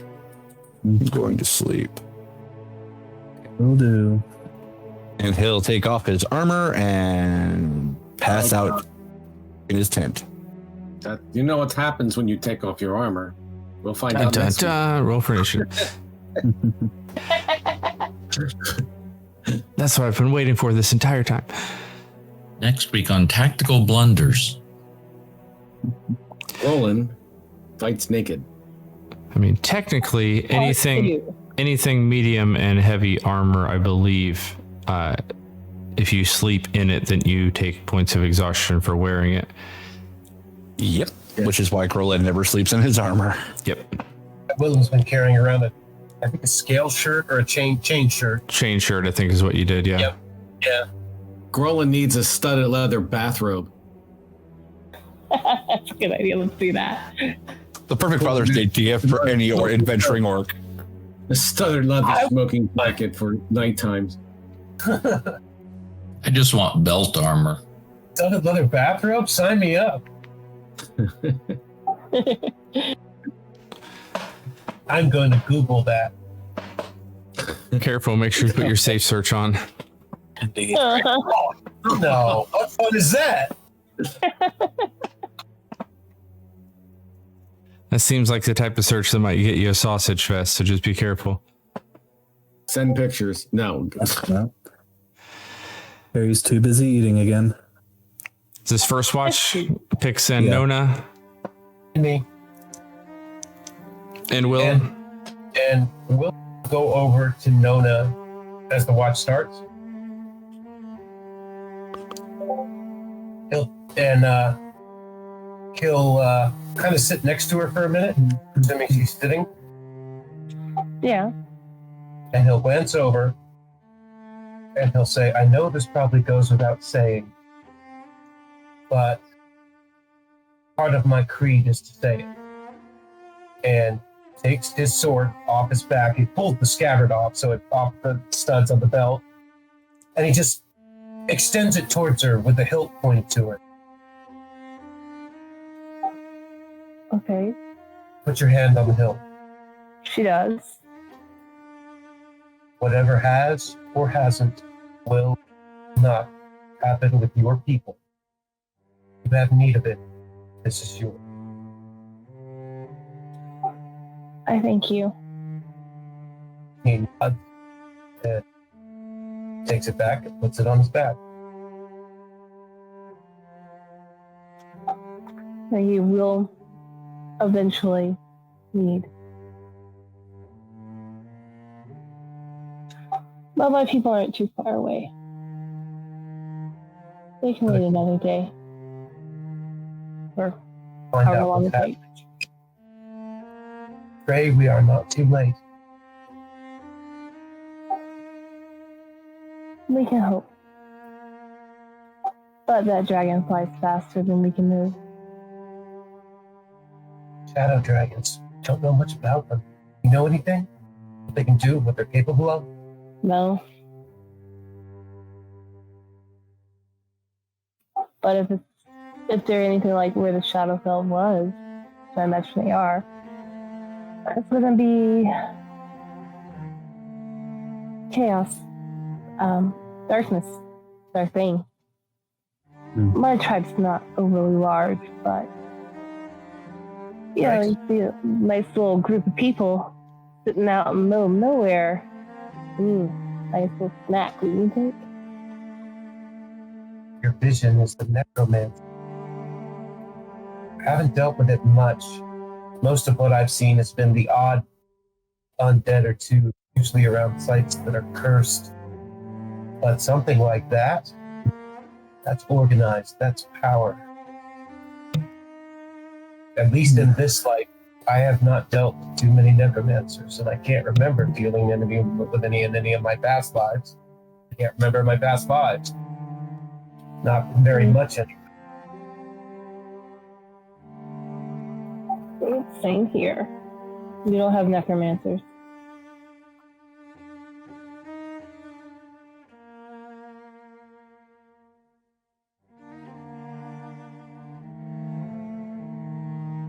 And I can't imagine they're good to deal with either.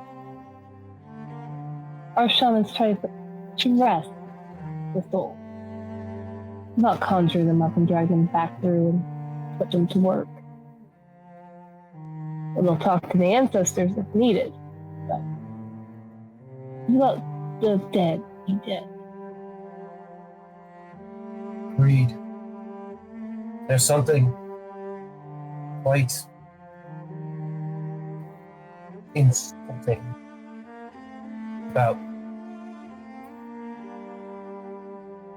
things already lived through this life, suffered what they must suffer, and then bringing them back for your own gain. Exactly.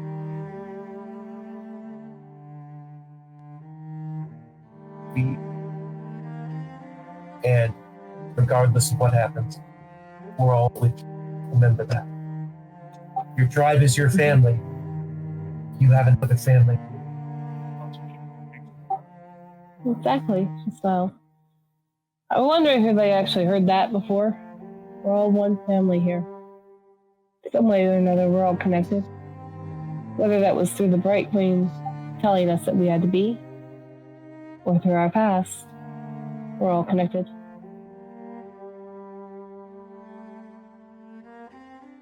This has become my favorite saying lately. I don't think any of this is coincidence.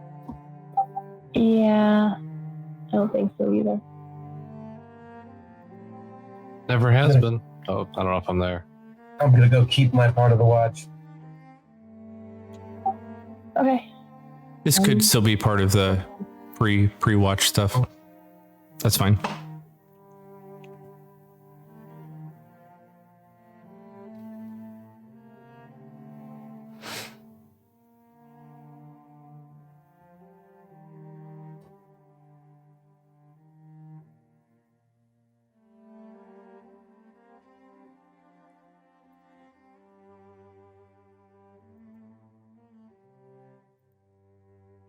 Okay, so that was first watch was Pix, Nona, and Willem technically. Yeah. All right, night comes and goes. Not much to see. Second watch was who? Anna and Link. I think we had second, or was it third? I thought it was. I think second. Yes. Ryan and someone else was doing third, I believe. Yes. Ryan and Grolid. And Grolid, yes. It'll be me too because I was not up first. Okay. So Anna and Link, is there any conversation or doings you'd like to be doing?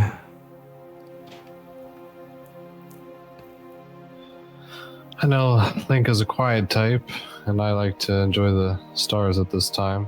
That's why I always volunteer for second watch. I don't know if I have anything in particular. Okay, Nope, I got nothing.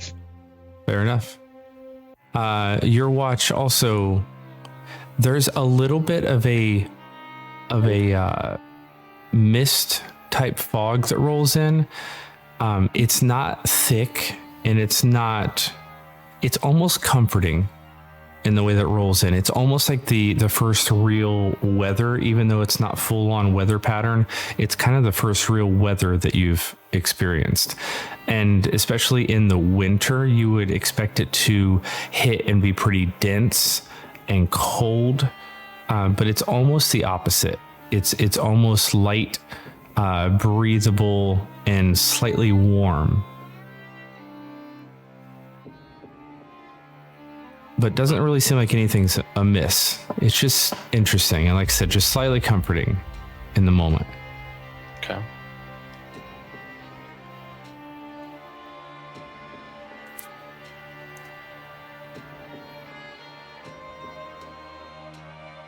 Is it like that warm breeze that like comes off ocean shore? Yeah, it kind of is, which is all, doubly weird because you're nowhere near water. But yeah, that's a good description. Almost more tangible than visible.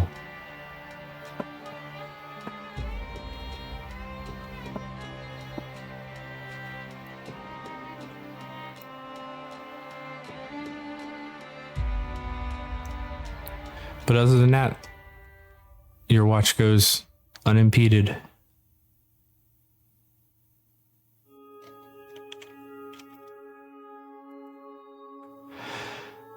Third watch was Ryan and Grolid and Whiskey. Thank goodness Grolid was awake. Mhm. Only a 10 for me. 10 for me too. And a 24 for Grolid, who is not speaking but is keeping a very good watch.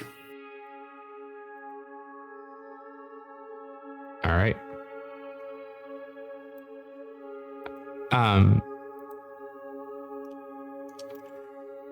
Whiskey and Ryan, the reason you're having trouble keeping active watch, you feel like you are, but here's what's going on. Whiskey, you hear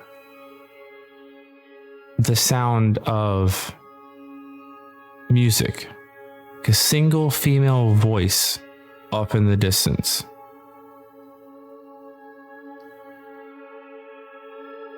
Just singing a song. It's a wordless melody, but it's beautiful. And she's singing a wordless melody? Yes. Ryan, you don't hear anything, but off in the distance, in this kind of strange, oddly warm fog that's settled in, you see a feminine figure walking kind of just outside your field of vision, right at that breaking point between where your normal vision would cut out and your dark vision would begin. Where it's kind of it's a little bit black and white, it's a little bit color, so it makes it almost harder to see either one, that type of thing. As far as you can tell, it's a darker complected woman with like cascading brown hair that flows so long it just kind of trails behind her and gets lost even in the mist itself. And she's just kind of walking through the mist, almost in an aimless pattern.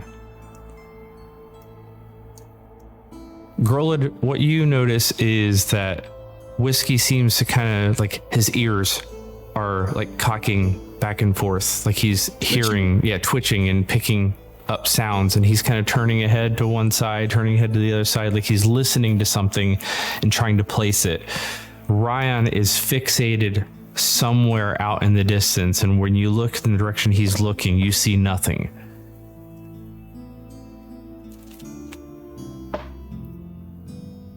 Does it look like we're both focusing in the same direction to Grolid?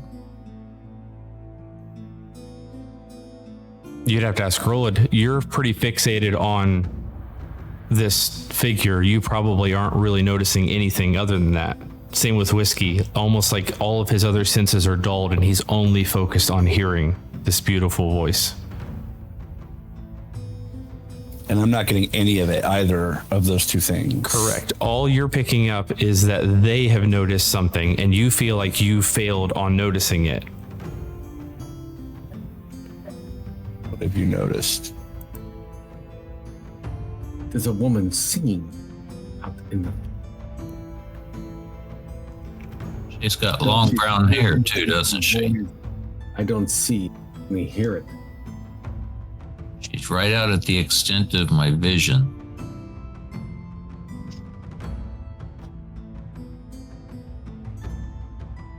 And it's just odd that there would be a woman in the middle of this area singing. Just wandering. It's so beautiful.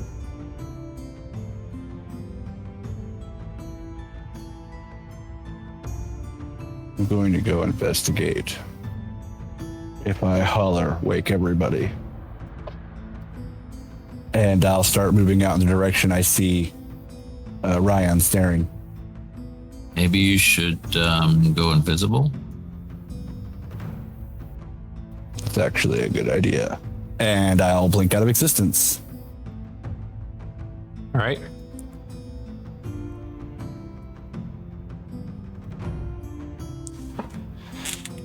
Fair enough. So I cast invisibility and head off to where I see Ryan looking.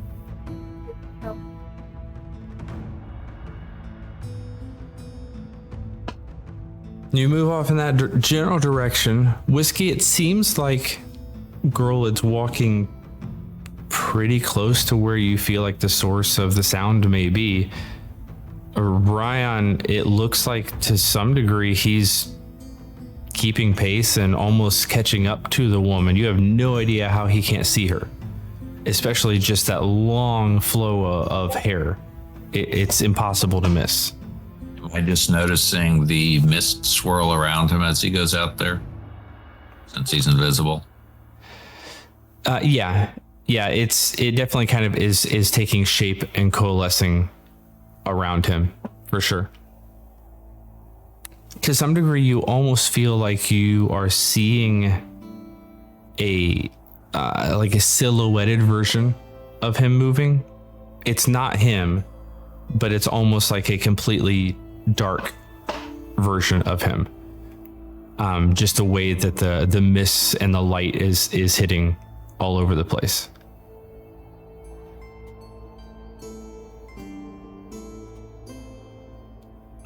It's like right out there, I think, where she is.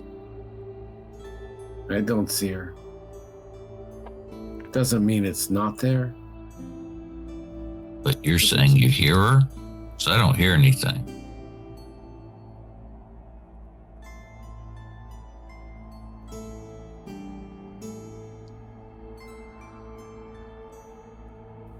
So I come across nothing, I assume? Not at the moment. Any odd things. How deep into the mist are you willing to go? How far away from camp? So long as I'm within hollering earshot, I'm fine. Hollering for them or hollering for you? Hollering for me. So long as they can hear me if I yell to tell them to wake everyone else. I mean, you have plenty of other capabilities at this point to communicate as well. True. Am I fully aware of those? I would imagine at this point, yes. Okay, enough meditating on it. Got it. All right, even better. So yeah, this is the range on message. I think it's 120 feet. Well, then I won't go any further than 115 just to be safe. In case, one of them wanders back a little bit.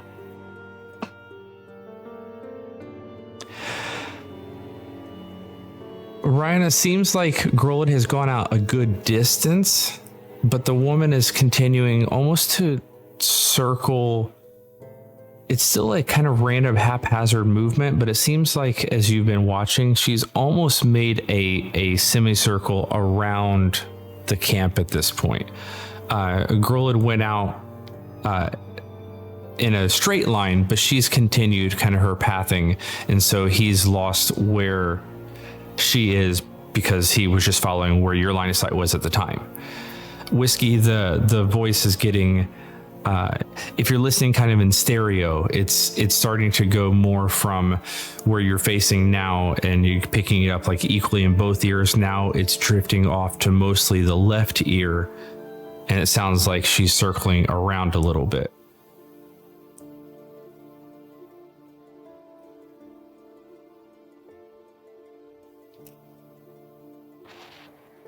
He's on the move. Does that not feel odd to you? It seems odd to me that Grolid doesn't seem to be noticing her. No, Ryan, that there's fog in the desert. I don't know. I've never been in a desertish area like this. You're technically in more like a plains area with grassland. It's still wide open, but it's not quite as desert anymore.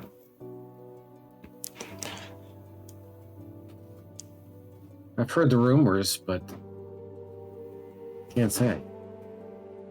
Rumors of what?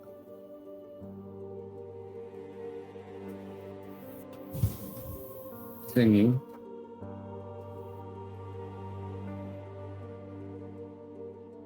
In the middle of the night.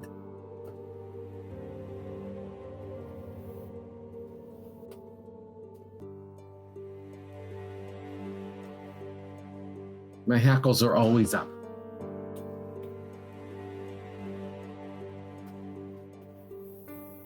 It seems funny, though, that she's kept the same distance from us for the most part.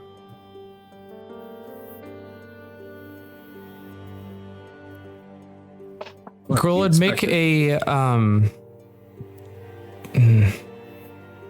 make a dexterity save, please.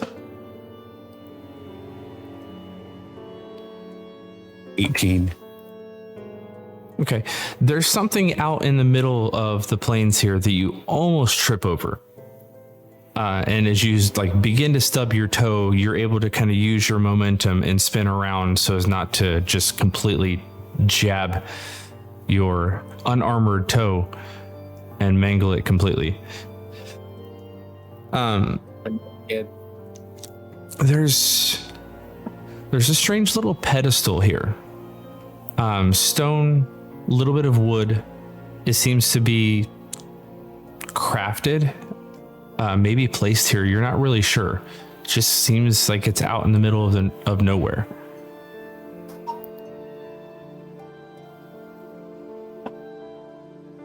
Any markings or anything on it that I can discern? There's two things on here. There's a small gold coin stamped with the face of a woman on it. And there's a scroll case.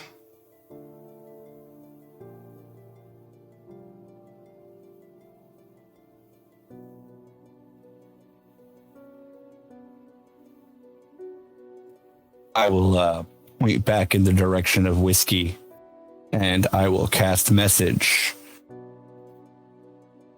Whiskey. And actually, let me change that. Whiskey. The others. This is Grolid. You can reply to this message. That's downright creepy. I'll do And it. that is what it sounds like. Yeah, Whiskey, you hear Grolid whispering. Yeah. No. It doesn't sound like Grolid. My eyes widen. I'm like, okay. It's actually the whispers carrying the sound itself. Yeah, exactly. The whispering spirits are the ones delivering the message, as per the gift description. Yeah, so it doesn't sound like Grolid. It sounds like just a whole slew of whispers.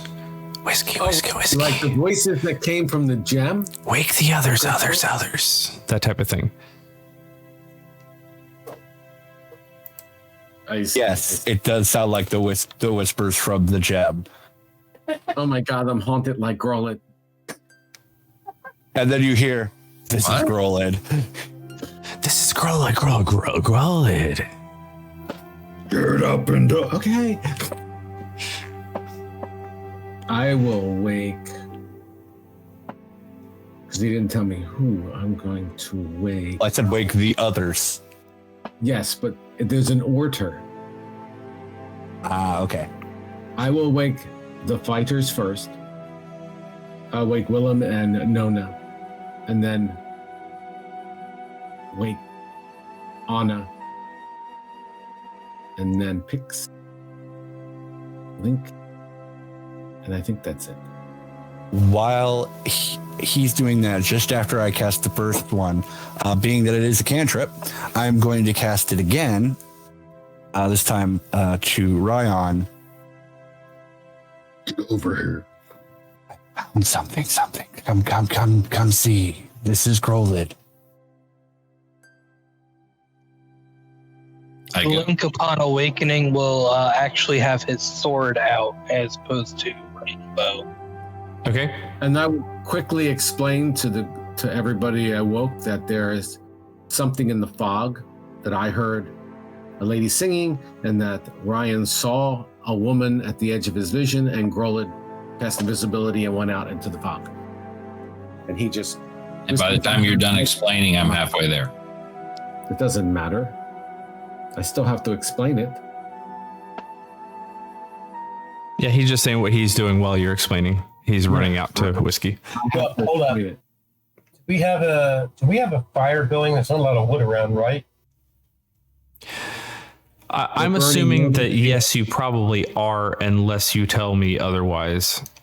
You're not currently trying to avoid detection, so I'm assuming, especially in the middle of the winter, that you probably did. I didn't set it up this time, but whatever fire we have, I'm going to build it up a little before we head out. Okay. Make sure we can find our way back. Throw a few extra logs on. What? Grolid's tent stakes. So Grolid went off after a strange singing woman walking around. Well, he didn't see her, or he didn't hear her. He just went out to clarify that we weren't insane.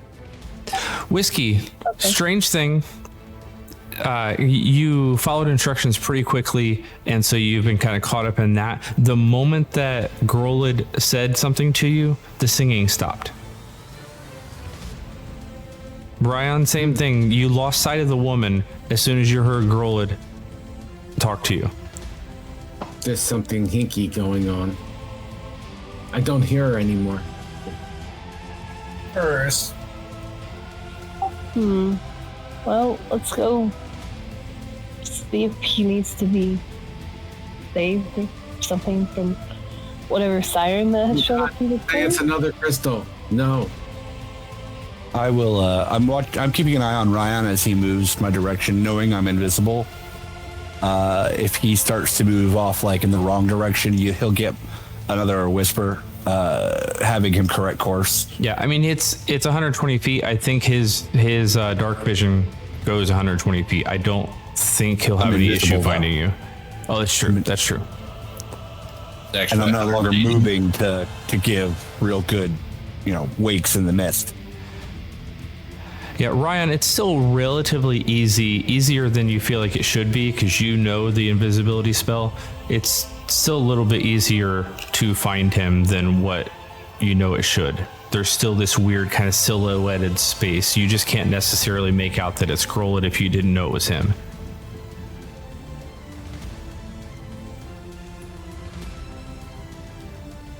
Once he gets close, I'll drop the invisibility.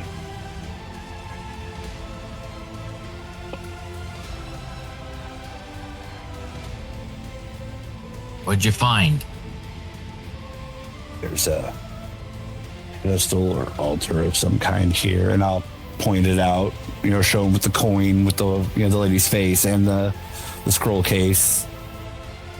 Wanna mess around with it. That's from the Changebringer. Thought it might be. That's why I called you out here. I'll pick up the coin. And I guess the scroll. It's a scroll case. Case. Okay. I'll pick it up. Coin, so she literally is the change bringer. Yep. Boom. Are there any markings of any sort on the scroll case?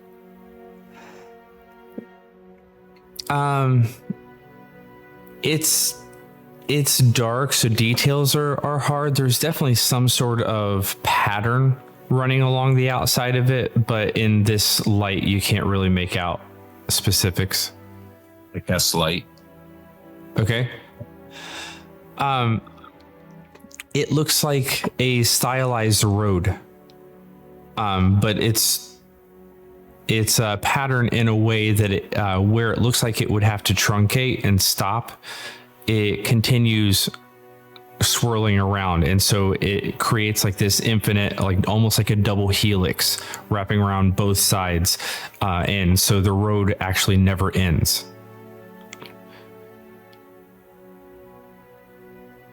Just continues winding around the scroll case up and down both directions. Almost like a map of some sort, but I don't recognize it. Do I recognize it? It's not a map. It's just stylized road. Not like a religious symbol that I would recognize. How much do you know of the Changebringer? Well, I am pretty well practiced or studied in pretty much every area of knowledge. You can make a religion check. You also know there is an adherent in your party. That would be Whiskey, wouldn't it? I think his last life he served her. And we both had the vision of her. So, but do I recognize it as like Changebringer religious iconography? Very much. What I'm just trying to do. Very much. Okay. So at that point, Whiskey, out of character, it is Whiskey, right? Yes. Okay. I thought so, but I wanted to make sure Sean was the very remembering first correctly. vestige that you found was one called Kiss of the Changebringer, and it's been on Whiskey's person the entire time. Wasn't there for that. You've heard the story. Okay. Anyways, so yeah, Whiskey gets another numerous times oddly whispering message saying, "We think we found something that you might be interested in." By the way, you do the whispers thing way better than I do, Anthony.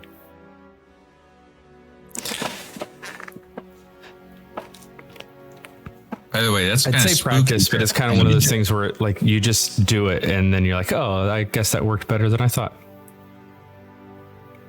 Can I reply on one of these? You can. And per the spell, you know you can. Bring it into camp. Grillin seems a little unnerved because he wasn't expecting the whispers to be the bearers of the message. Yeah, I told you it's kind of spooky. Sorry about that. I didn't realize that was how it would sound. Another connection to the shadow plane? Believe so. Whiskey's asked that maybe we should bring these back to the camp. Do you think we should do that? Or do you think we should have them come out here to the altar? I'd say let's take it back there. Does the altar actually look important or no? To clarify, this almost looks like it's small enough you could confuse it if it weren't out in the middle of nowhere for like a speaking lectern. It's like 3.5 feet up and just has a little platform that you could set a book on or set, rest against a little bit and, lecture or preach from, that type of thing. It's only about that size.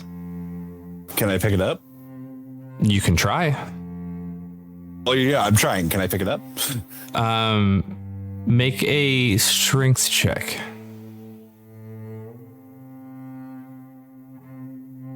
That's a 22. You yank and pull really hard on it, and the top comes off. I was just getting ready to say I ain't trying to break it. Broke it. Yeah, I was gonna say if it. I guess it's a little late now. I was planning to say if it doesn't come up easy, I don't force it. Well, now you have 2 pieces. Maybe we can get picks to mend it. I will try putting it back where it was. You lower the top back down onto like the post, and as they touch, it all just kind of crumbles into sand and blows away into the mist. A Thanos. I have a feeling that was supposed to happen. I didn't touch it. You saw that. I didn't touch it. Let's never speak of this again. I turn and walk back to the camp. And Grolin starts walking back as well. I didn't do it. Nobody saw me do it. You can't prove anything.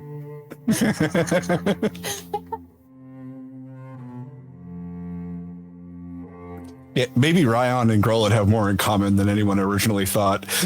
Right? I mean, I knew. Places alone, and we serve evil creatures, and we break things and make poor decisions. Hey, we're twins. I'm telling you. Brothers by a different mother. Exactly. Wait, so we head back to camp. Are you sure about that? So the same mother. Definitely different mothers. In this life? Or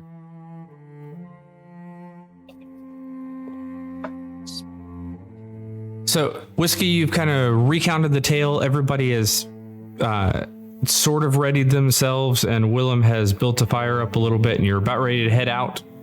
And you still can, as you see Grolid and Ryan coming out of the mist and heading back your direction. perfectly natural if they come back. Then I don't have to go into the mist. Okay, we have to go rescue them from some sea witch, plains, hag, siren thing. I'm going back there. Everyone just is glad that they didn't have to go rescue Ryan or Grolid yet again. Or both. The real reason they hadn't actually left camp was they were still weighing that decision. How many times between the two of them? And now they're both out there together? I reach into the scroll case and pull the dagger out and stab Grolid with it. Speedy delivery. Beep beep. Yeah. Back. The fog engulfs you both. In the mended area. Yes. And the rest of the party goes back to sleep. Whiskey this time. Congratulations, campaign complete. You have found the imposters. Grolid and Ryan were the imposters. Yep. Knew it. No. Yeah, as you guys get back to camp, where the others are about ready to come out to find you, those of you who have noticed the fog, either in previous watches or current watches, it's starting to sort of dissipate. And the upside of that is that you can see a little bit more clearly. The downside is that warmth that it was providing is also disappearing, and you're getting that bite of the winter chill coming back. So it's kind of a good thing that Willem built that fire back up. But you guys can easily make it back to the camp. So, Whiskey, you want the coin or do you want the scroll case? Do they not go together? I don't know. I'll hand him the scroll case.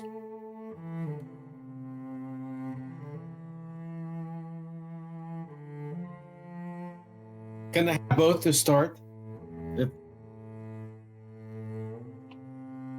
Well, if you want to look at it, sure, here.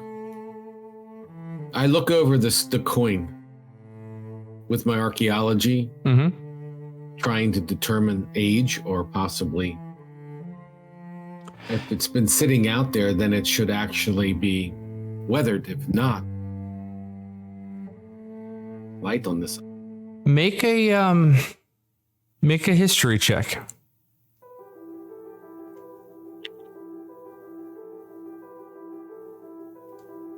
22. It definitely does look pretty weathered. It's got some of the same dusty, dingy dirtiness as what you've been picking up in the last couple of days as you've been traveling in this area. It seems to both match the region, but also have been out for quite a while. Okay. And it has a woman's face on one side, and what's on the other side, or on both sides? Now that I can see it, there's very, very tiny writing. What languages do you know? Believe I speak cat. Tabaxi, I think, just speaks common. But I think you should know at least one other language. I'm just curious what it is. Let's see. Oh, I think maybe it was Dwarven or something. I vaguely recall. Yeah, it is Dwarven. Dwarvish and Elvish. It's on the left. Elvish. Yep. It is an ancient dialect of Elvish. And you have to kind of squint and hold it up pretty close in the firelight to be able to make it out. But rough translation says, ask the brothers of my commands.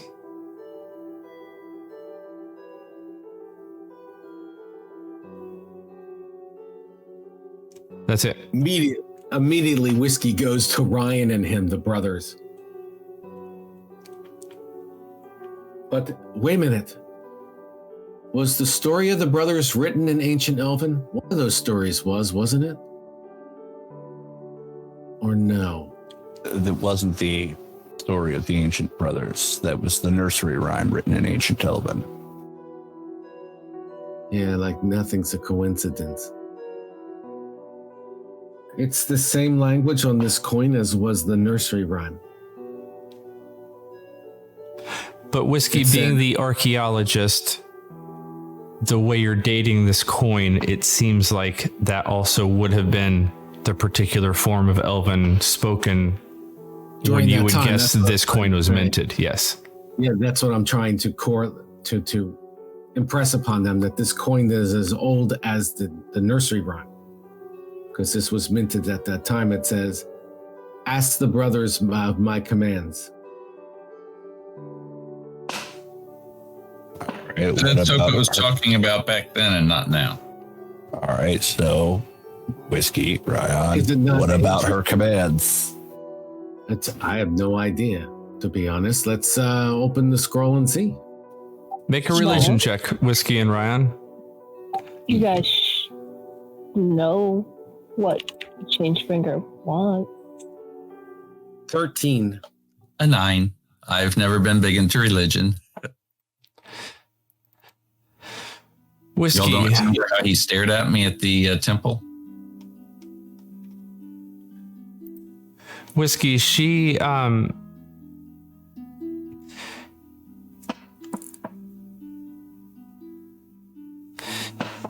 never has really impressed on you in this iteration of life particular commands.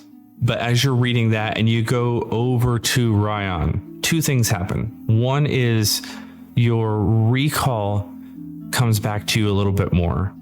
And it does so because you go close enough to Ryan that the talisman around his neck starts to glow and you see a tether form between him and you. Ryan, you see it too. Oh, God. And both of you together recall these three things to various degree of detail. The three things Avandra commands, if you can call it that, because she's a little loose on rules, but luck favors the bold. And you take that to mean that your fate is your own. I say that out loud, actually. Luck favors the bold. And Ryan, that was one of the big draws for you, was the idea of taking your own fate. I was just thinking about that too, and I've always been a bit of a gambler, so that kind of goes with that.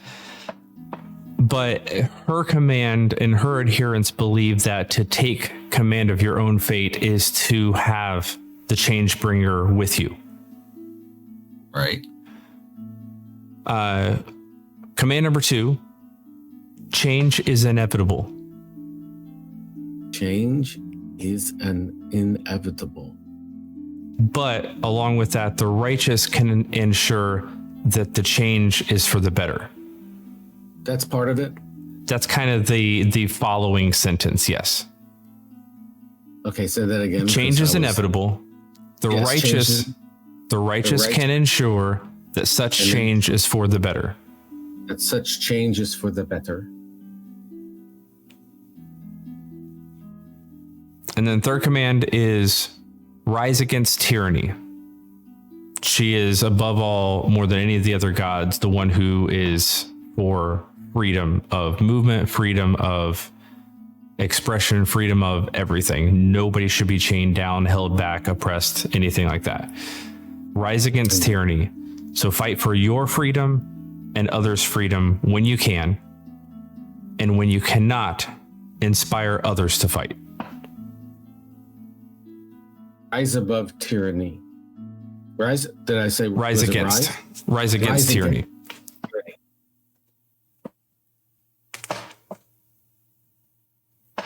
Those are her commands. That's weird. How we remembered it together, no less. And then that little connection from the talisman dissipates.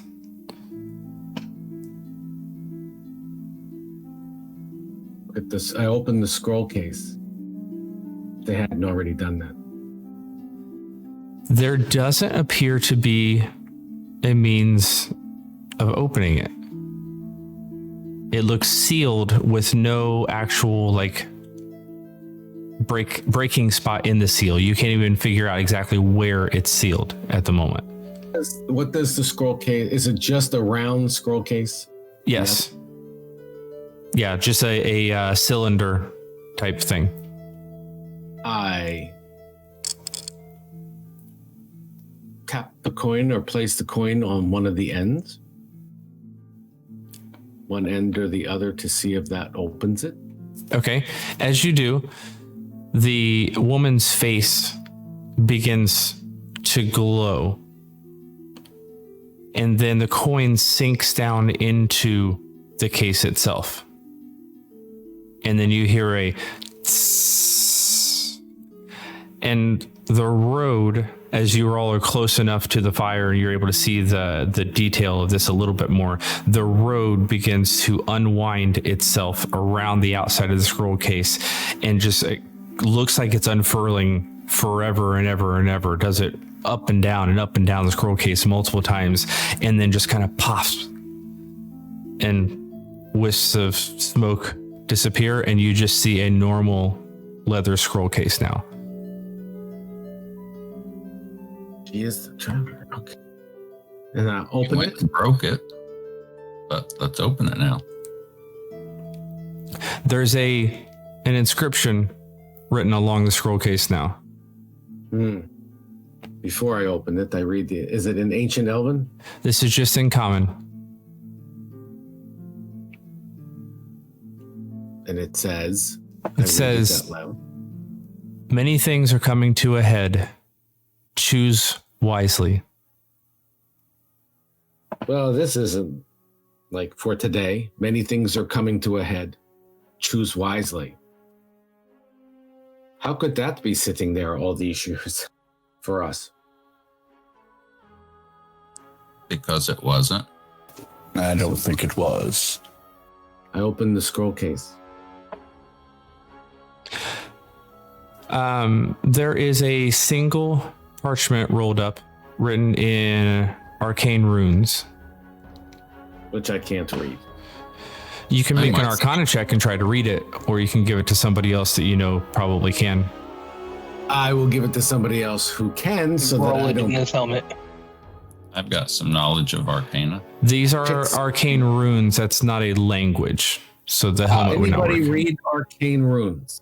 Pix, right? Yeah. Anybody Yes. trained in arcana can. It's just a matter of, who might be the best suited for it.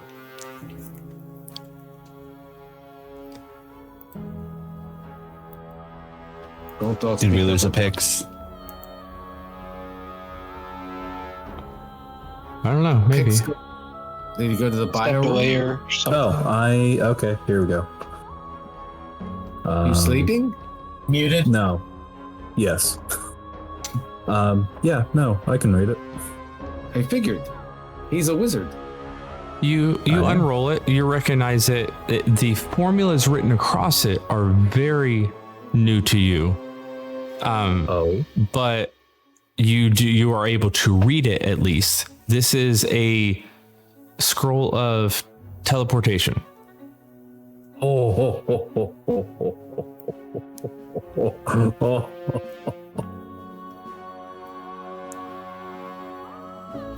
As Pix giggles with delight. Pix has this deep guttural Jabba the Hutt laugh. yeah. Bring me solo with teleportation. No, yeah, I definitely did laugh like that. So, Pix kinda- That must be something Pix. good, huh? yes, this, and Pix is just kind of almost shivering in excitement. This is a He just wet scroll- himself. He pooped. This is a scroll of teleportation. I can't learn that. Neither Not can yet. I. This Not is powerful magic. Is it a one-way trip to somewhere? Yes, that's usually the case of scrolls. It's one use, but But you could copy it, right? no, I'm nowhere near experienced enough to do that. Does it? You don't know which teleport is it? Like, does it take all of us? The spell takes a number of people. How many? Give me a moment while I pull it up.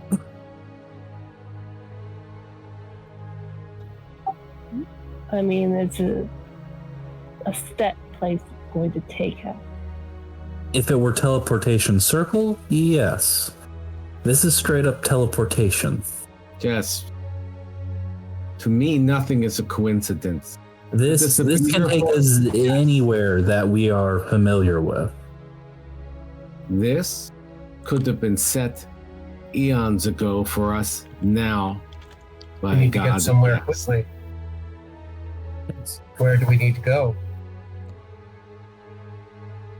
It said choose wisely. I brought the spell up in the chat there. Ooh. We have multiple choices to go. Could go to Alruth. We could go straight to the person that Grollet is looking for. We could go straight to the Shadow Dragon, or This is a destination, not a person.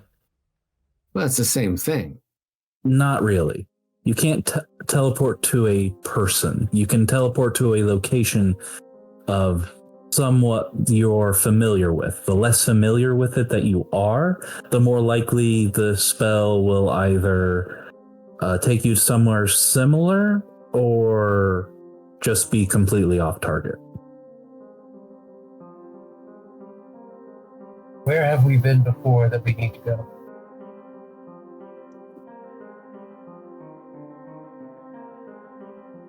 Well, Maybe it's made as a way to get away. No. If we are heading north, we're going into Anna's lands, right? If we have to go north past Bloomingfeld or past, that's where we would go. And then head north from there, correct? We're way away from Anna's territory. Is that not what her father said? In the north? Right, but we also have Nona heading north here. I understand that we would go to Nona's, but we could use that to leave this place and go. Instead of traveling through the mountains and all that, it would cut time. Very much so. There's no reason to use a very, very limited and powerful resource to travel a very short distance. Exactly. We could likely. You're saying that it's a short distance from here to Blumenthal? I was thinking more of Aruth or. Oh, no. I was saying that when we were done there, to get over to the other side of the mountains, we could use the teleport to go to Blumenthal, which is just south of Anna's forest. I think we're missing a point here. If what you say happened, the goddess left this for us. Yes, I know. Where does she need us to go that she would leave this for us? Remember, the scroll case said a lot of stuff is coming to a head together. Choose wisely, which means we cannot tackle all of it. We must make a decision on where we're going to go and what we're going to do. We cannot accomplish all of it. Let me bring up one other possibility. We could use it to go straight to Jorhaus. Straight to the Bright Queen. you mean Rosanna? We're in Jorhaus. I'm sorry, Rosanna. Straight to the Bright Queen. Sana. That is true. As I recall, someone mentioned something about being familiar with where you're headed. How familiar are any of us with Rosanna? Well, we've all been there. Well, most of us have been there. I think we've all been there. Yes. I didn't want to assume. I wasn't there with the rest of you, but I have been there before. Yeah. As long as the caster is familiar, very familiar with the area, it should be fine. There's a slight chance it can be a little off target, but this kind of spell works best with either pre-established circles or associated objects. You were there, Pix. Yes, no, I understand that. I'm just saying the more familiar or permanent the location, the better. Is this even a scroll that you can cast, Pix? Anybody can cast a scroll. Yes.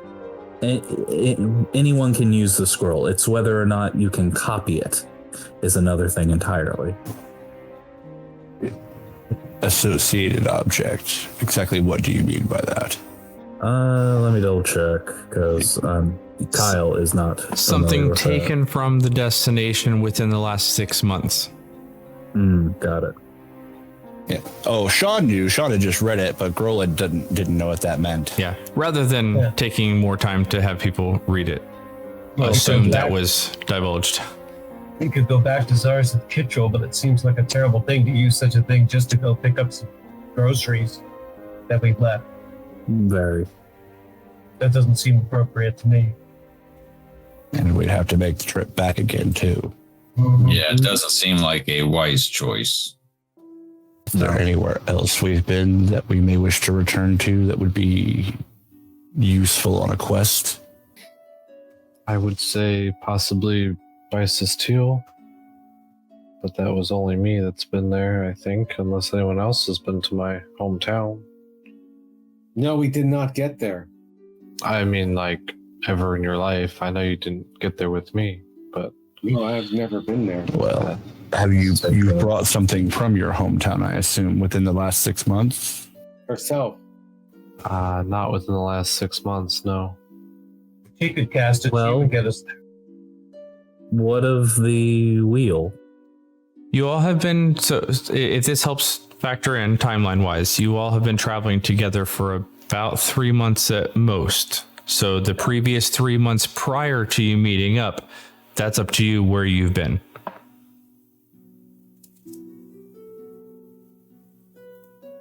What about the wheel? Did you not get that at Bisis Teal as well? No, my figurines in my backpack are from there. It's ours, it's Kittrell. Yes.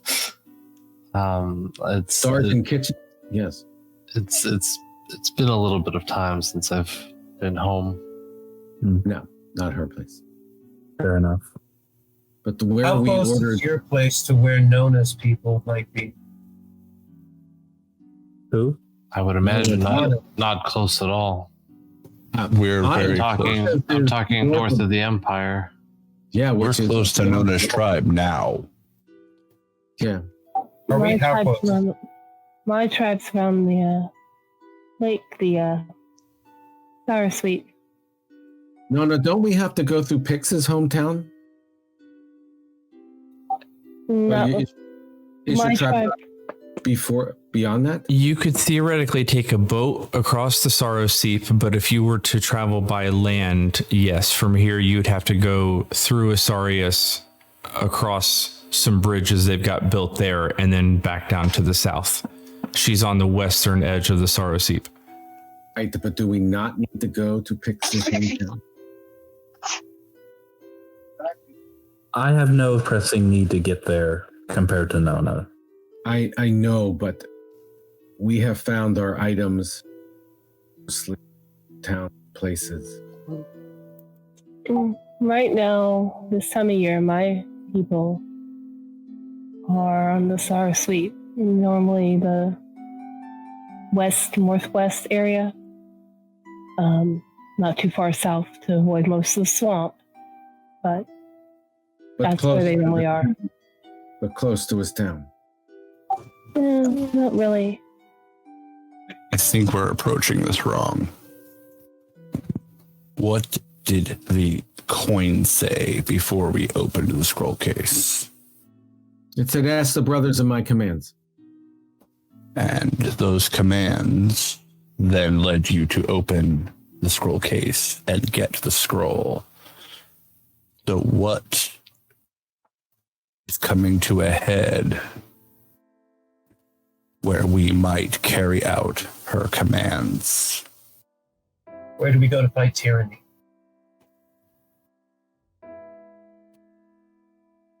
We haven't found it yet. If you're looking for somewhere or something that might be plaguing us all. The north. No, we actually did find tyranny in the town that we just came from. Larger scale. The north. The source of it all. Right. Like Anna's father said in her vision.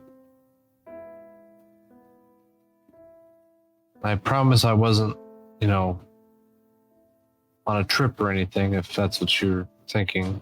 No mushrooms? No, but I felt transported in a sense. But I think that is something that we need to right the wrongs of what I think my father might have done. It was a mistake, but it sounds like it's something that we need to take care of, or at least I do. If we can find him, he might be able to help us, and if he's in Vice's Teal, then fantastic. And if not, I know it's a little closer to Malaya Smear, which is the ruins that was once a city. What was it used for? What was what used for? Would you call it smear? Malaya Smear is an ancient city. Yes, but what was this ancient city for? Meaning, who was there? What was it? Was it just a city, or was there a queen? Was there a king? What is the history of the city? It's a city in the Sevelier Wood. Yes. Is it haunted? Why is it haunted? Do we know? Yes and no. Yes, it's haunted. No, we don't know why. Okay, because if everything is accumulating there has to be a reason. Power source, something. But that's me. I'm saying we don't have to use a thing like teleportations. Yes.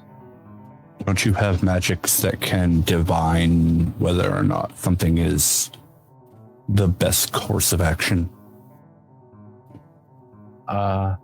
Yeah, I do to a limited degree. I'm not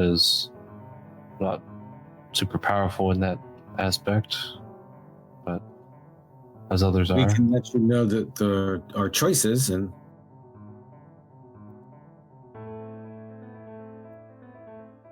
what is it that you'd like me to try to read from the stars? do we follow what your father said? Do we follow the dagger? Do we follow the shadow dragon? Do we go to the bright queen? Anything else I leave out? We're going to Nona's tribe. That's. How does your thing work? Does it give you an actual answer, or does it is it like a yes, no, or?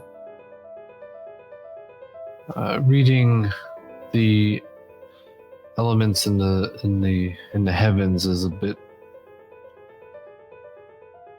I can define different answers from that, but I think what Whiskey's asking for is a personal priority of what we should do as a group next. I don't know if the stars can tell us that, but what does your heart say, Whiskey?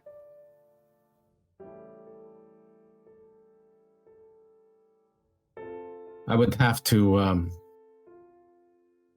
think on that. I personally don't know if we could take the dragon. I don't know if that has anything to do with it. I know Dagon is all set on wiping out the dragon cult. It doesn't help that we don't know where the dragon is heading other than north. And we don't know. Yeah, we don't. So we can probably. I know Nona's parent. Nona's go and actually, because Nona's people could be under tyranny. We could find out. But if everything's coming to a head, then everything is related anyway. Anna, make another wisdom check, please.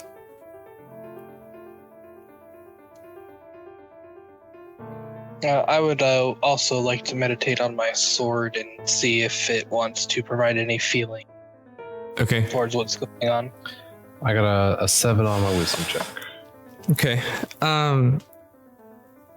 Yeah, there's something kind of gnawing at the back of your mind, something that you were pondering just the night before that seems prescient here, but you're not quite grabbing it.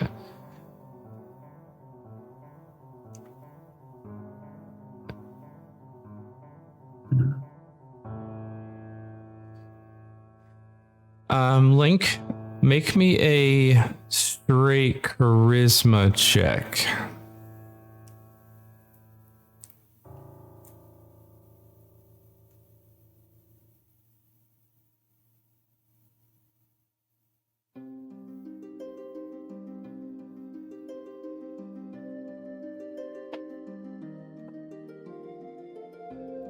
Okay.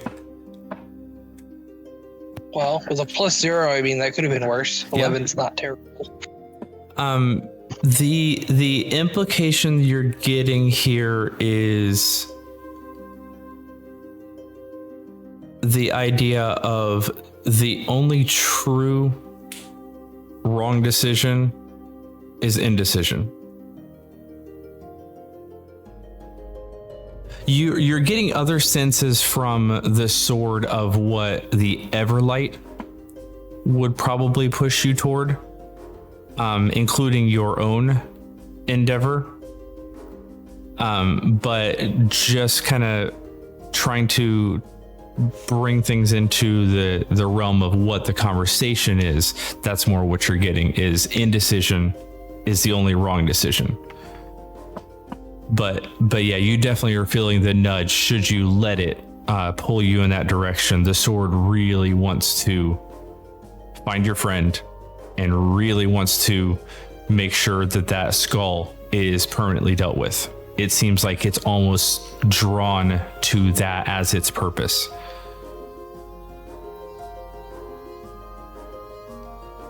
And I would go ahead and share that with the group so that they knew that that's what at least my sword wants me to do. But that I am still willing to go along with what we decide is.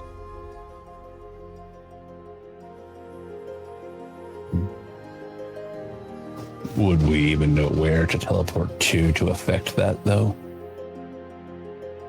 No, we That's have been our problem the whole time, is we don't know where. no intelligence to act on there.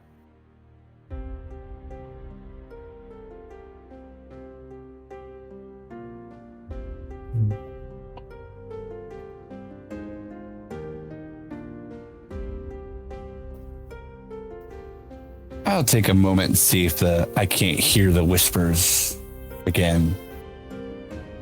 While they continue to converse, I'll step a little bit away and see if I can't hear anything. No, they just seem to mock you right now.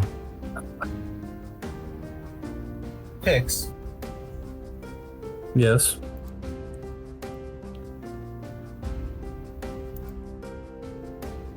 Yes. mind letting me see the item for a moment?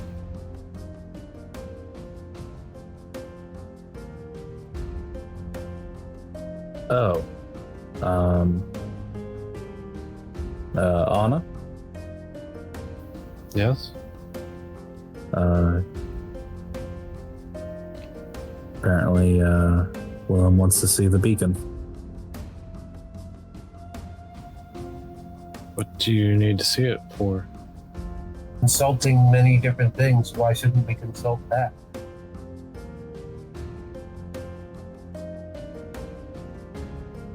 We've been consulting it for quite some time.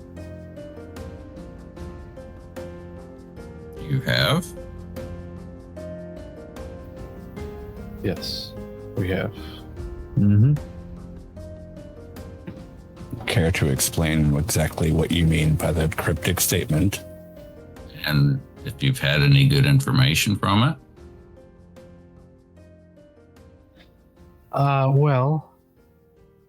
What I mean is this thing is in fact a beacon of the Luxon. So much we surmised. And that is what I have been focusing on in hopes to get more clarity of the situation. And how is that coming? Well, it's unlocked different things on my behalf, but in terms of divining things, it's not so much. But some of the more recent things you've, I think, seen me do is, I think, because of my focus with this beacon.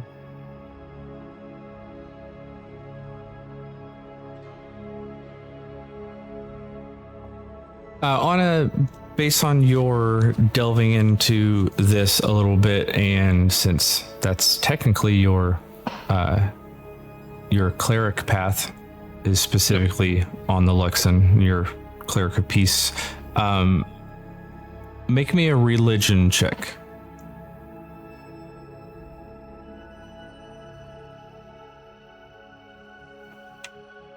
$24. It almost seems like the Luxon Beacon is the type of thing that would be the exact opposite of a diviner's orb or casting the bones or anything. Whenever you look into it, you see endless possibilities. And someone who's trying to practice divination almost wants the opposite. They want to look through all of the possibilities and find certainties. And the more that you dive into the Luxon and the cosmos around you just continues to expand in infinite directions, it seems like the Luxon is drawing you into the opposite of all things are possible. You just need to choose the infinite path you want to take, and then another infinite number of possibilities open up to you based on that particular path. It's this massive spider web, and then for you, obviously, it takes the shape of stars all over the place and constellations and new constellations being formed. And as you look back, the old ones disappear, and even behind you, new ones form by virtue of the direction that you chose. It's this constant idea of moving forward, moving in different directions, but never going back, but never certainty.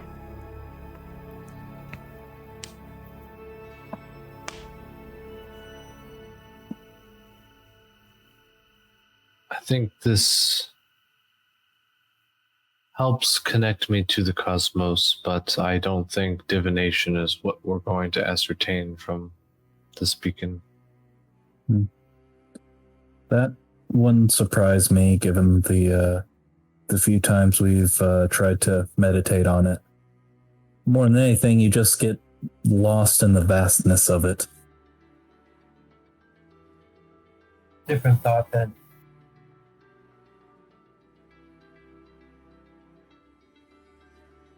Huh. Possibility.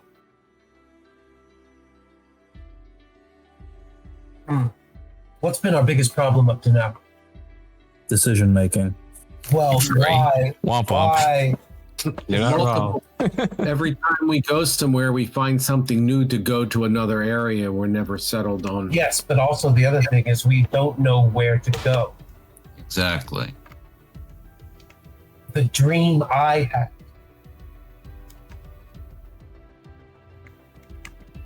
You had a dream. Continue. Alakal, the champion. Yes, I recall. She summoned me. She said she needed a champion. You don't summon a champion unless you know where they need to go. Continue. I'm a soldier. I'm a fighter. You put me on the battlefield, I can fight as well as anyone. But I have to know where the battlefield is. She called me because she knows where the battlefield is. And we know how to find her. We have the rhyme.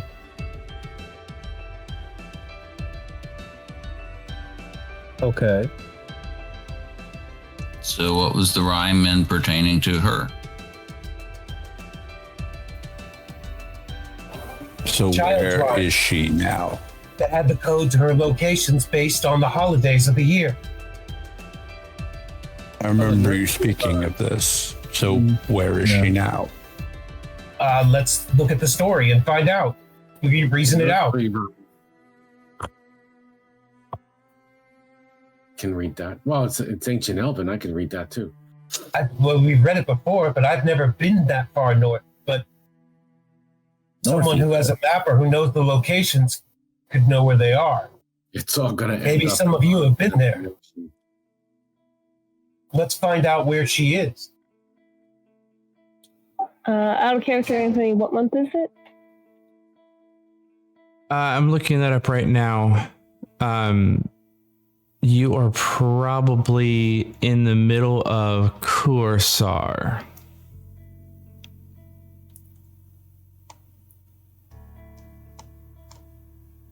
How far are we away from any of these, from the nearest holiday that is in the future? Well, this probably puts you right around the one holiday listed in Kursar, the Night of Ascension. You're right around the middle of the month. So go to the section of the story that mentions this holiday and read that area section.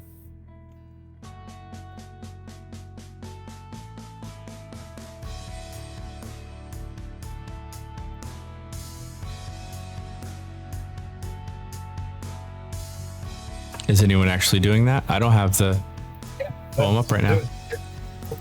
I don't know. Seriously, man. Corinne seems to be reading it on her computer, but Okay. I can't read her computer from here. Slacker.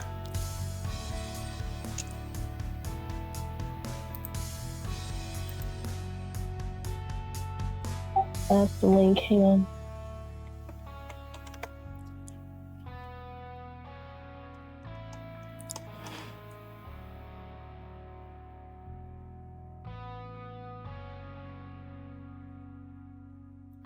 That's actually it.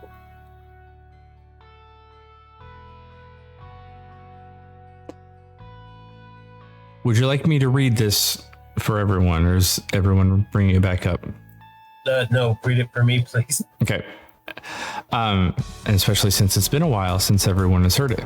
And now that it's less codified, you guys have started to figure this out. Okay.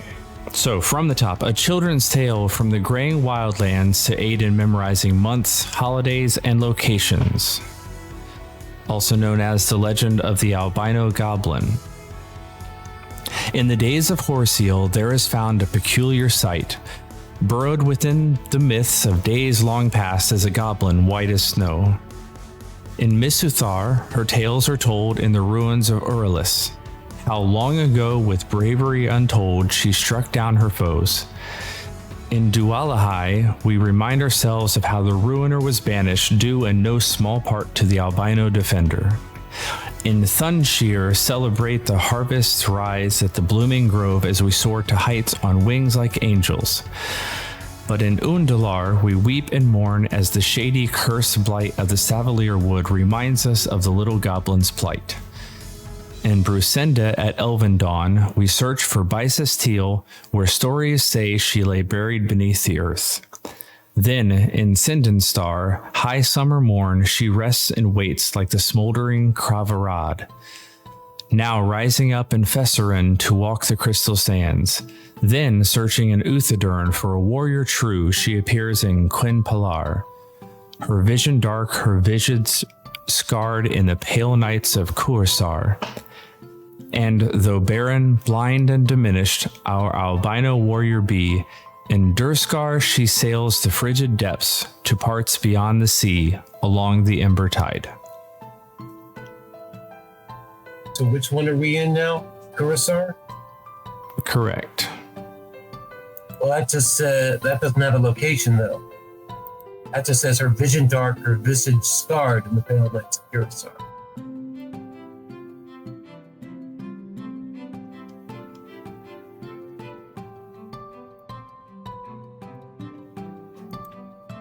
Doesn't seem like it's going to give us a location for this particular one.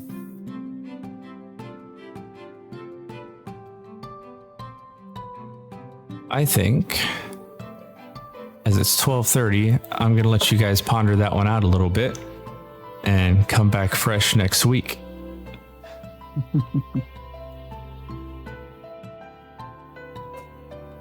Ending on a puzzle. Yeah, little puzzle, little head scratcher, a little decision making to try to suss out. You guys have lots of loose threads out there and lots of threads that you've heard hints of that you haven't even necessarily tugged on yet. Yeah. So it'll be interesting to see where you go, what you decide to do, and in what order. you decide to pursue them. But yeah, that was kind of part of the point of this particular campaign, is to see where you go, how focused you get on different areas, and what happens as a result. I hope you're figuring out, both listeners and players, this is very much not a linear storyline. Any parting thoughts, questions, general complaints? It may not be linear, but can we get a couple lines? Oh, there are plenty of lines, and I've been dropping you loads of hints about how those lines work. Yeah, the hints don't work if we don't know they're hints. No, he's already said that there are things going on, and they're going to continue going on regardless of what we do. Agreed. That's a big hint. This whole campaign is kind of built the way I've been describing the Luxon. That there's spiderwebs upon spiderwebs, and there's no real turning back around and going backwards. Just every step you take is going to open up new spiderwebs upon spiderwebs. Heretic. Spiderwebs belong to Loth, the Dark Queen. Get out. I almost considered having you all get visited by some sort of a mystical spider instead, but I figured it would just get attacked on sight. All right, that's going to do it for us tonight. We can continue our little chat off recording, but for everybody sticking around, we appreciate you listening in, watching in, and hope you join us next week. See you later. Bye. Good night.